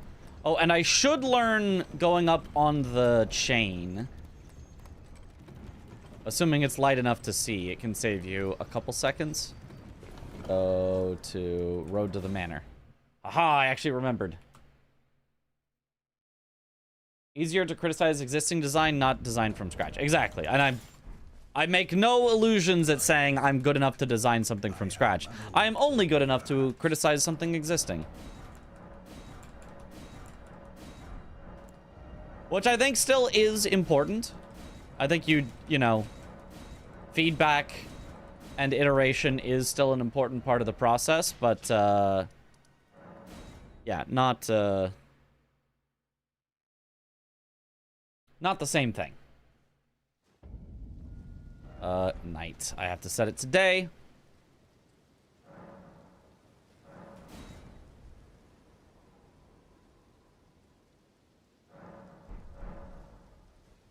I think a streamer I watched did QA said it was very specific bug reports with the time circumstances and something. It was 3 specific terms. Yeah, yeah. Which does not sound that interesting.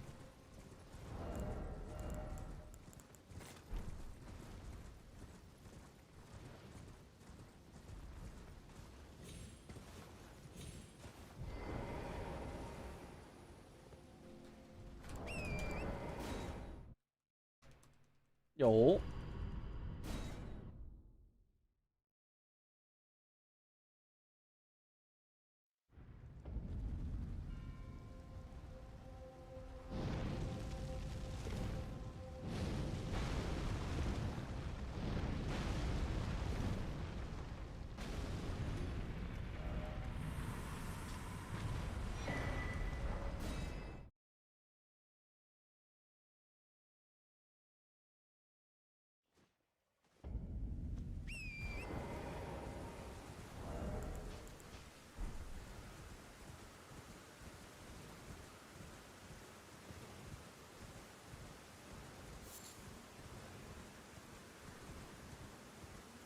Linear for the first time without a cheese build. Let's go!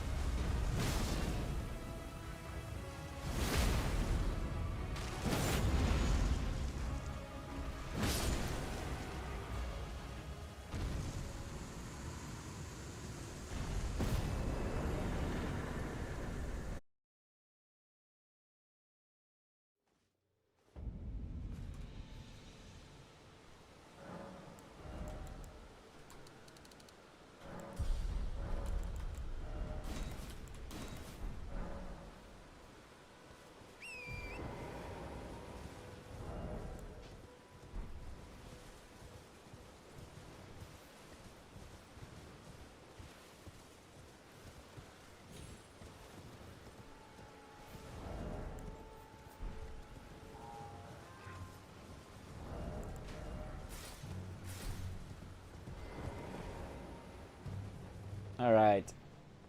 If your avatar does the foot stomp, you can jump and punish him. Should be faster, right? If you're that close, I think you just get hit, right?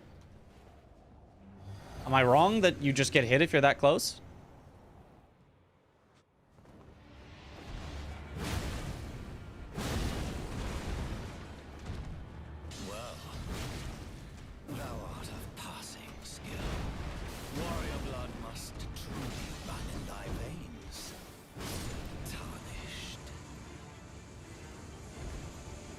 You don't get hit. Really? That's surprising to me. I pretty much always jump attack him. Okay. I would have thought that... Oh. One more thing I was supposed to equip. For Gore. And also Skidoo. Very important.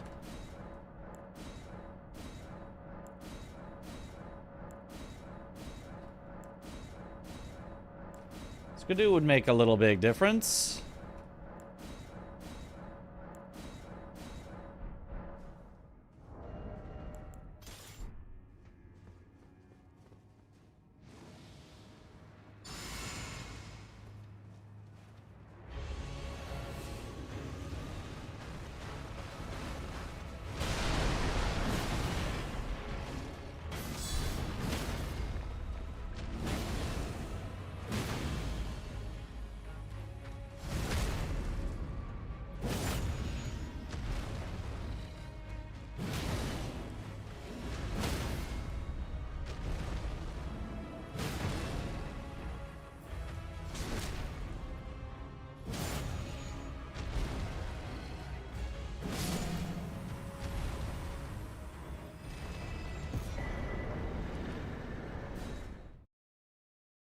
That works.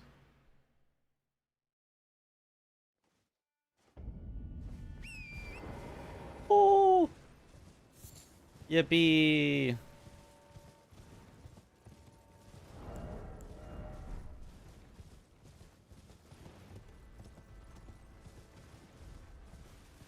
I was supposed to just go straight at this guy.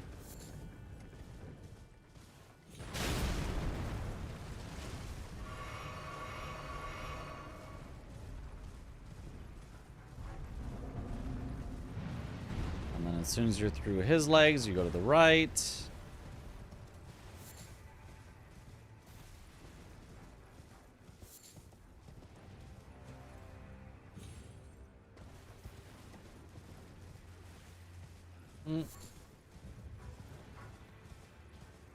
How does the co-op element work? Do you each have a boss to beat, or you go for the same ones? We go for different ones. We try to get all bosses beaten eventually by all four of us. So we divide and conquer.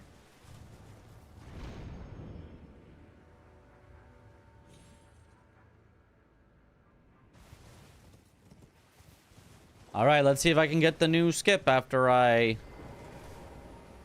sit here and level up and skidoo up.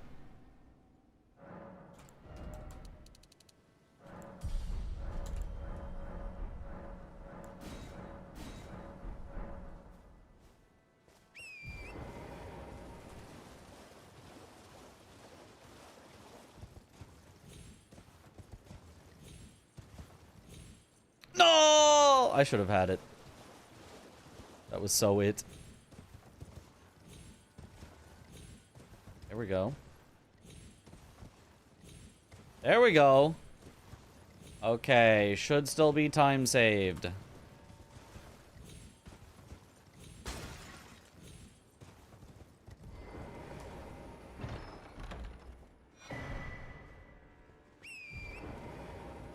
A little hard to tell because the ordering of everything is different, so now it doesn't, you know, compare against the same thing it used to compare, but... In fact, right now it has no comparison. First try, every try. Okay, go to where the bugs are.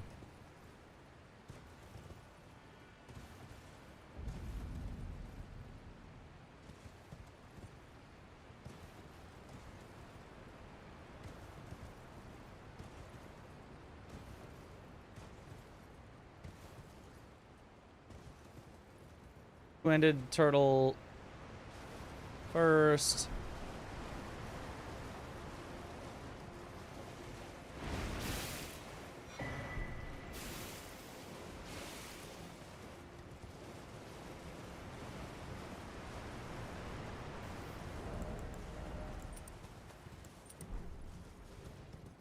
There we go. Our full talisman setup for the run has been achieved. Double checking. Yep. Don't need the grace.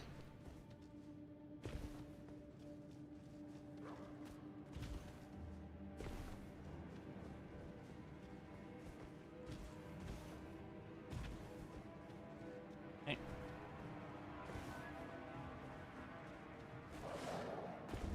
All right. Have a good one, Kai. Time to kill Soldier of God. Rick. That's, you know, you can try. It's not gonna happen, but you can try.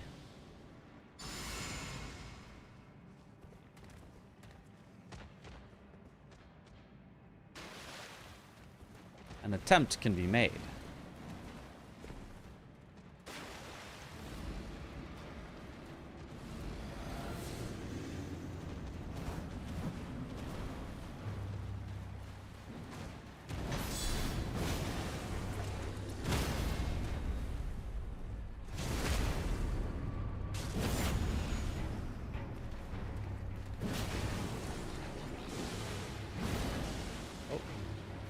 Just missed.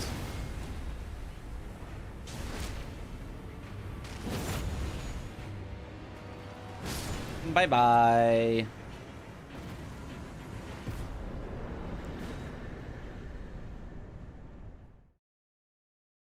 Gold.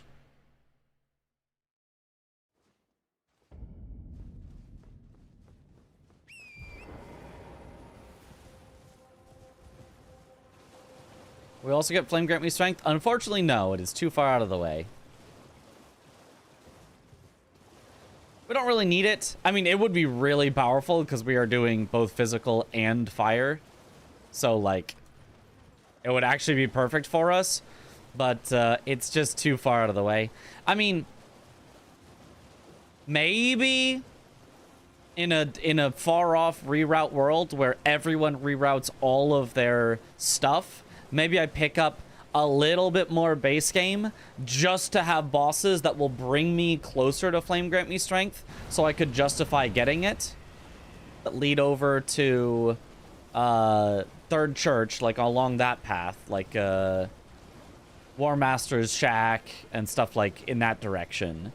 And then, you know, I get the Tibia Mariner, and then I get the Erdtree Avatar over there in Caelid, and then I get the stuff south there that's over by the fort. You know, I get the cave or the jail or whatever. Is it the one with the magma worm? The one with Moonveil. Just to justify me picking up Flame Grant Me Strength. But it's probably not worth it to have me spend that much time doing non-DLC stuff.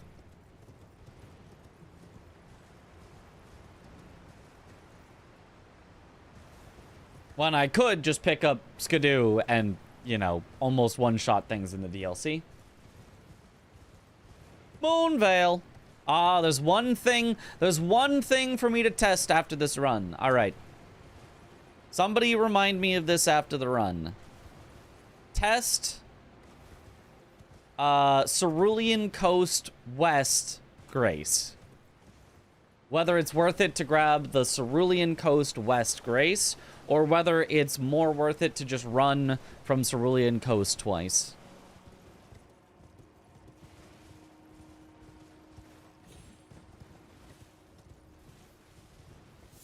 That's Cerulean Coast. Thank. You know, preferably after the run, but thank.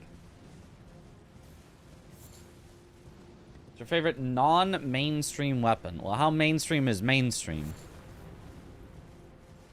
I think I've seen somebody gush over every weapon in the game, so I don't... Like, I feel like this anvil hammer is pretty out of the mainstream. Except that now, maybe because I'm using it, maybe now it is the mainstream because I am the mainstream, but... I feel like I have not seen it much in, like, randos and other runs. Let's rolling coast after the run. Thanks.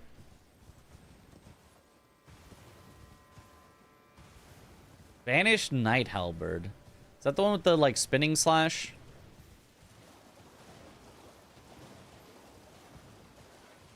Turned himself into the main character. Yippee!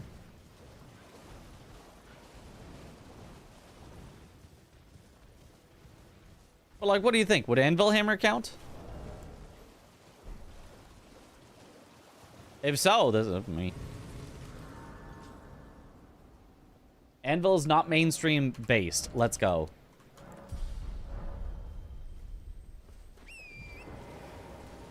So, counts. Yippee!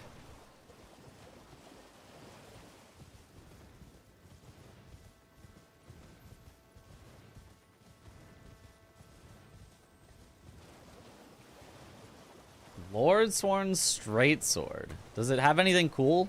It probably has square off on it. Cross Naginata. Nagakiba is the katana. Cross Naginata is the spear.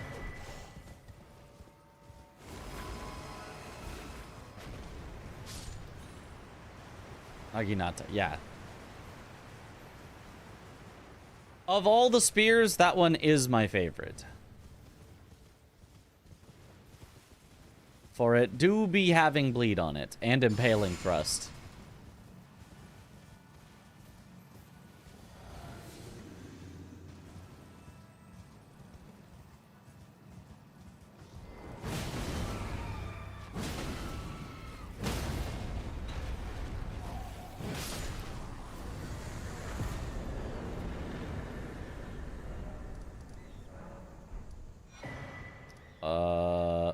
Loft is where we need to go. Slightly awkward warp there to go to Gaius.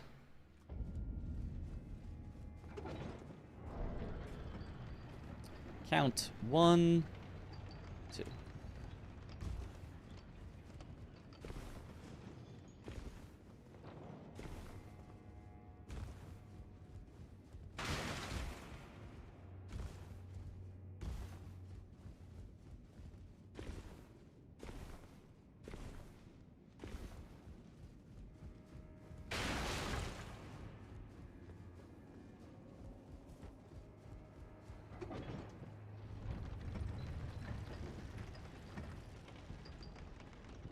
There are no new weapons in Tarnished Edition patch, right? So what are those early starting class weapons? There are new weapons in Tarnished Edition. It's those 2 or 3 or whatever new class starting weapons. I think they're also going to add a way to get those weapons in-game, I think. Like, assuming you didn't start with the class, I think they're also making some sort of enemy or NPC.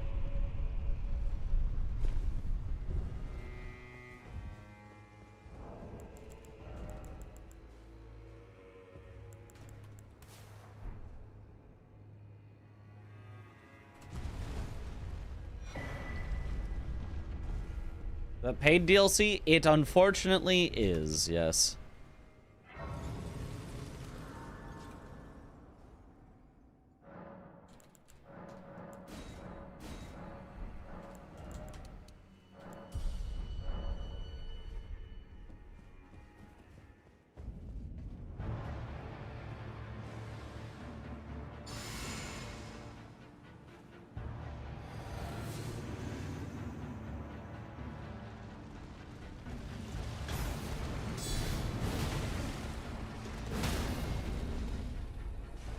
Aw, no riposte.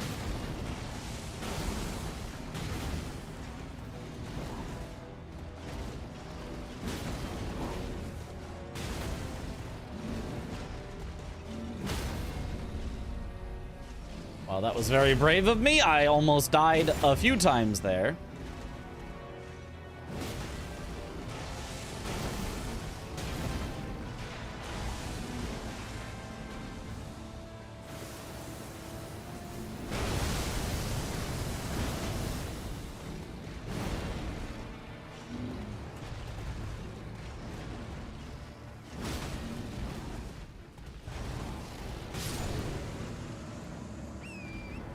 Good thing I had the two-headed turtle talisman, otherwise I did not have enough stamina for all those things I was doing. I was 100% dead without two-headed turtle talisman.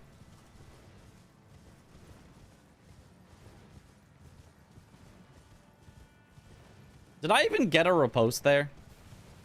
I know the first one I didn't get. No, I did. I got one riposte after staggering him out of the phase transition. Yeah. And then after that, he just recovered his posture by going up in the air when I would have gotten another.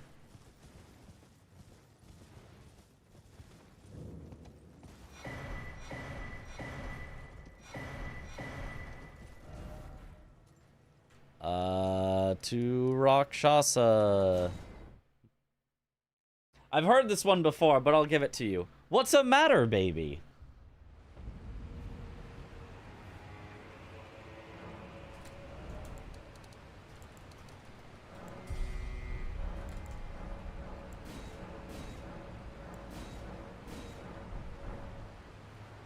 Is it here? It is. Okay. He remembered, but he wasn't sure he remembered.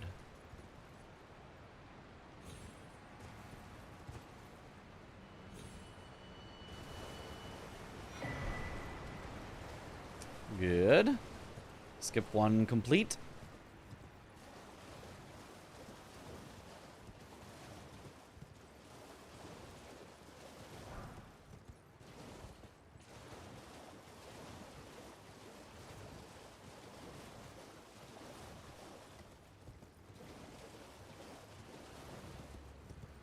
You will get the perfect deflect trinket you use. It's a physic tier, not a trinket, but when they do bingo, don't see anyone use it. Oh, yeah, you said you corrected to tier.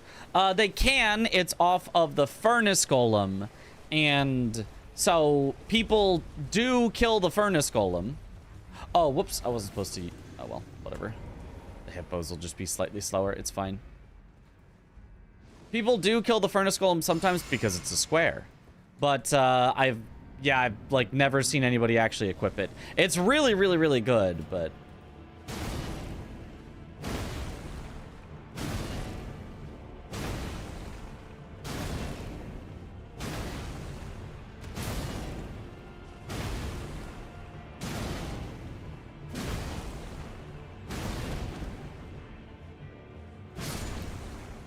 bye-bye.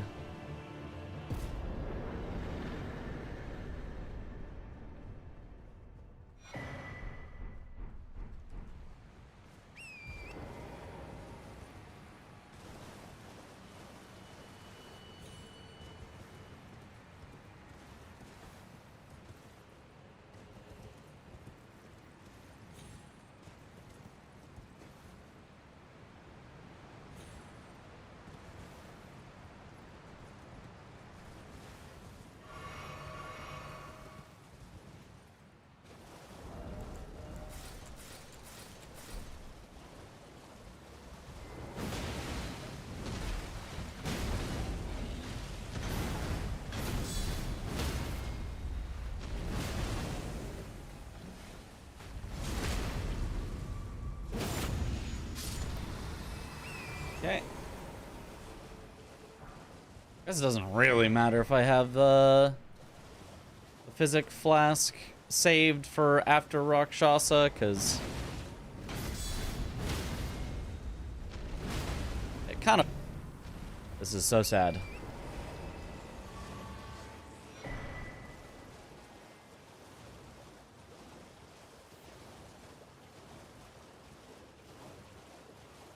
What do I bounded to X key? Crouch.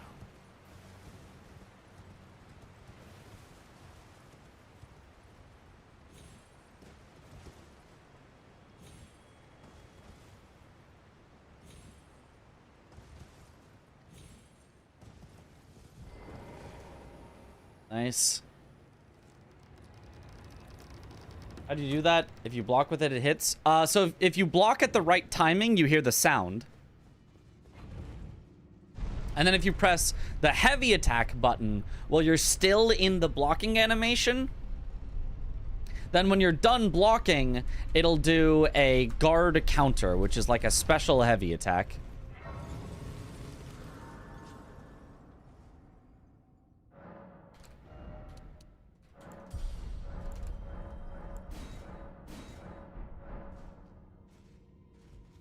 Does that weapon have 100% block? No, but if you get a perfect deflect, every weapon has 100% physical block.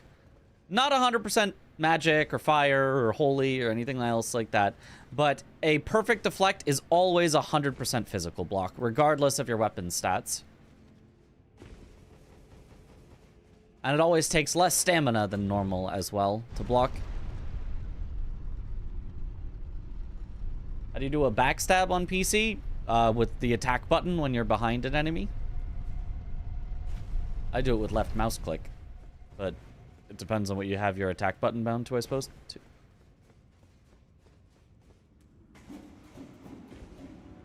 That works. I was scared that I ran out of room there, that I didn't drop down enough, but...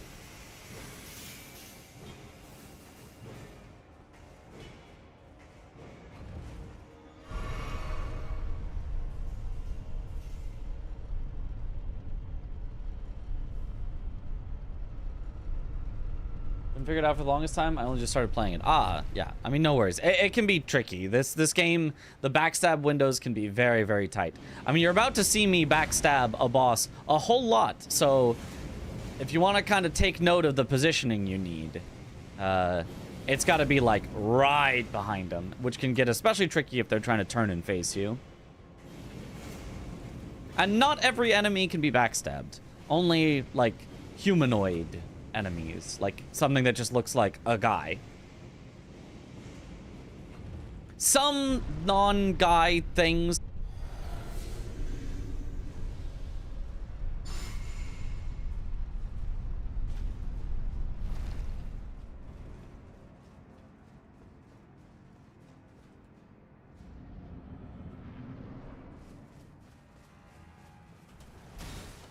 I sure do love that I can't see anything because I've got a giant anvil in my face. So there is an example of a successful backstab, and then there again. And I'm not going to do backstabs for a bit because I can actually hit him normally now.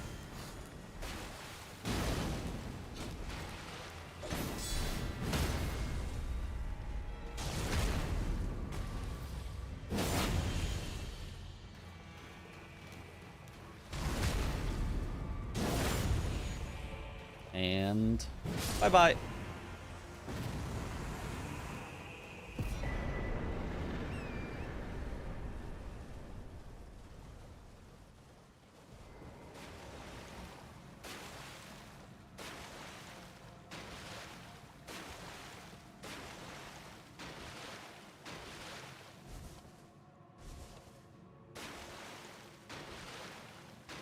Do guard counters with all weapons. Yep. Some weapons even have special guard counters, like ones that'll throw stuff or ones that'll do an extra like splash on the ground or things like that.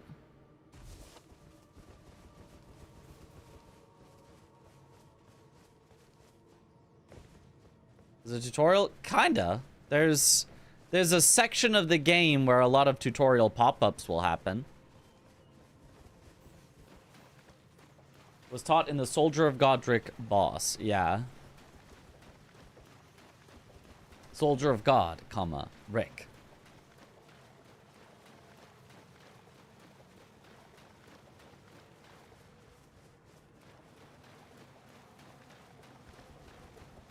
Tried Souls games with mouse and keyboard, just never felt right. Control of the way. Hey, whatever you like. Absolutely.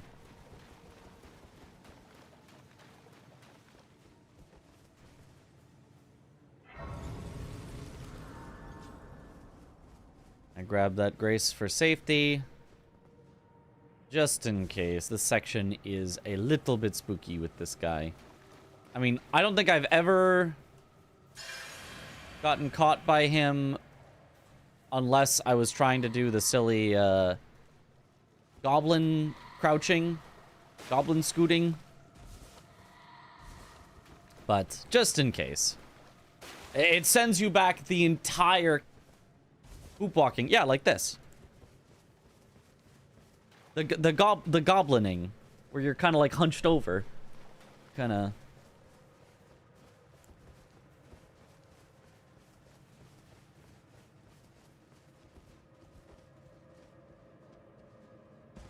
Which technically would be slightly faster there. But not worth the risk, because I have died doing that a few times, and if you die, it loses a whole lot more time than the, like, 2 seconds it saves.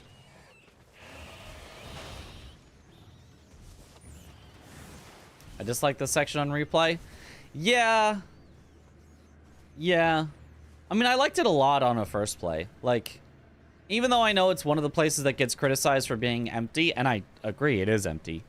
I thought the atmosphere was really cool on a first play, which is what matters. I'd rather have something that's really, really cool on a first play that doesn't quite hold up on a second play than something that sucks on a first playthrough, but as you do it a million times, you're like, well, actually, it's kind of okay now.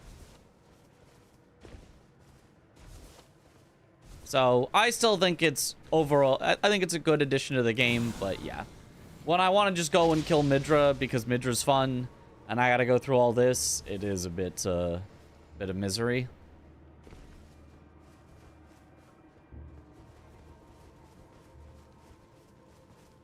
AJ Untouchables are really annoying? Yeah, but I mean, that's kind of the point of them, you know? The foggy part of this wood is something, yeah. Visual is also odd. Yeah, but like intentionally odd. Like weird and creepy and like, whoa, where's this? How did this huge manor get here? It just like appears out of the fog and it's cool.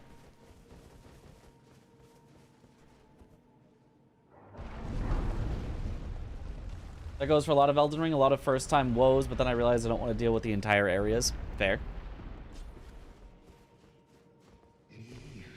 They say you're not supposed to fight him, but they put loot on him. Well, that's, I mean, it's not like loot you're not gonna live without, but that's kind of the thing is like, lore-wise, you're not supposed to fight them. They're untouchables. You can't even hit them. How are we supposed to fight something that can't even be hit?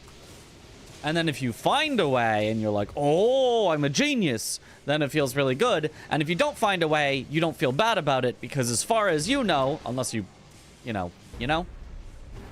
So people are either content with them just not being hittable, and that's fine, or they're more than content, they're excited that they found a way to hit them anyway.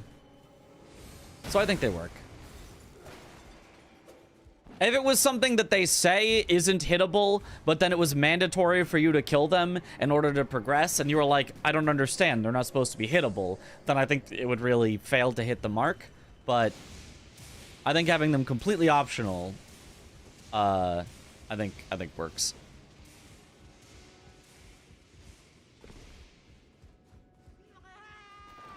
Like more the first impression and mostly this part. Yeah.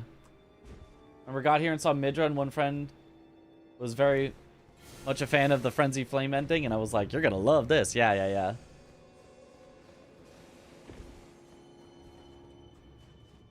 This is so peak. Their parry window is so weird, though. Every parry window is weird, because parries are weird. Deflect? Cool. Parries? Weird.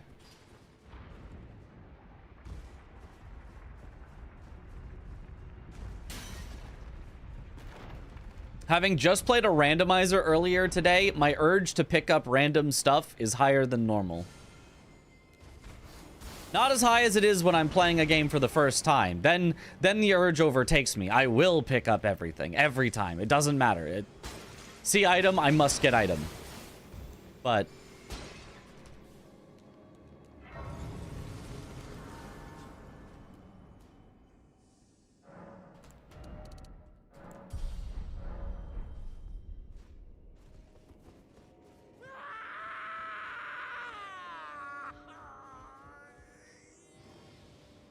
depths of your foolishness!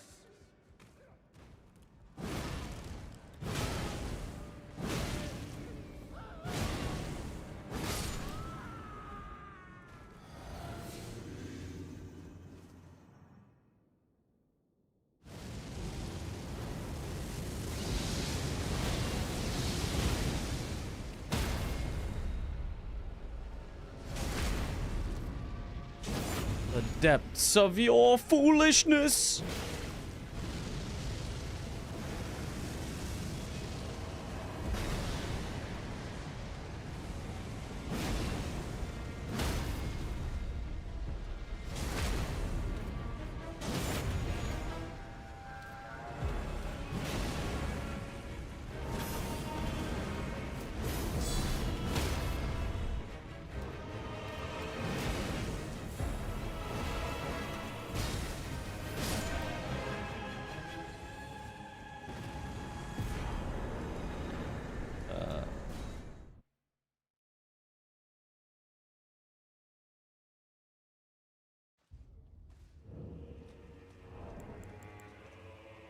All right, Dane, may the best win. Totally a fair fight after I just took out Midra.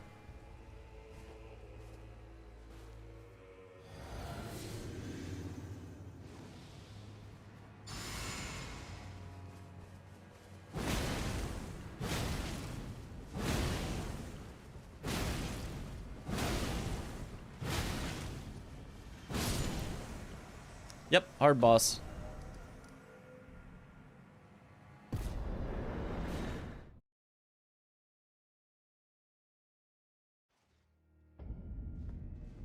Gleefully bonks you. Yep.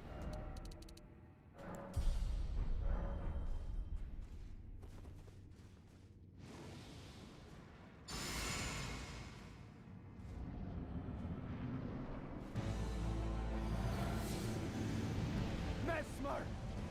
Fall my beloved people! In vengeance for the flame, my blade I wield!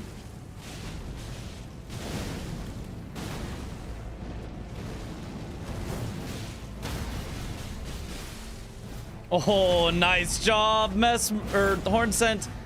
Got like a full bleed on him there. Holy.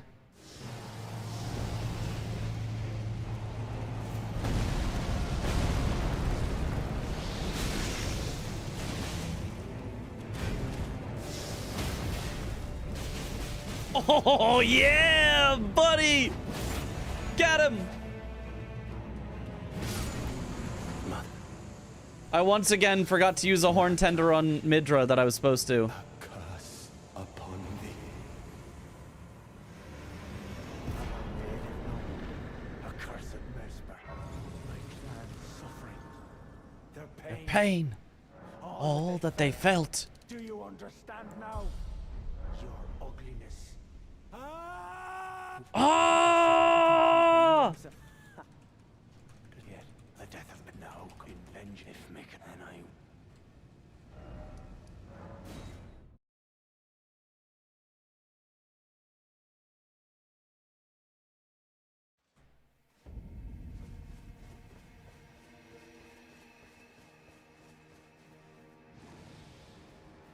They showed off how much he hated Mesmer there. Yep. Very successful.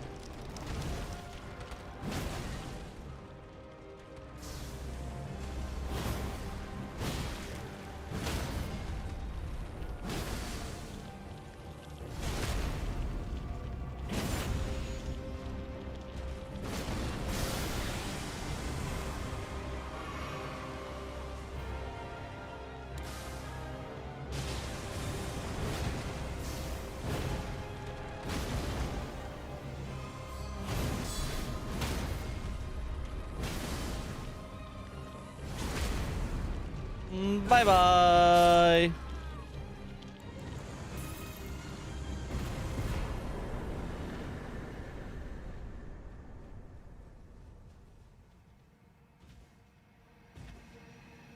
The heck did you deflect that attack? By pressing block at the right time.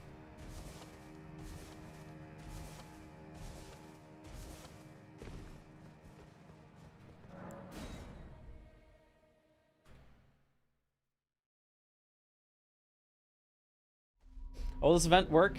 You compete against 3 others to see who's fastest? No, we work together to, in total, between the 4 of us, kill all of the bosses. It is a cooperative speedrun.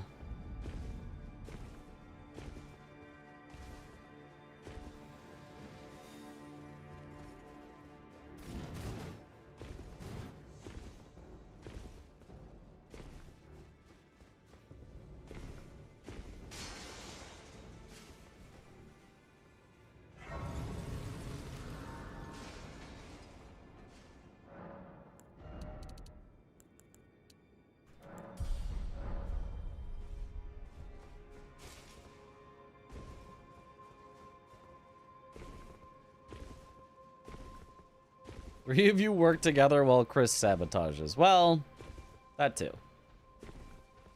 HP of bosses stays normal. Yep. It is unmodified. There are no modifications. We're just playing the game separately.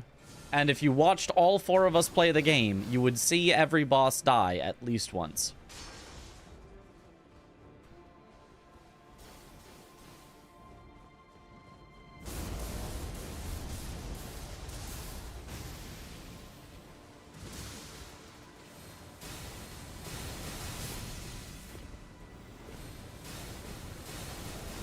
I'm just gonna always quit out here for safety. I know that oftentimes you can just take the backstab, and the backstab is a little bit faster, but I don't think it's faster enough to worry about that guy possibly.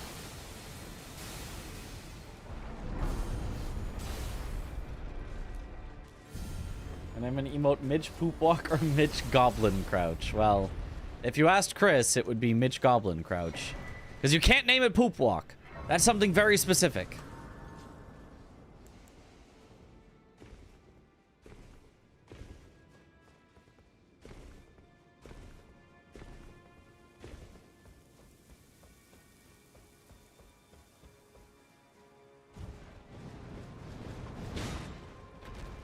Got him.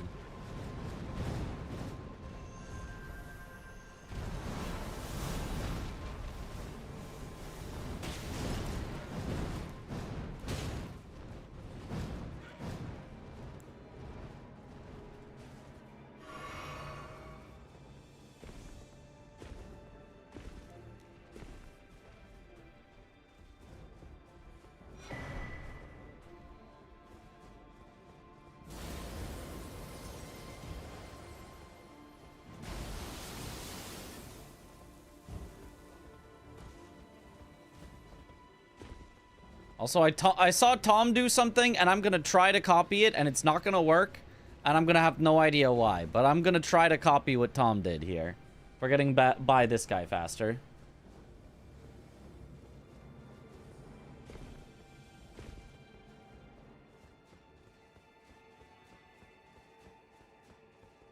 So he crouched, and then he just stayed all the way along the railing and just didn't get seen by just staying all the way along the railing, and it worked. Okay. And that way you don't have to wait behind the thing.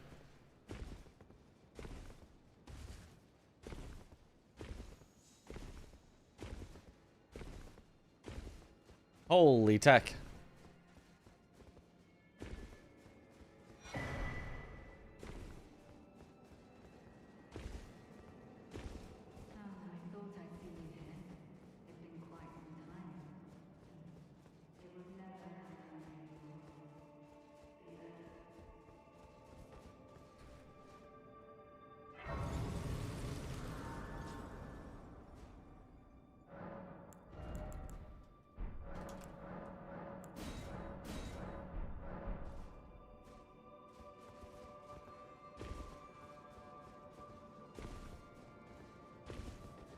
Do you think 7, 8, 9 for real, or were they framed?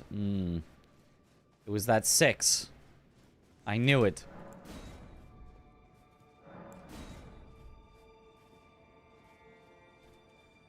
But really, 6 and 9 ate each other.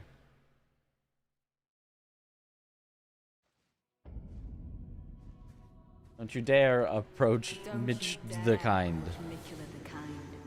Needle Night Ladder and Dryleaf Dane. will never allow this.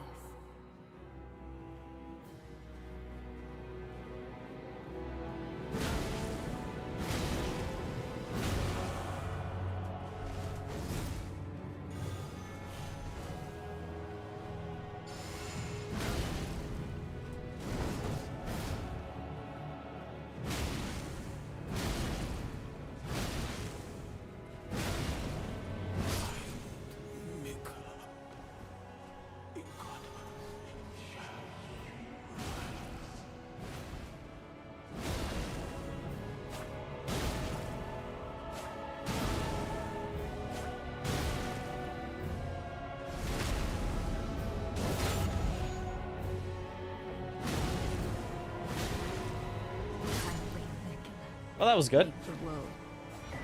Ancient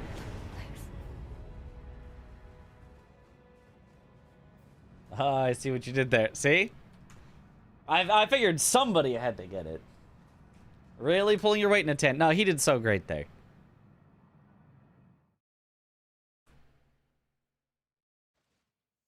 Clean.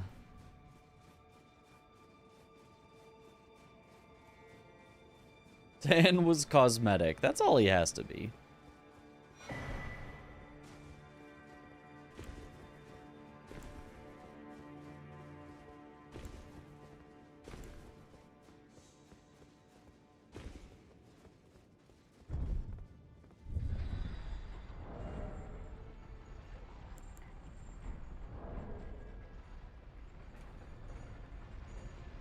He just needs to show up. Everything else is a bonus, yeah.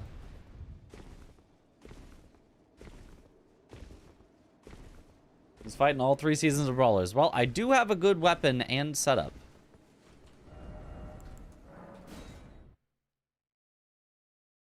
Did he even join? He was there. He took the credit. Oh, I'm supposed to spend my runes now. So that they don't get abandoned. Because if I miss the skip, the runes I'm not coming back for, so might as well spend them just in case.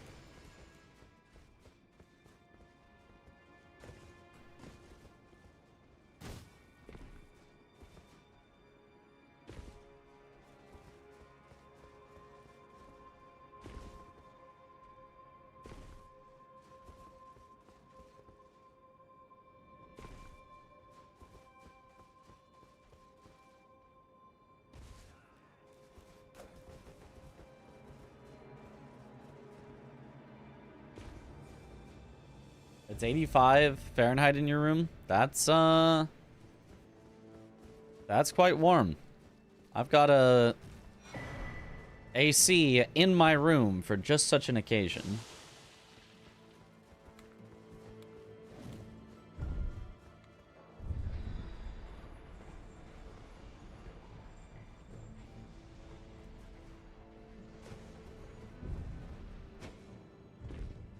Easy skip.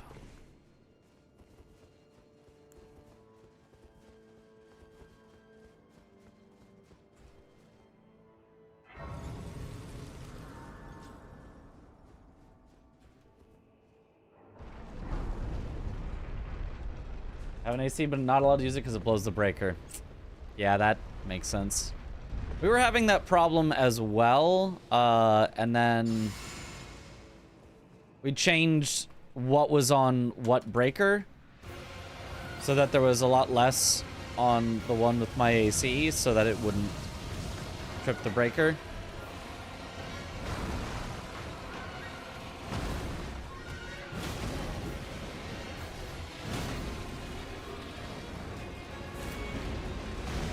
Wasn't even a single attack I can guard counter here.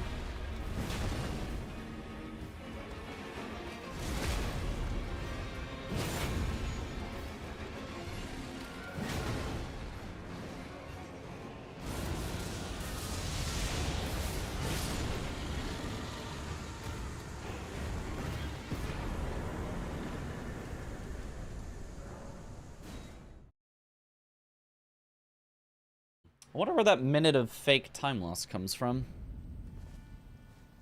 That's definitely not real time loss. I definitely didn't need to sit there either. It's gonna make no difference on this Ghost Flame Dragon. Bye, big kitty boss.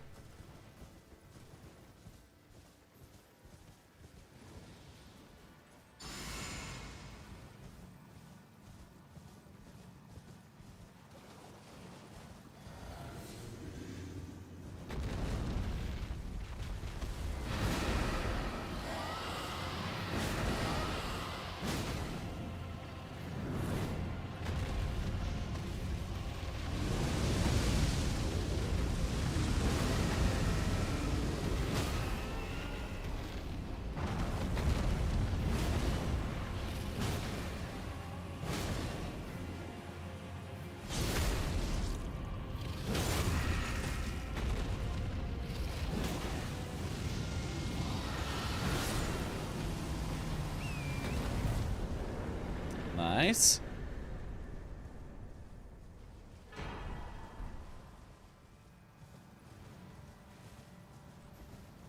Actually, 4 dudes inside a kitty costume. True.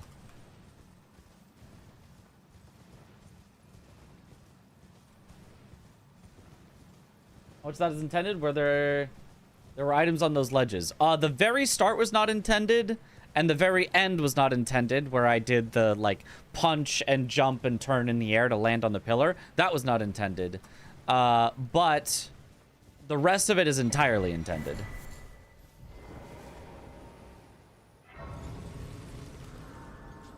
Is so used to watching randos got excited for Sombra 10? Yeah. But we already have it. Blink. Blink, blink, plonk.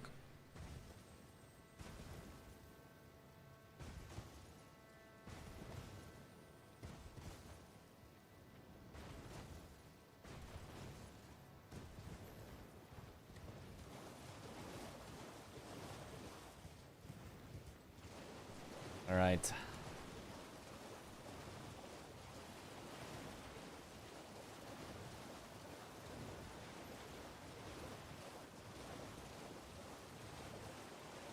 Yeah, so there's definitely a lot of fake time save and fake time loss built into these splits that will hopefully be entirely gone after this run, because I can just save this as a PB.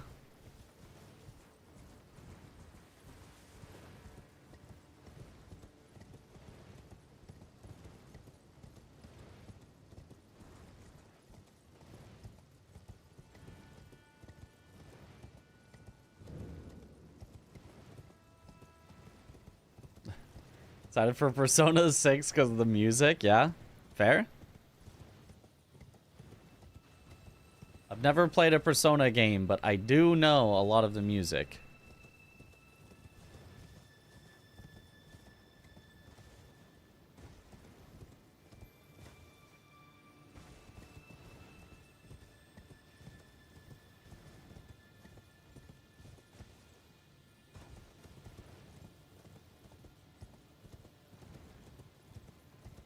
Do I kill all DLC bosses, or with some of these split? Some are split because it takes too long to kill every DLC boss. I'm going to kill like 80%, maybe not 80%, like 70. Actually, it might be 80%. I'm going to kill somewhere between 70 and 80% probably of all the bosses in the DLC, and it's going to take me the full 3 hours. So it would just take too long if I had to kill 100%.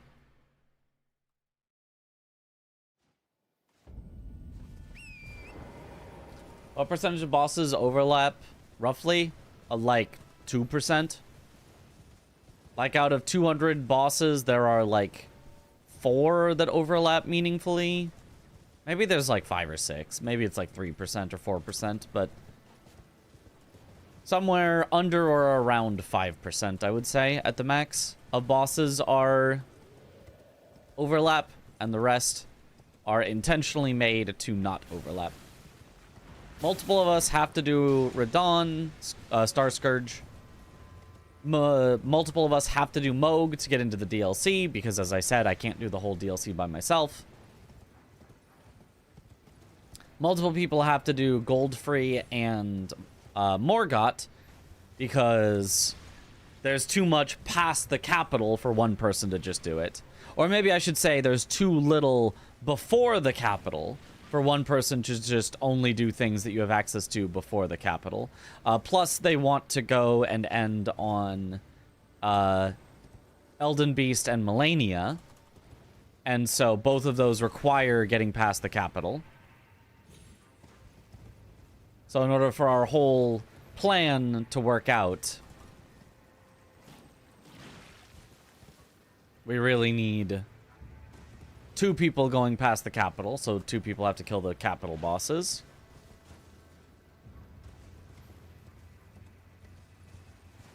And outside of that, I don't... There's just a couple that maybe multiple people kill because they just give good upgrade stuff. Like, I kill Margit, even though I'm not killing Godric, just because he gives a talisman pouch, and I want a talisman pouch so that I can have 3 DLC talismans, which are all very powerful.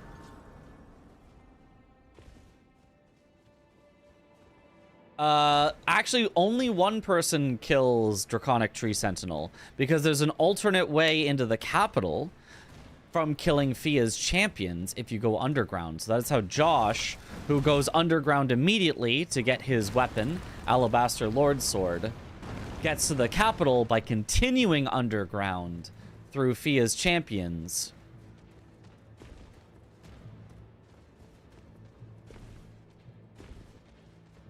And so gets to skip Draconic Tree Sentinel and skip that.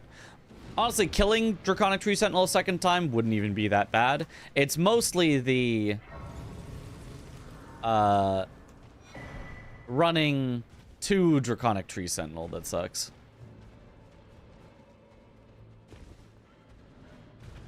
I could probably skip some of these graces along the way here. I feel like I haven't died in this place in quite a while. I mean, I know that as soon as I skip, I'm going to die somehow, but...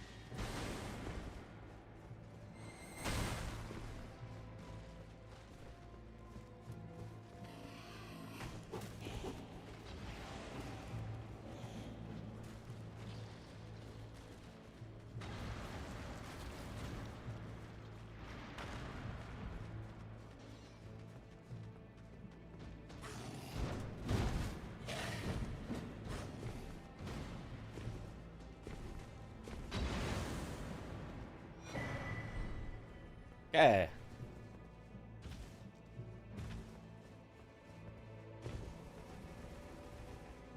Does Fia's Way still need 2 Great Runes? Yes, it does. Tried your first bingo commentary stream. Oh, how'd it go?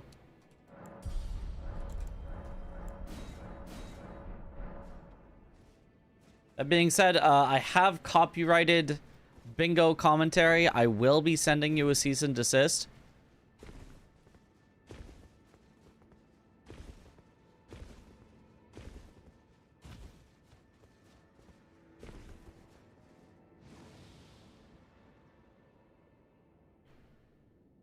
It's fun, and it's fine. I love going to court. Yippee!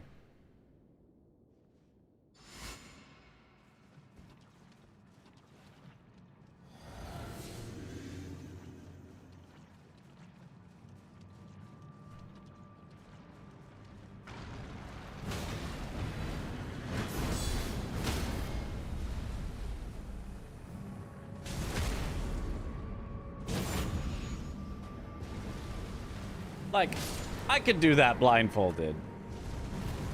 I'm thinking I could probably do that blindfolded. I'm thinking that wouldn't be too bad blindfolded.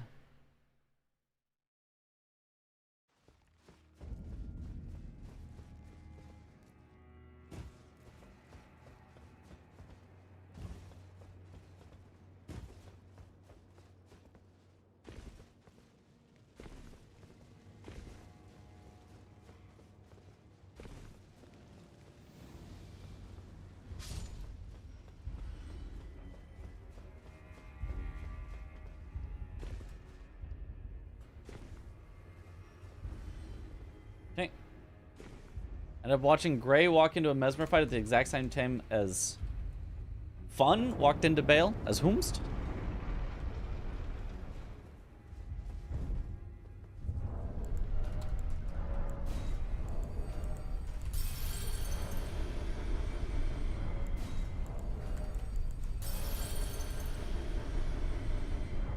Sirius's alter ego. Oh.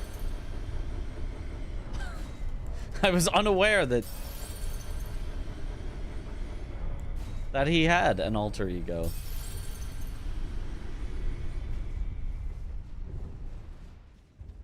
Wing skips look so cool, very mechanical. Yeah.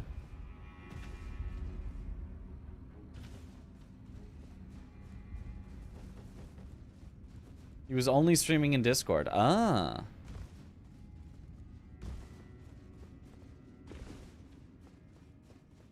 So you're in the Discord? They made a call for you?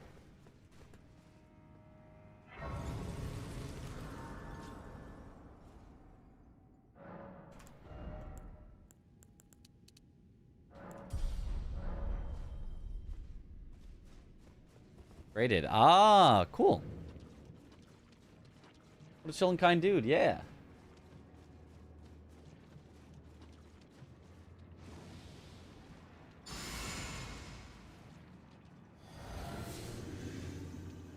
Alright, time to crush this sunflower.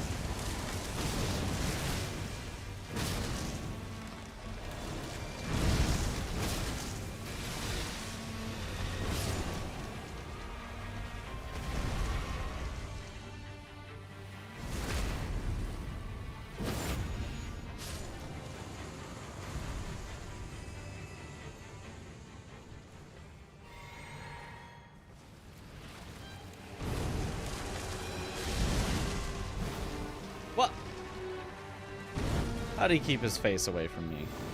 Oh, we got lucky. He just canceled the rolling around. Worth it.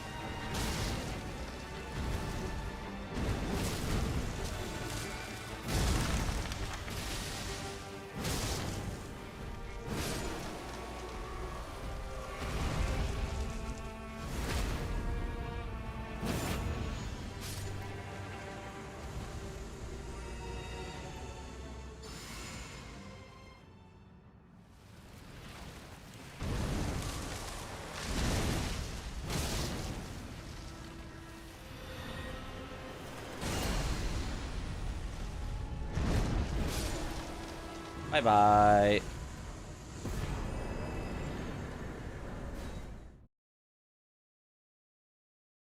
No way, a third phase?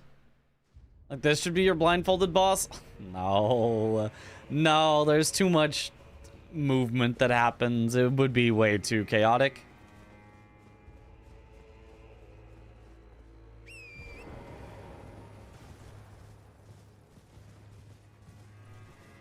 Was worse to fight Sunflower or Estelle? I don't know. They're kind of similar. In kind of different ways, but...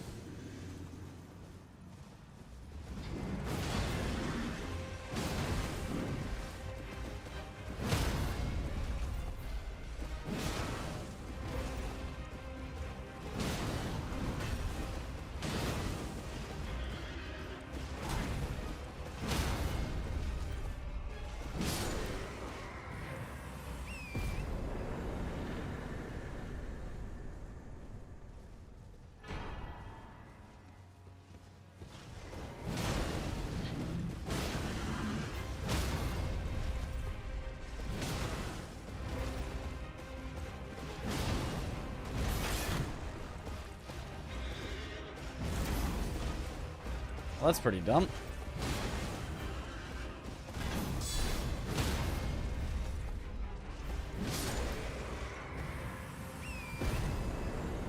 I don't like the shield double hits, and even if you get a perfect deflect on the first hit, it just breaks your guard on the second hit, so you don't get any counter. And then the other shield attack, if you get a deflect on it, just bounces you back far enough that you don't get a punish either.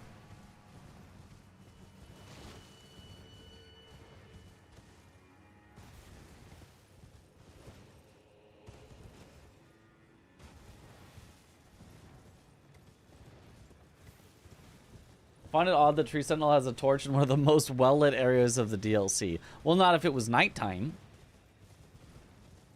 If it's nighttime, then you know, it's dark because it's nighttime. Like that enemy wasn't even designed with perfect guards in mind. It's like that enemy wasn't even designed with good hitboxes in mind either. I hate Tree Sentinel's hitboxes. I think they're so bad.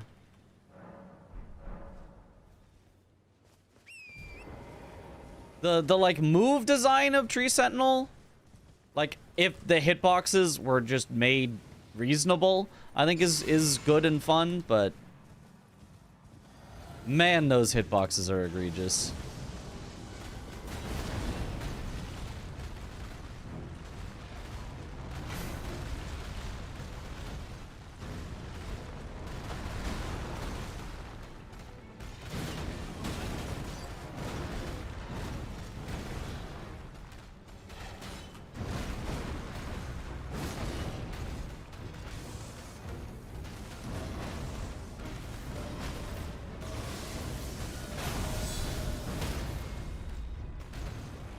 I love doing that. Intentionally taking the hit so that I can get a guard counter on it.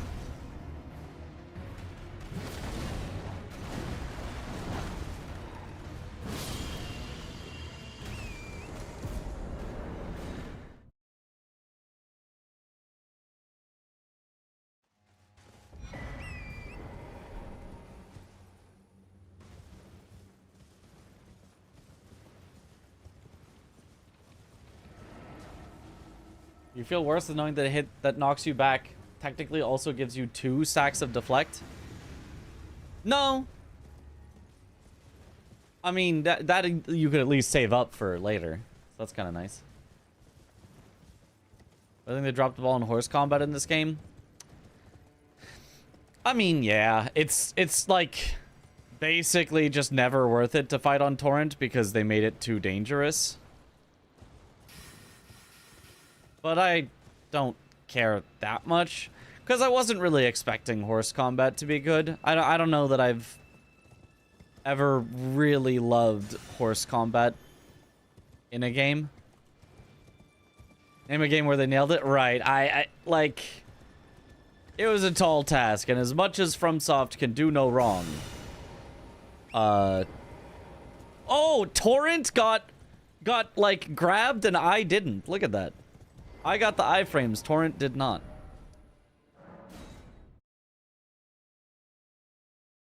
Mountain Blade. I haven't played it. But I'll believe you.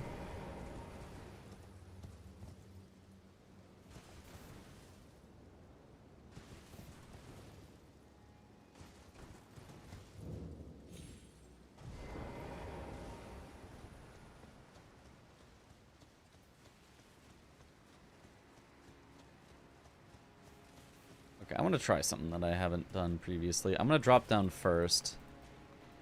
Then buff. Always walking out.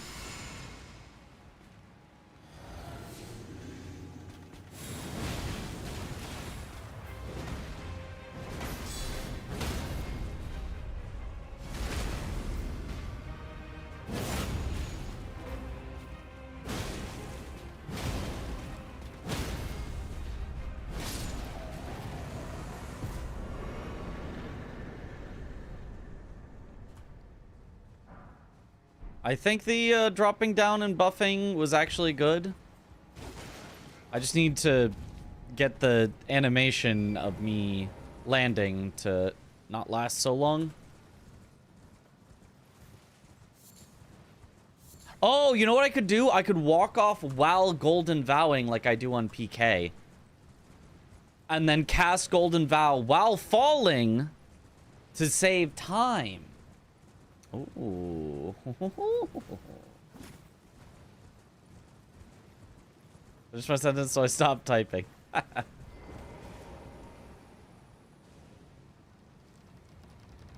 Love Mountain Blade, by the way, but its mounted combat / combat in general is pretty bad. Oh. Well, we have dissenting opinions on the quality of the mounted combat in Mount and Blade.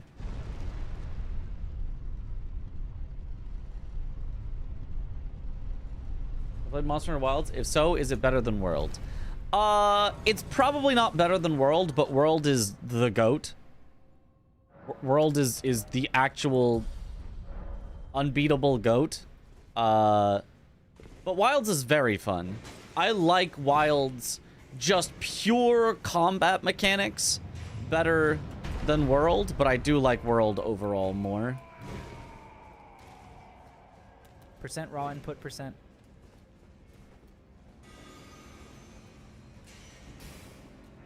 World is so peak.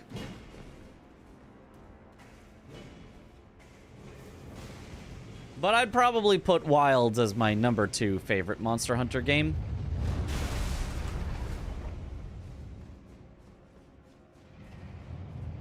How about the blades? Are they good? Like the dual wielding, the double blades? I think so. I don't really know about like viability of different weapons. I just use the weapon I like, which is big sword. It's the sword and it's big and it big swords. I put Rise over Wilds. I think not a chance. Personally, I think not a chance.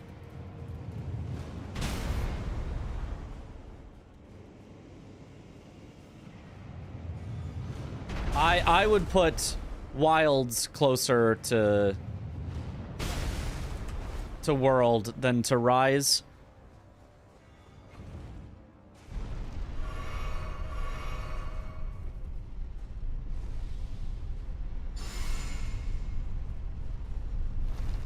Like, I think I would more likely put Wilds over World than I would put Rise over Wilds.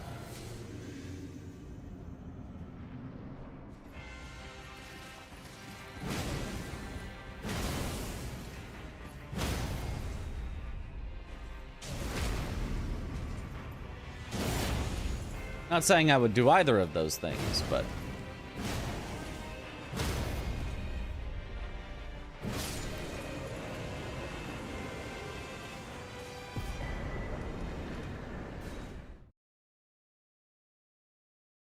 It's hyped to see your boy Kushla Dora back in Wilds. Heck yeah.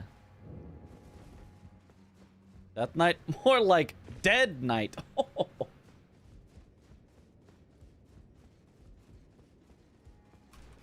Twice the star addressed to on the contrary. Now, me.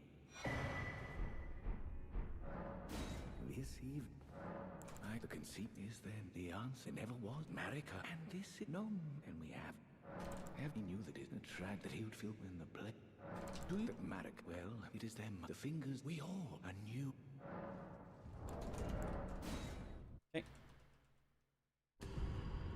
I feel like Rise definitely could have been better done compared to what we got. Yeah, I don't know.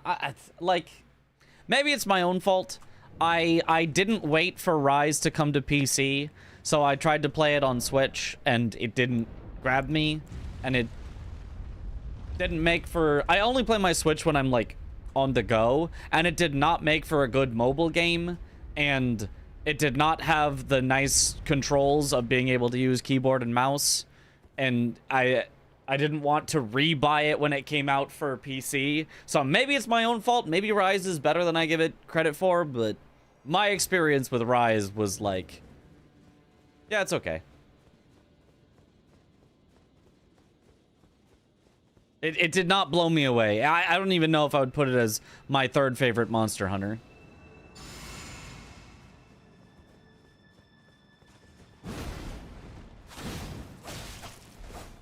And, like, especially after how incredible World was, it was like, well, that's disappointing. Which is also unfair to it. Not its fault for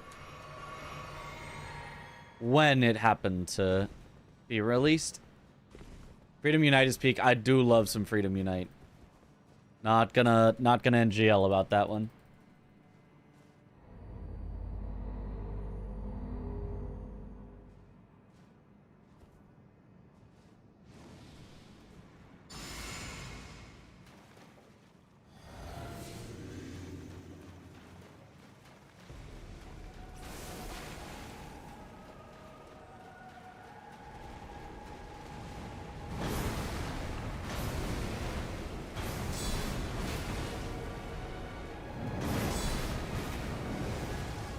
Well, that's interesting.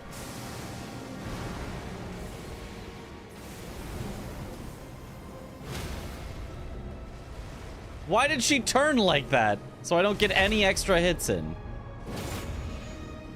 Cool, Matter, thank you.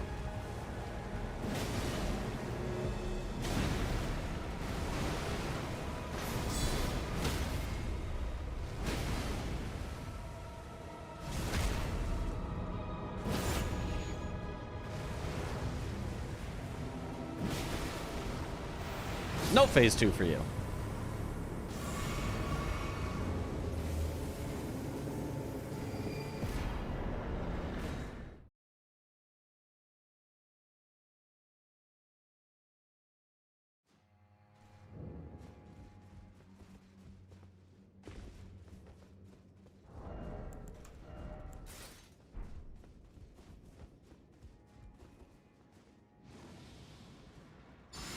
Phase 2 skip. Abscond with it. The whole of Count Emir's you undeserving little miscreant. Surrender to the night of your own, my dear star. A fine mother you will be. My shine. World improved a lot with Iceborne. IMO.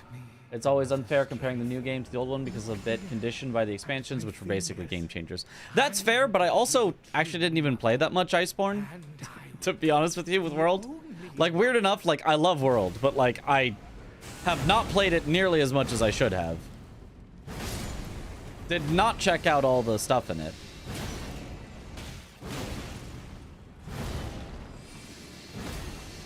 Can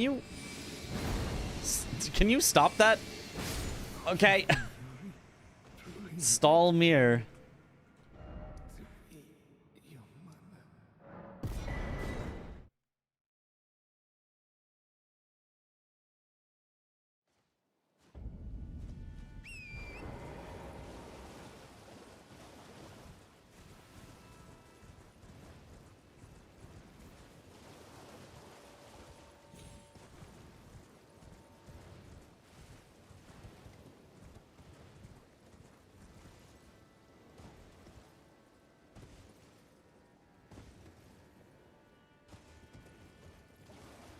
He was panic rolling. He was panic teleporting, which has too many iframes.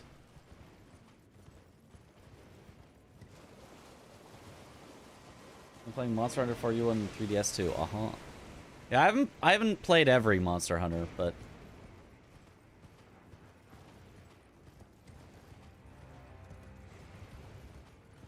of the ones I've played, I mean, clearly I think World is my top #1. I've heard good things about GU, but have not played it.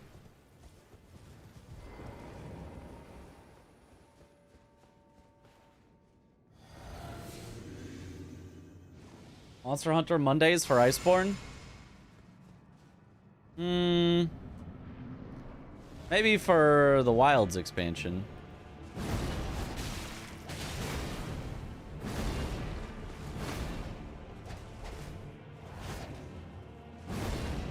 Can you cease?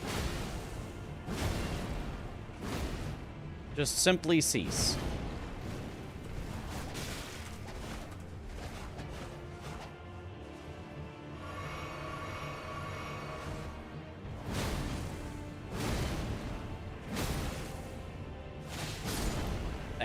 Thank you for ceasing.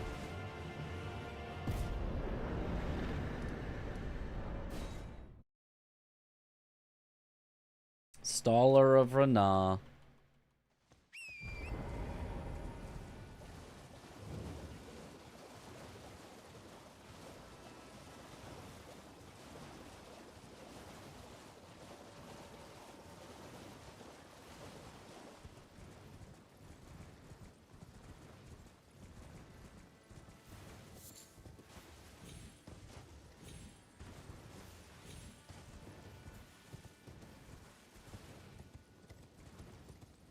Her attack is literally called Unending Dance.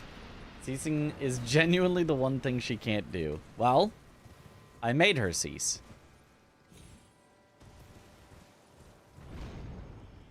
And honestly, if she just kept doing the dance, it'd be fine, because I could just hit her. It's the dodging. Not even dodging, the backstepping.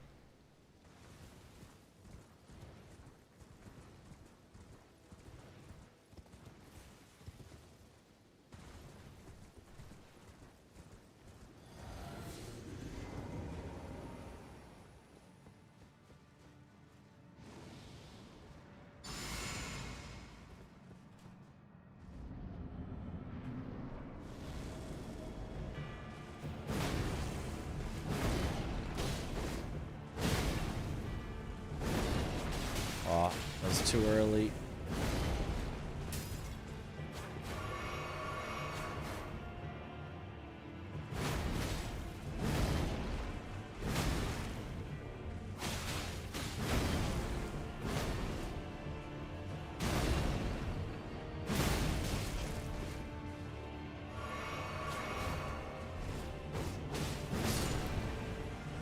Okay, well, that was a weird red bear.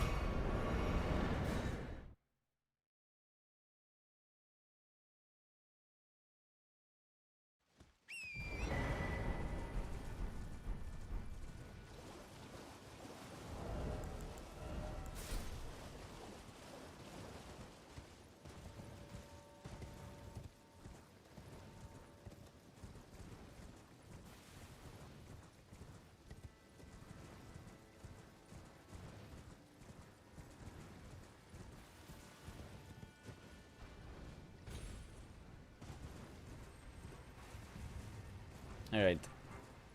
Red man, parentheses, bear. A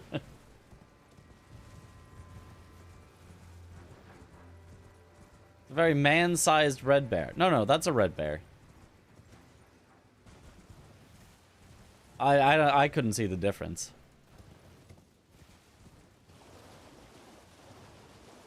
It is red bear, yeah.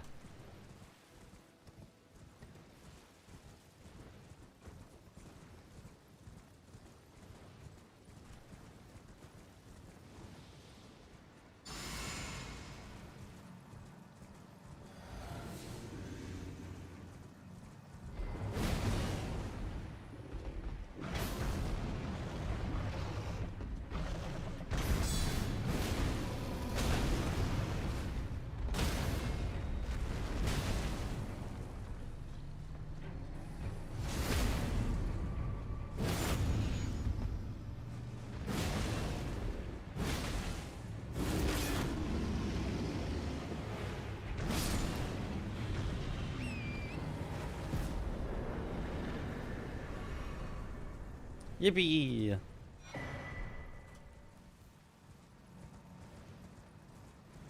An idea that could potentially save you multiple whole frames across the entirety of this run. It would only inconvenience you more than it's worth. Oh, I'm down. Tell me all about it.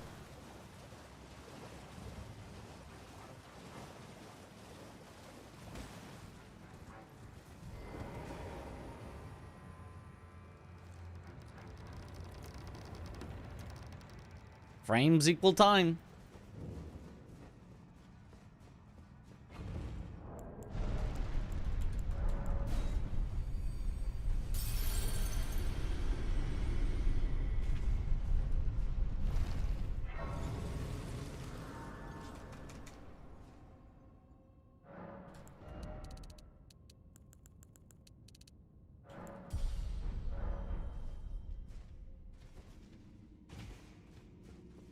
Hot swap beloved Stardust after buff spells. Holy.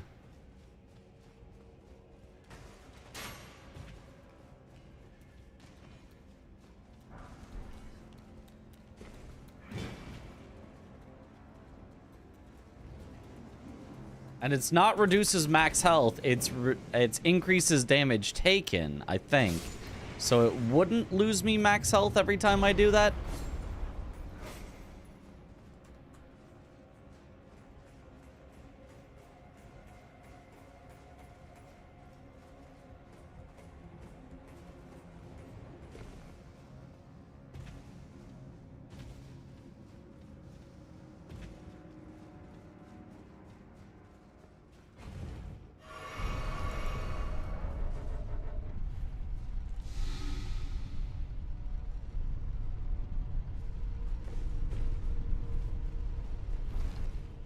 So you put on before the fight, buff, then hot swap it out before the buff. Right, right. But if it had lost me max health, then, you know, there's a theoretical world where that lost max health would come back to bite me, but now there isn't.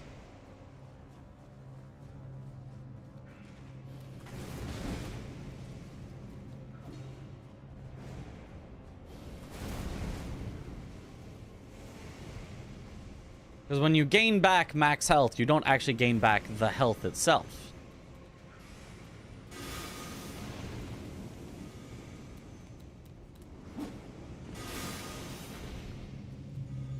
I'd have to find a time to equip it before I'm actually buffing, because if I swap it before I buff, then it would lose more time than it saves. But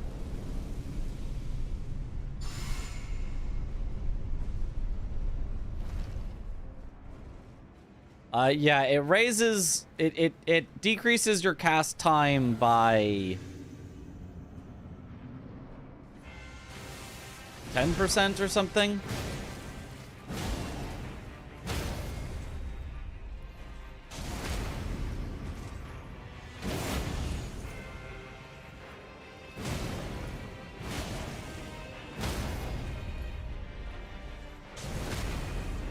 By utmost.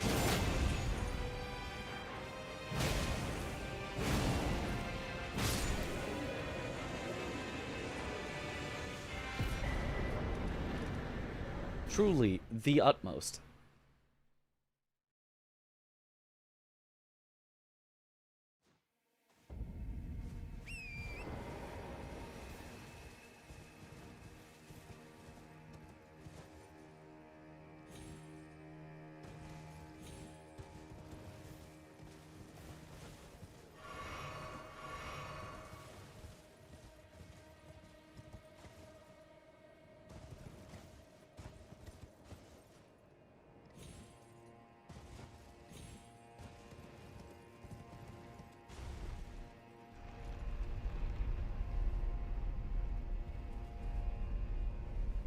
Yeah, it actually raises it by 99, but 70 is the cap, so it gives you a bunch of wasted, yeah, virtual dexterity. The goal is sub 3 hours would be really nice. For GDQ, we have only guaranteed them under 3 hours and 20 minutes, but we're truly hoping to, at least in practice, be able to do it in under 3 hours.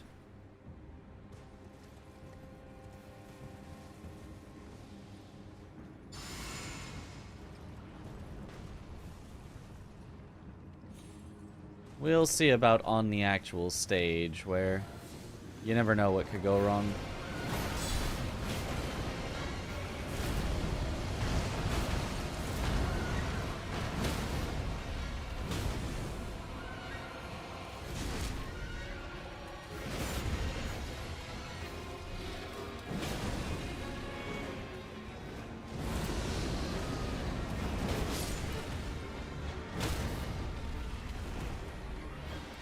Oh, perfect fight.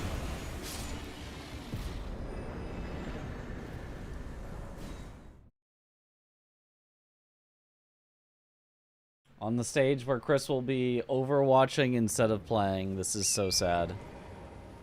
Okay, I want to try jumping off of Torrent just to see if it somehow makes a difference. I know I've done this, Skip, staying on Torrent, but, like, for some reason it keeps not working, so I'm just gonna jump off of Torrent to the spot. Oh. Not have Torrent summonable? There we go. And it still doesn't work. I don't understand. Unless it's a frame rate issue, I don't understand.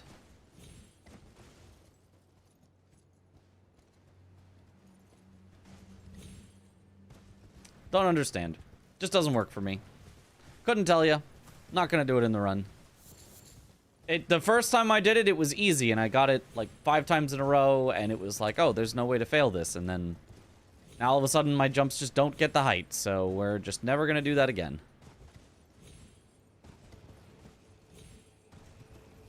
Couldn't tell you.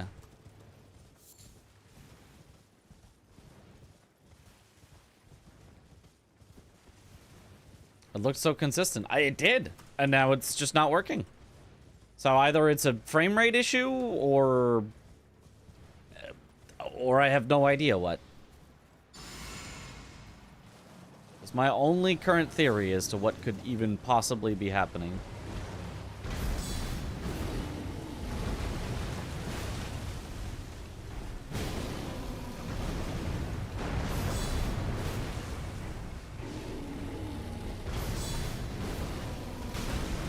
Can you stop avoiding my attacks?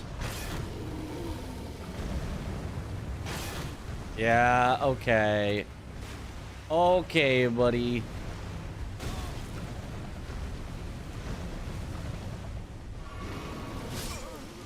Okay, buddy. Okay. Oh, he would have died like 3 times over if every attack just didn't miss. For no reason.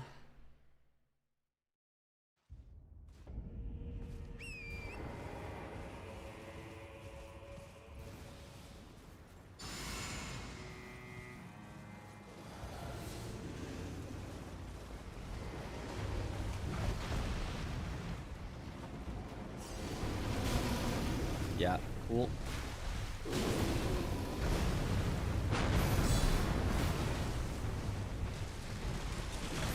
Can you stop running? Like, literally, another running.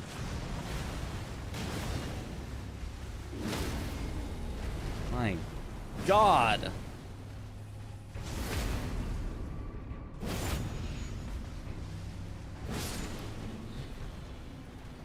That has never gone worse, ever.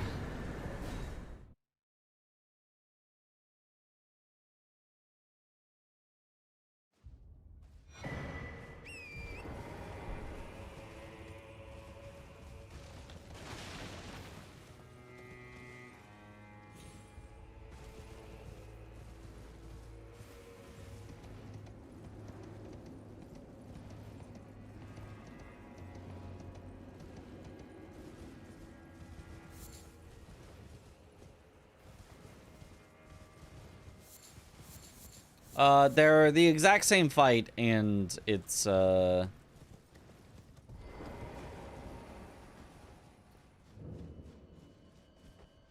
Oops, I didn't need this. Regalia has, like, a little more health than Ralva, but, like, not that much more. And it's obviously much easier to find Ralva earlier, so... Regalia just is the same fight, but with a bit more health, but you're gonna have more Skidoo, so it's just always the easier version. Like, 95% of people that play the DLC will find Ralva before they find Regalia. Will have a higher Skidoo at Regalia than they do at Ralva, and so will find Regalia both easier because they already know the moves, and literally easier because the Skidoo makes a bigger difference than the increase in scaling.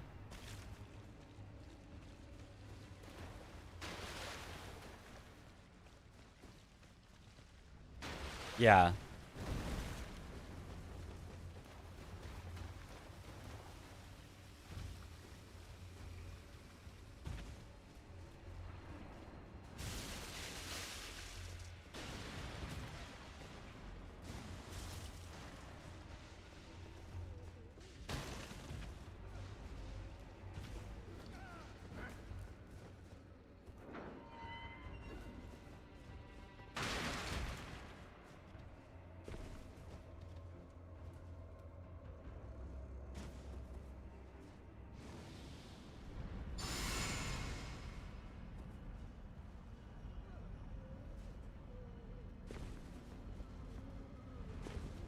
His spot friend.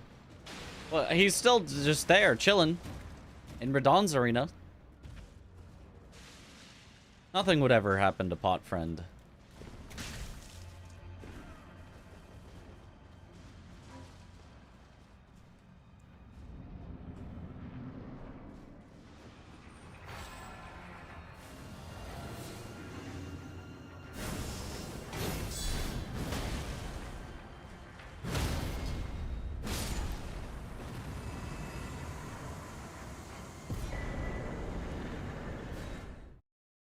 Nice.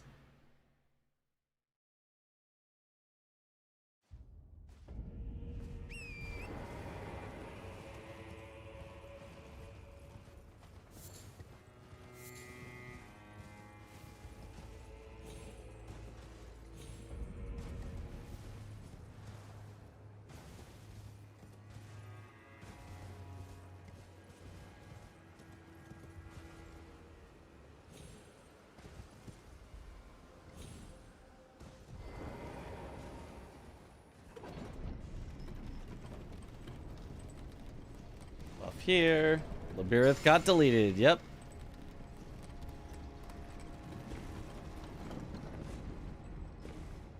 I mean, Labirith, it's just like a regular Curse Blade. They just put a boss health bar on.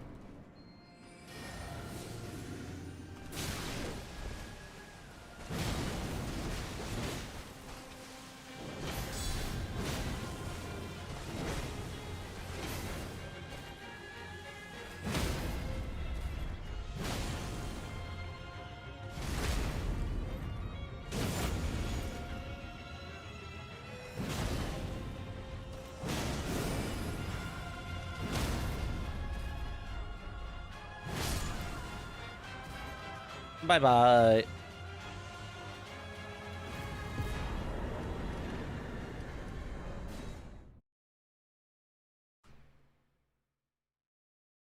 Holy. No, actually, it's fire damage. It's actually physical and fire. Bonk Stick is insane. Also being Skidoo level 16 on early DLC is pretty good.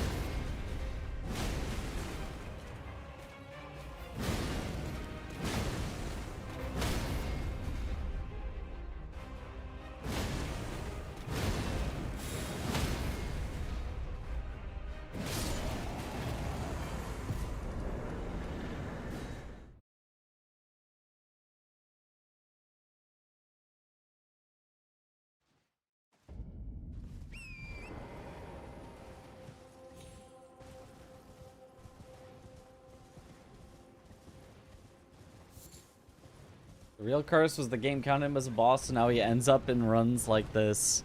This is so sad.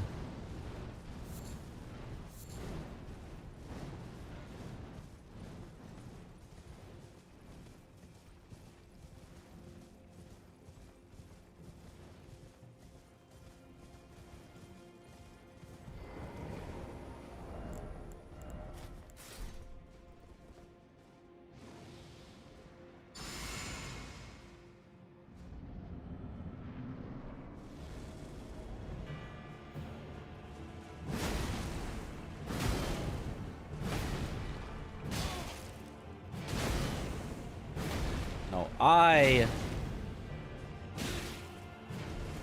hyper armor through your moves. Oh.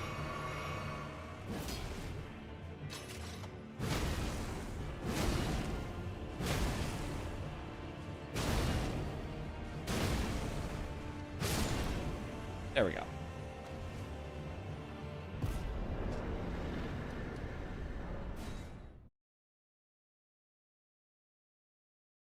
Love how strong guard counter is. It is if, you know, you can actually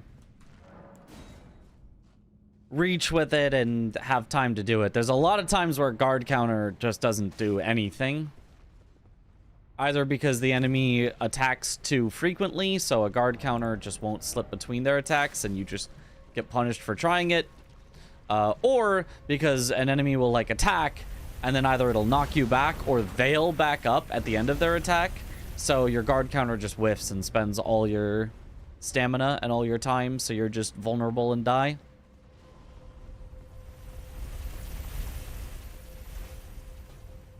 But when it works, it's so good.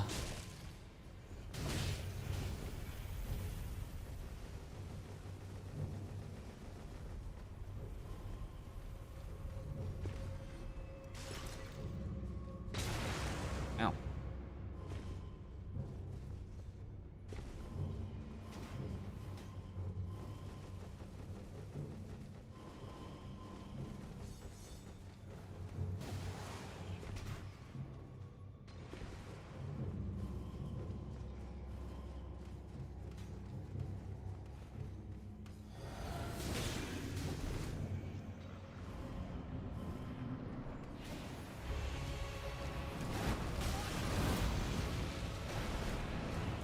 That was weird.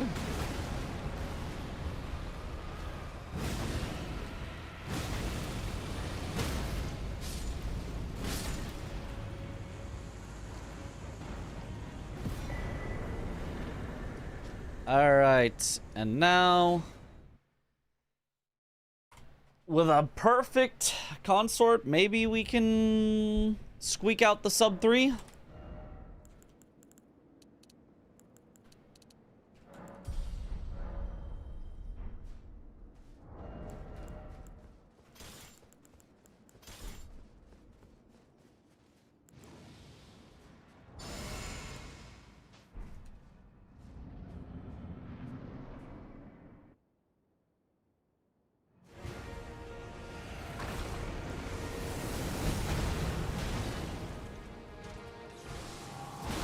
Well, that's exactly the opposite of perfect.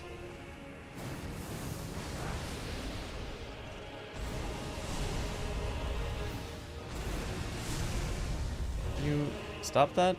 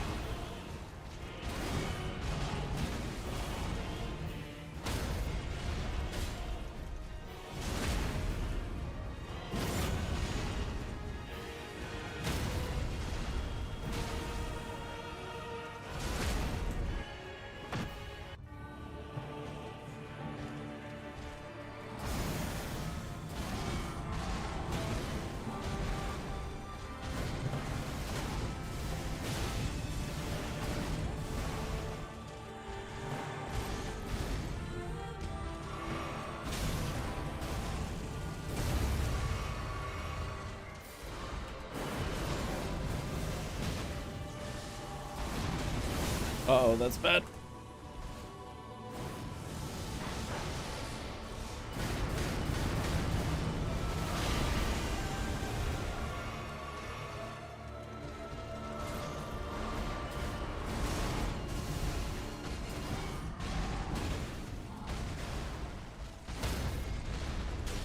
Ugh, this is horrendous luck.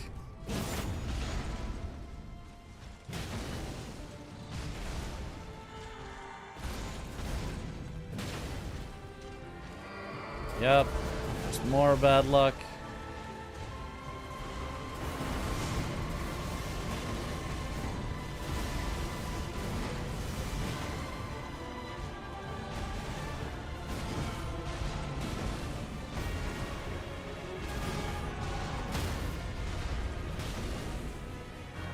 Yeah, can't get sub 3. Too bad of luck on this guy. This is so sad.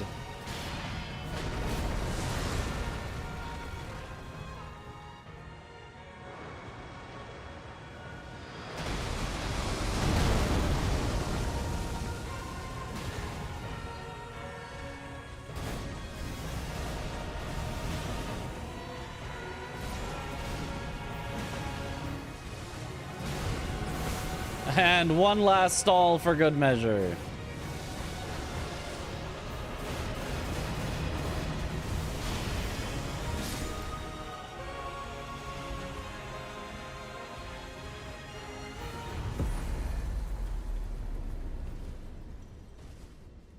That may be one of the worst consort lucks I've ever seen.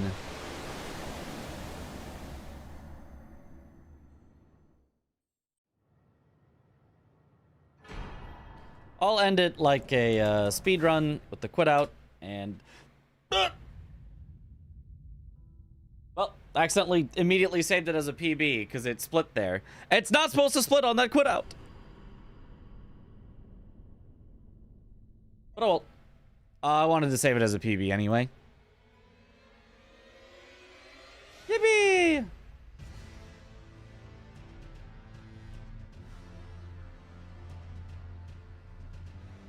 It's basically sub 3 excluding testing that skip. Which skip? What skip did I test? Wanted to check something in West Cerulean. Yes, yes I do.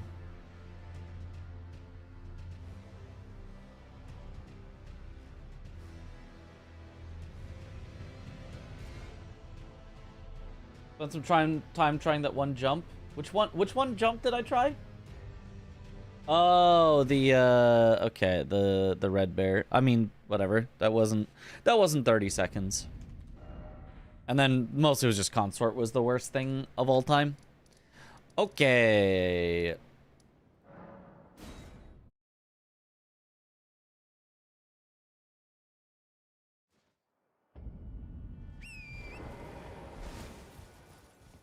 Okay. So,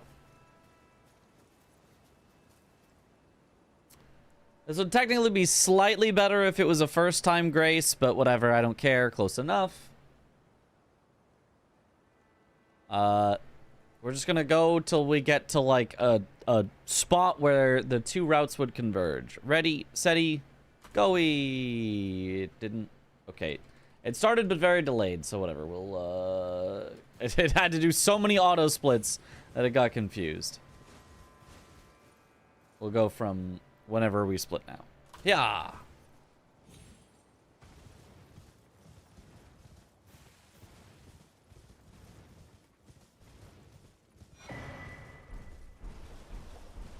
Oh, the dancer stuff.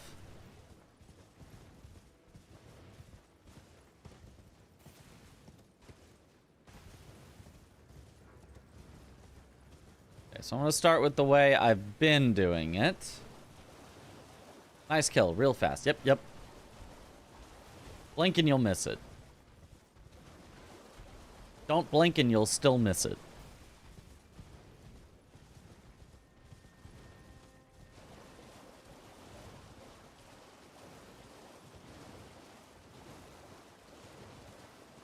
So we're pretending like we're lighting this grace, even though we're actually just sitting at it, but pretending it takes about the same time, which I think is true. I think it takes about the same time to light a grace as to sit at a grace.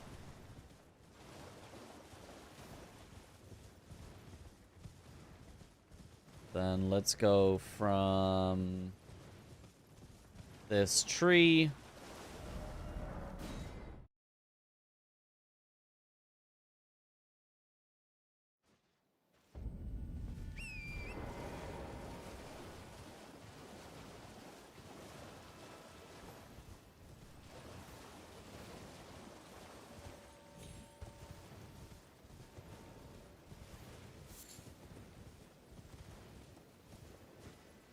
And then I'll do it from reaching the bottom of this. There. Okay, now you see. It ended at 157.0. Started at 14.2. Someone do the math.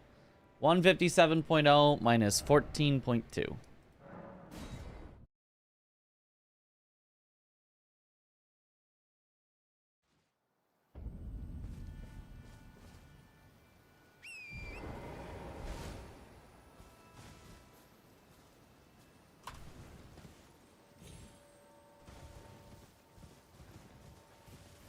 $142.8. Okay, perfect.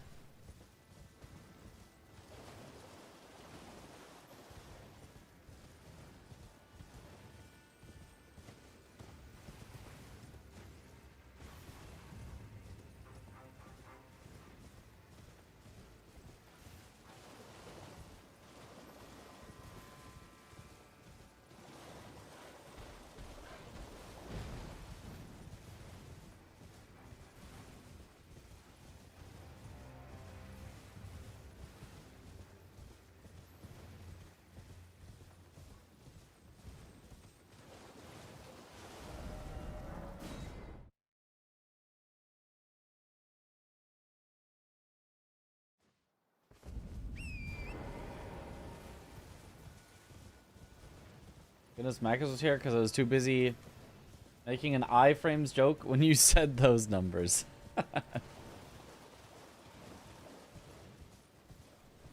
And I'm excited for some post-gaming pizza. Some post-gaming leftover pizza, as well as brownies and cookies that were brought back. Have to, you know, heat them back up, but... Ow.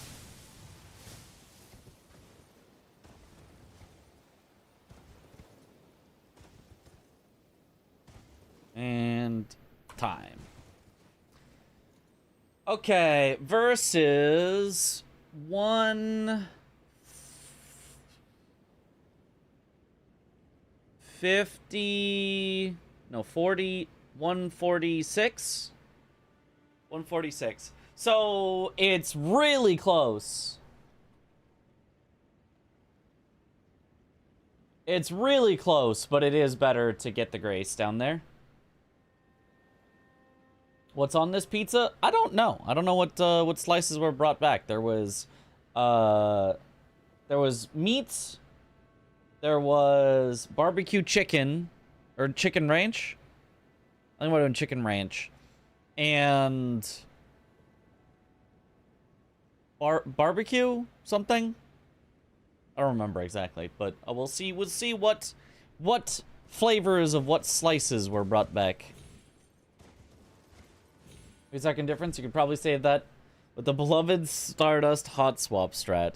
You know, can we even measure a difference with or without beloved Stardust?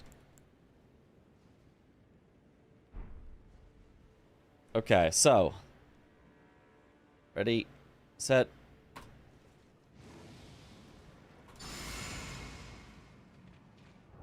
Versus just kidding. Versus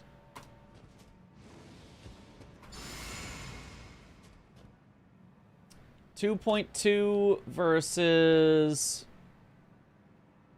2.5. 0.3. 0.3 on that one golden vow. So, you know. There you go. I mean, surely that was a perfect, rigorous, scientific thing.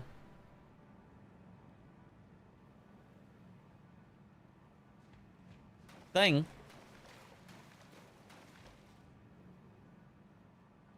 will stack up how many bosses you kill, like 40.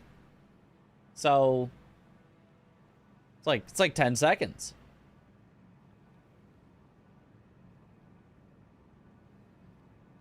I saw someone do one of those like side-by-side comparisons. You don't notice a difference to like 3rd or 4th consecutive cast. Yeah. Yeah, it's not a lot. It is certainly not a lot.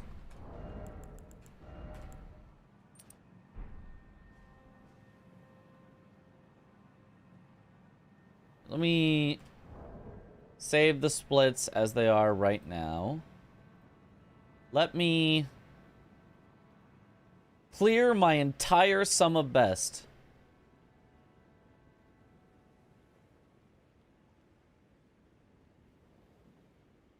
Oh no, this is currently cleaning.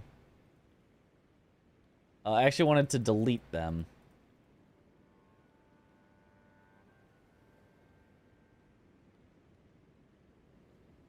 What was... Okay, yeah, I had clean. Okay, I guess I have to do it kind of manually. Delete, delete, delete, delete, delete, delete, delete, delete, delete, delete, delete, delete, delete, delete, delete, delete, delete, delete, delete, delete. Just going down, deleting.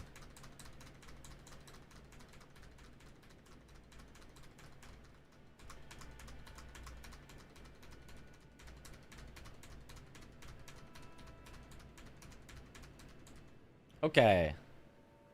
All sum of best cleaned up, so now it says my sum of best is my current run. So now everything from now on will actually be real golds. And not just because of a difference in run timing.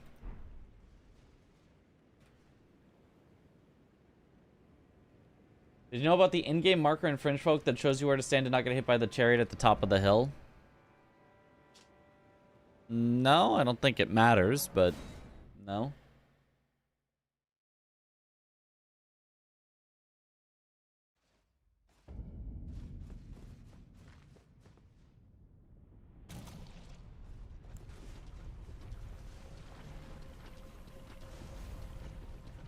Oh, and now I can move through the swamp on...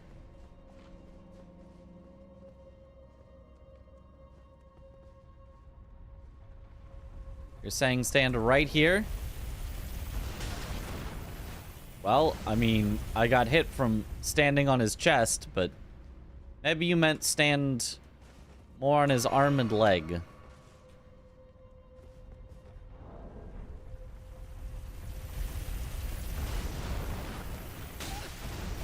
In the middle? This one?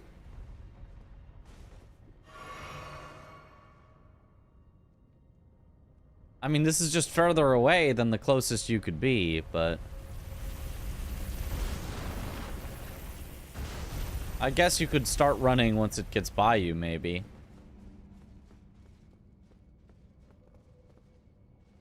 What if you stand more at his pelvis?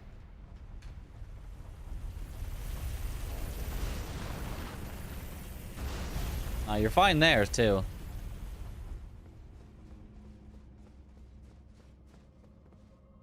What about past his pelvis?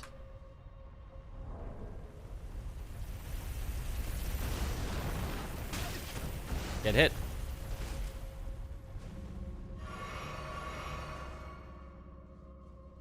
So you stand somewhere here-ish. Noticing all the dead bodies there, and I'm fully considering this a coincidence.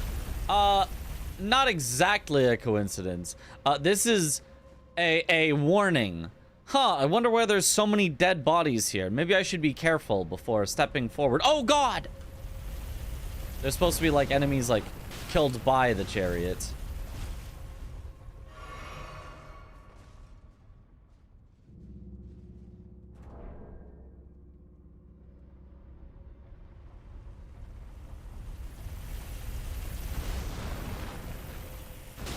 Okay, you can run into the hitbox from behind. I thought so, but I wasn't sure. The bodies in Elden Ring are just item chests. True. Okay, well, that worked. That was good.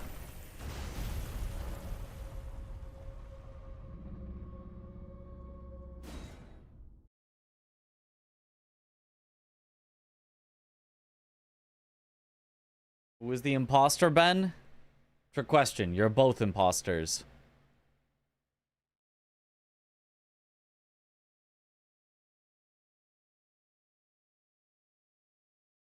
Okay. Yeah, I don't really want to do a full another run, although that was a really good run. That was a really, really solid run.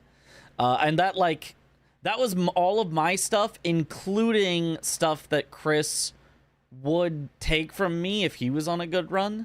So, like, in theory, even that one, which, you know, definitely had some stuff go wrong at the end, would have been sub 3.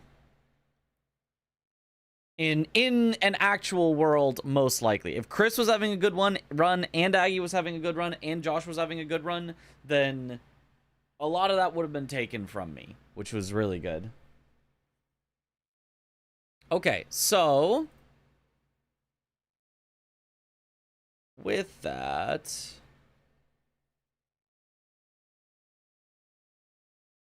there are currently bingo brawlers. But now you've kind of made me hungry for pizza. Sub 3 is fairly possible. It is definitely fairly possible. It is, I mean, it is possible to do in a very fair manner. Gray is watching a match. Yeah. I'm pretty heavily on your team to do well in this clearly solo competitive thing. Yeah, clearly solo competitive. Yeah. No, but I mean, like, I could take over all of those and still get sub 3, which is a good thing. It means that others don't have to do as well to still get a sub 3. And if others do very well, then it's like easy sub 3. You should stream Gray streaming CBD. Oh, so true, so true. There's the idea. There's the idea. Nah, I think we probably go to bed now. Well, go to bed-ish. I'm gonna go eat because I'm hungry.